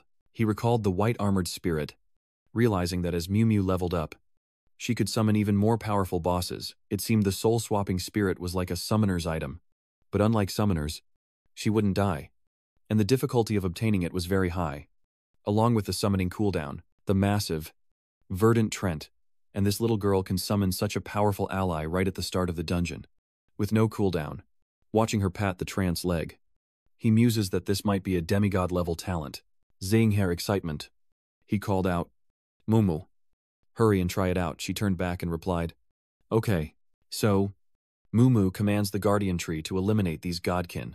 The guardian tree surges forward, facing the godkin who emit strange, squawking noises. It says softly, Just ants. A massive crash follows as Heavenly Strike is unleashed, obliterating the bodies of the god race. A deafening roar erupts as the ancient tree guardian unleashes its signature move, Heaven Strike, channeling immense power into its axe to crush foes with devastating physical damage, creating a shockwave that inflicts minor area damage, and forcing the initial target to the ground. Its eyes glow with an eerie green light as it coldly utters, Rest in peace. Lin Ye's eyes narrowed as he gazed at the towering ancient tree guardian, thinking, Heavenly Strike. It's somewhat similar to the Goblin King's skill, but the attack range and damage must be far greater. He turned to ask Su Mumu, Linyan, can I try fighting it? Su Mumu scolded him. No. It's your teammate now. Can't you just watch them fight monsters and do quests? There's still one boss left to fight. I'll just test the solo strength of the former guardian. Lin Ye replied. No. I'm talking about the tear of the reincarnated beauty. Mumu was startled. Su Mumu waved her hands in front of her, refusing. I refuse. Lin Ye asked if she couldn't be resurrected, but didn't press the issue. As the thin spirit moon in his hand shifted into the annihilation ring, a thick red aura enveloping the sword, he says to leave the ancient guardians for the next area, and that the lizard captain up ahead can help him visually assess Lin Ji's abilities. He'll take it from here. Lin Ge leaps over the ancient guardian's head. With cold eyes, he swung his sword at the godkin, the basic attack dealing significant damage, but not enough to kill. He was surprised. Without a critical hit or hitting a weak point, how could a normal attack fail to kill? Lin Yi strikes again, and a notification rings out. Lizard Guardian eliminated. Su Mumu, standing nearby, praises him, noting how high his normal attack damage has become. Lin Ye continued to slash through the lizardman, leaving deep cuts in his wake. Thinking that the Shallow's hidden moon weapon had truly brought many benefits, he stroked the blade, recalling how he once relied solely on reverse healing to attack. The crimson moonshade deepened, and Lin Ye noted that its advantage lay in the fact that the faster the attack speed, the greater the benefit. Of course, this only applies to ordinary sacred objects. Things like the Phantom Angel, which can ignore physical damage, are different. and still require intangible defenses, like reverse healing, to inflict direct blood loss. Lin Jie assesses the god-rank player, realizing he must quickly attack powerful enemies. Lin Jie's eyes have turned purple. The cyan glow of shallow moon in his hand turns crimson. It's the hour of annihilation. This sweeping kick sends the god-slaying roller's HP plummeting. After a brief moment, he annihilated all the monsters. And Su Mumu, seeing this, resolved. Lin Ye has become stronger. I can't lose. Su Mumu jumped onto the arm of the Guardian Treant and commanded, Guardian Treant, continue to pave the way with me and destroy all enemies. It responded, Understood. The azure moon in Lin Ye's hand reverts to the form of the Savior's ring, and as his health regenerates, he says, All right, it's your time to shine. I'll cover you with blood bombs. Lin Ye has his own plans, and it's time to witness the effects of the lunar shadow gap and lunar body. The three arrive in the Lizardman's territory, where 300 Lysamen warriors vow to fight to the death to protect their stronghold and leader. Tsu Mok Mok waves her hand, directing the guardian giant tree to destroy the city walls. The guardian giant tree roars, entering a state of charge, increasing its movement speed and impact force. Line stayed close, using Moonshadow form, while Su Mumu and her soul spirit launched a simultaneous attack. White killing intent, striking the lizardman. Qian Ling's Moonshadow continues to change shape. Crescent moons following closely, a gap in the Moonshadow. Lin Ye calculates in his mind, immune to all damage for 3 seconds, while also increasing his movement speed after casting, able to instantly move up to 100 meters. This is a divine skill, with 2 uses, protecting life and pursuing enemies. System notification, summoning phantom moon jellyfish. Note, all side effects on your body and the designated target have been removed. Illusory blue octopus tentacles surge forth as the system announces the moonwater jellyfish is gathering moonlight, restoring 521 health points to you and your target every half second for 15 seconds. The guardian tree is being healed continuously. It's surprised. This is... A roar erupts as Lisa Men, the leader, appears. Seizing the moment, Xiao Mumu commanded, Guardian Trant, show them your full power. Obeying. The Guardian Trant brought its staff crashing down on Lisa Men's head, a direct hit. Lin Ye watches as Xiao Mumu and the giant tree guardian fight together, their intelligence showing self-awareness and immense power. He doesn't need to give further instructions, and only she can fully command the giant tree guardian. The giant tree guardian's attacks are strong, but its weaknesses are clear. Skills need time to cast, and in the future, it will be countered by ranged classes with high reaction speeds. Lin Ye transforms his sword into the Annihilation Ring, his eyes burning red. I've learned enough. I've tested almost all the functions of the Lunar Zen Mantle. A wave of destructive power crashes down on the Lisa Men leader. Reversal. Divine Star Projection. Fallen Heaven and Earth Hell. Lin Ye floats in the air, hearing the system's voice. Killed the secret realm boss. Lisa Men. The giant tree guardian senses something. I can confirm it now. Why does this great one possess a power that feels so familiar? Could it be? Lin Ye looks up at the giant tree guardian before him. Whoa. It kneels before him, closing the distance between them. It said, My lord, before I return to the spirit world, I have a request. Lin Ye nodded, asking, What is it? He realized something. Wait, does that mean it's truly conscious? Resurrected from another world. And a real being. He stared at it intently, realizing why the guardian tree couldn't be resurrected. This was a one-time summoning. Lambda recalled the old teacher pointing out the difference between them. Like the old teacher, despite having intelligence and memories, he was just an illusion within the summoning tool, able to be resurrected countless times even if killed. He asked, What do you want me to do, Lin? He kept one hand behind his back, guarding against a surprise attack from the soul spirit before him. These otherworldly beings with intelligence, like the demons from the abyss, or the angels we've met before. He eyed it warily, wondering if it truly posed no threat to humans. The guardian tree then spoke. The Forgotten Lair. I hope you can take my master to the Forgotten Lair. It looked at him and continued. I know you bear a special mark, possessing the authority to enter that place. My master also has this authority. You can take her with you. Lin Yi coldly stared at it, uttering each word. Who is your master? Who are you? The guardian tree looked towards little Mumu. It's her. Its eyes flickered with green light. As for me, I'm just an ordinary guard, with no name. The three stood before it, and Lin Ye said, Stand up first. The system announced, The Tick-Tick Tribe dungeon has been completed. Calculating rewards. received 1 silver sun completion. When in a large group, additional hidden sun rewards cannot be obtained. Open melon. The giant beast's form faded into the green mist, and Lin Ye told it before it disappeared completely. I need to confirm this before I can give you an answer. His expression darkened. Mew mew. Let's go outside. Xiao Mumu replied softly. Okay, she worriedly thought. Lin Ye. What's wrong? The three left the dungeon. Lambda deep in thought as they departed. For normally, an awakened profession's talent, no matter what, should absolutely affect the awakener. A profession gives rise to awakened talent, and only with awakened talent can a profession become powerful, like the symbiotic relationship between a person and their wolf, where if the professional dies in battle, no matter how powerful their awakened talents, they will be erased from this world. Even summoned creatures with biological characteristics and intelligence will protect their masters. But, recalling what just happened, and remembering little Mumu, Lin Ye realized that the false tears could summon otherworldly creatures, causing them to call him master, with large, round eyes, golden irises patterned with intricate designs. She even possesses a pass to the Forgotten Lair. Lin Ye strokes his chin, wondering, what kind of being is she? Just thinking about the projection of the angel Kuro, I can't shake this feeling that Tomoko, and all of humanity, are in grave danger. Tomoko is trapped among spirits, and I can't ignore anyone who might harm the human world. Not even a single slip-up. This must be dealt with immediately. 3 players vanished from the dungeon, and before disappearing, Lin Ye instructed, I have some things to take care of. You can head back or do other dungeons. Sumumu replied, okay. Lin Ye gazed at little Mumu intently, prompting her to ask, what's wrong?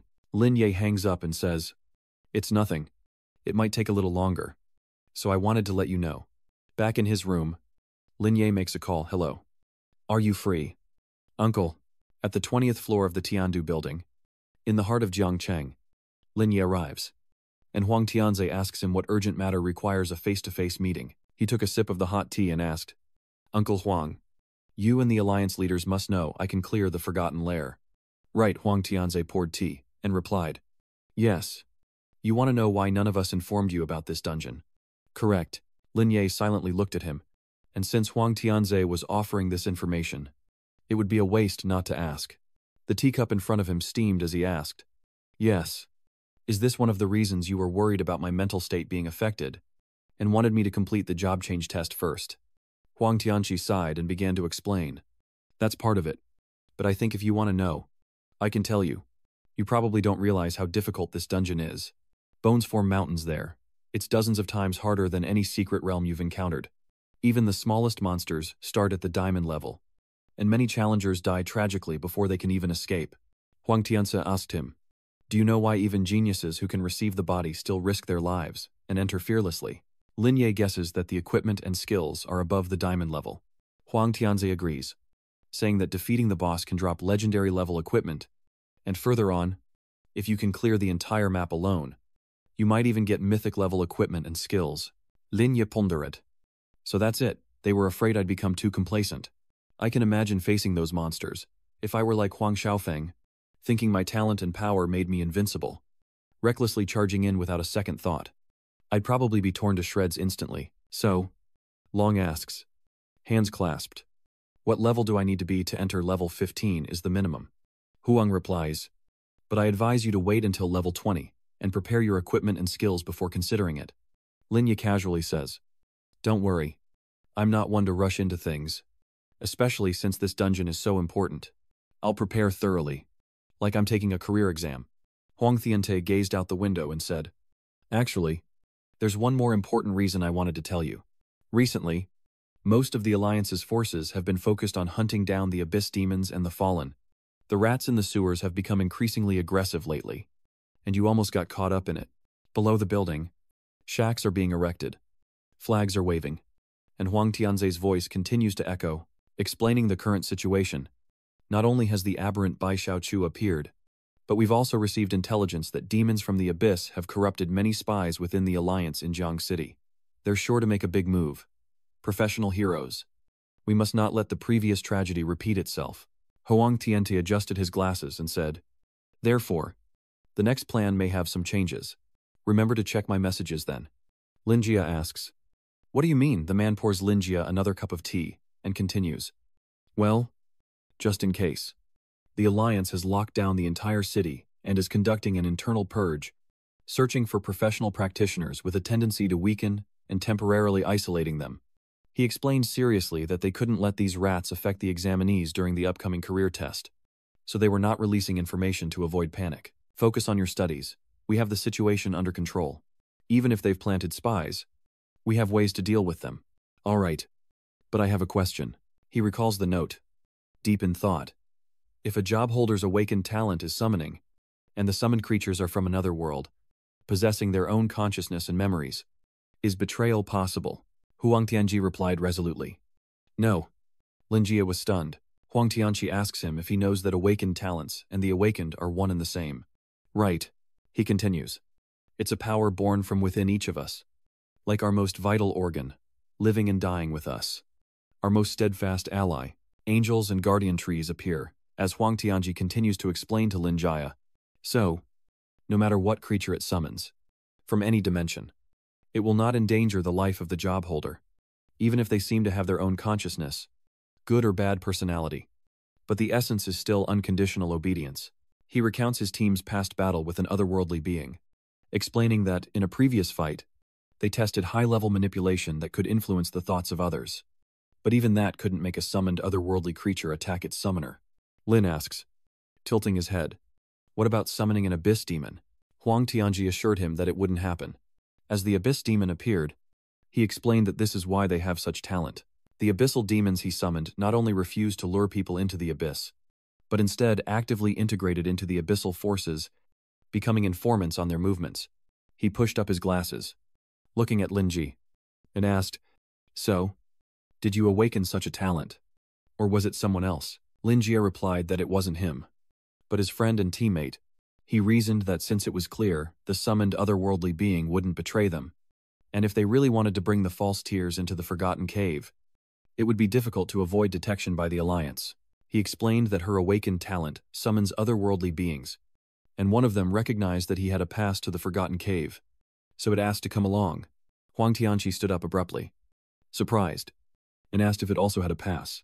Lin said seriously, Yes, but I don't know if it's real. Huang Tianqi stood up and walked towards the glass door, putting his hands in his pockets as he looked outside, saying, If it won't deceive your friend, it won't deceive you. You can bring it in, but remember to inform the Alliance beforehand.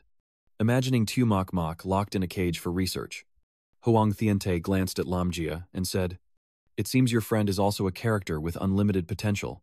Rest assured, as long as the Union confirms it's an otherworld creature summoned from an awakened talent, not an illegal conscious summoning or dark power, they won't restrict your friend's actions in the human city. Rest assured, the Alliance won't investigate them.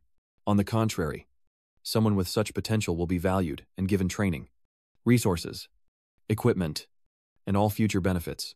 You don't need to worry.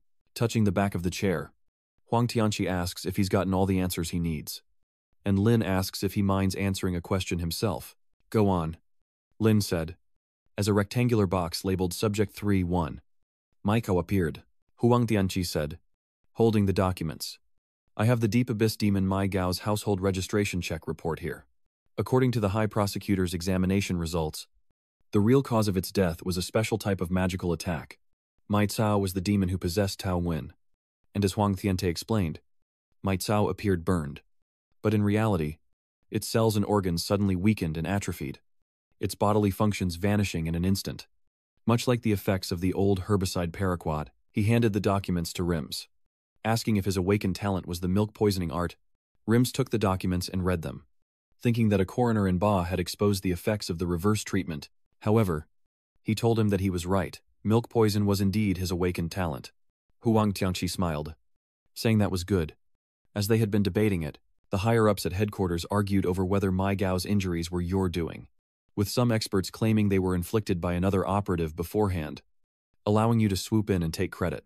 We've been debating whether this honor belongs to you, whether it should be counted as your achievement. Lin Xia scratches his head, confused. Huang Tianqi clasps his hands together, serious, and says, Wait, I thought you knew everything.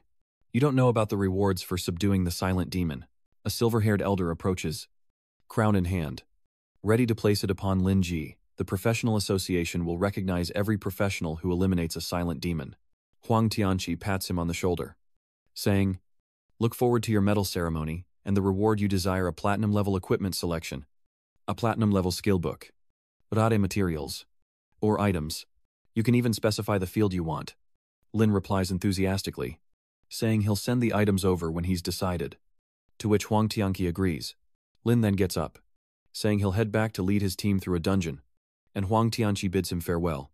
The two stand tall, facing each other, as he touches his shoulder, wishing him luck on his career test. He makes a fist, cheering him on with a smile, telling him to take the top spot and make the whole rank famous. Lin Jia nods. "Okay, I'll definitely try my best."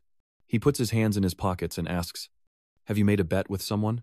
Huang Tianqi chuckled, then didn't answer, only leaving behind a loud laugh.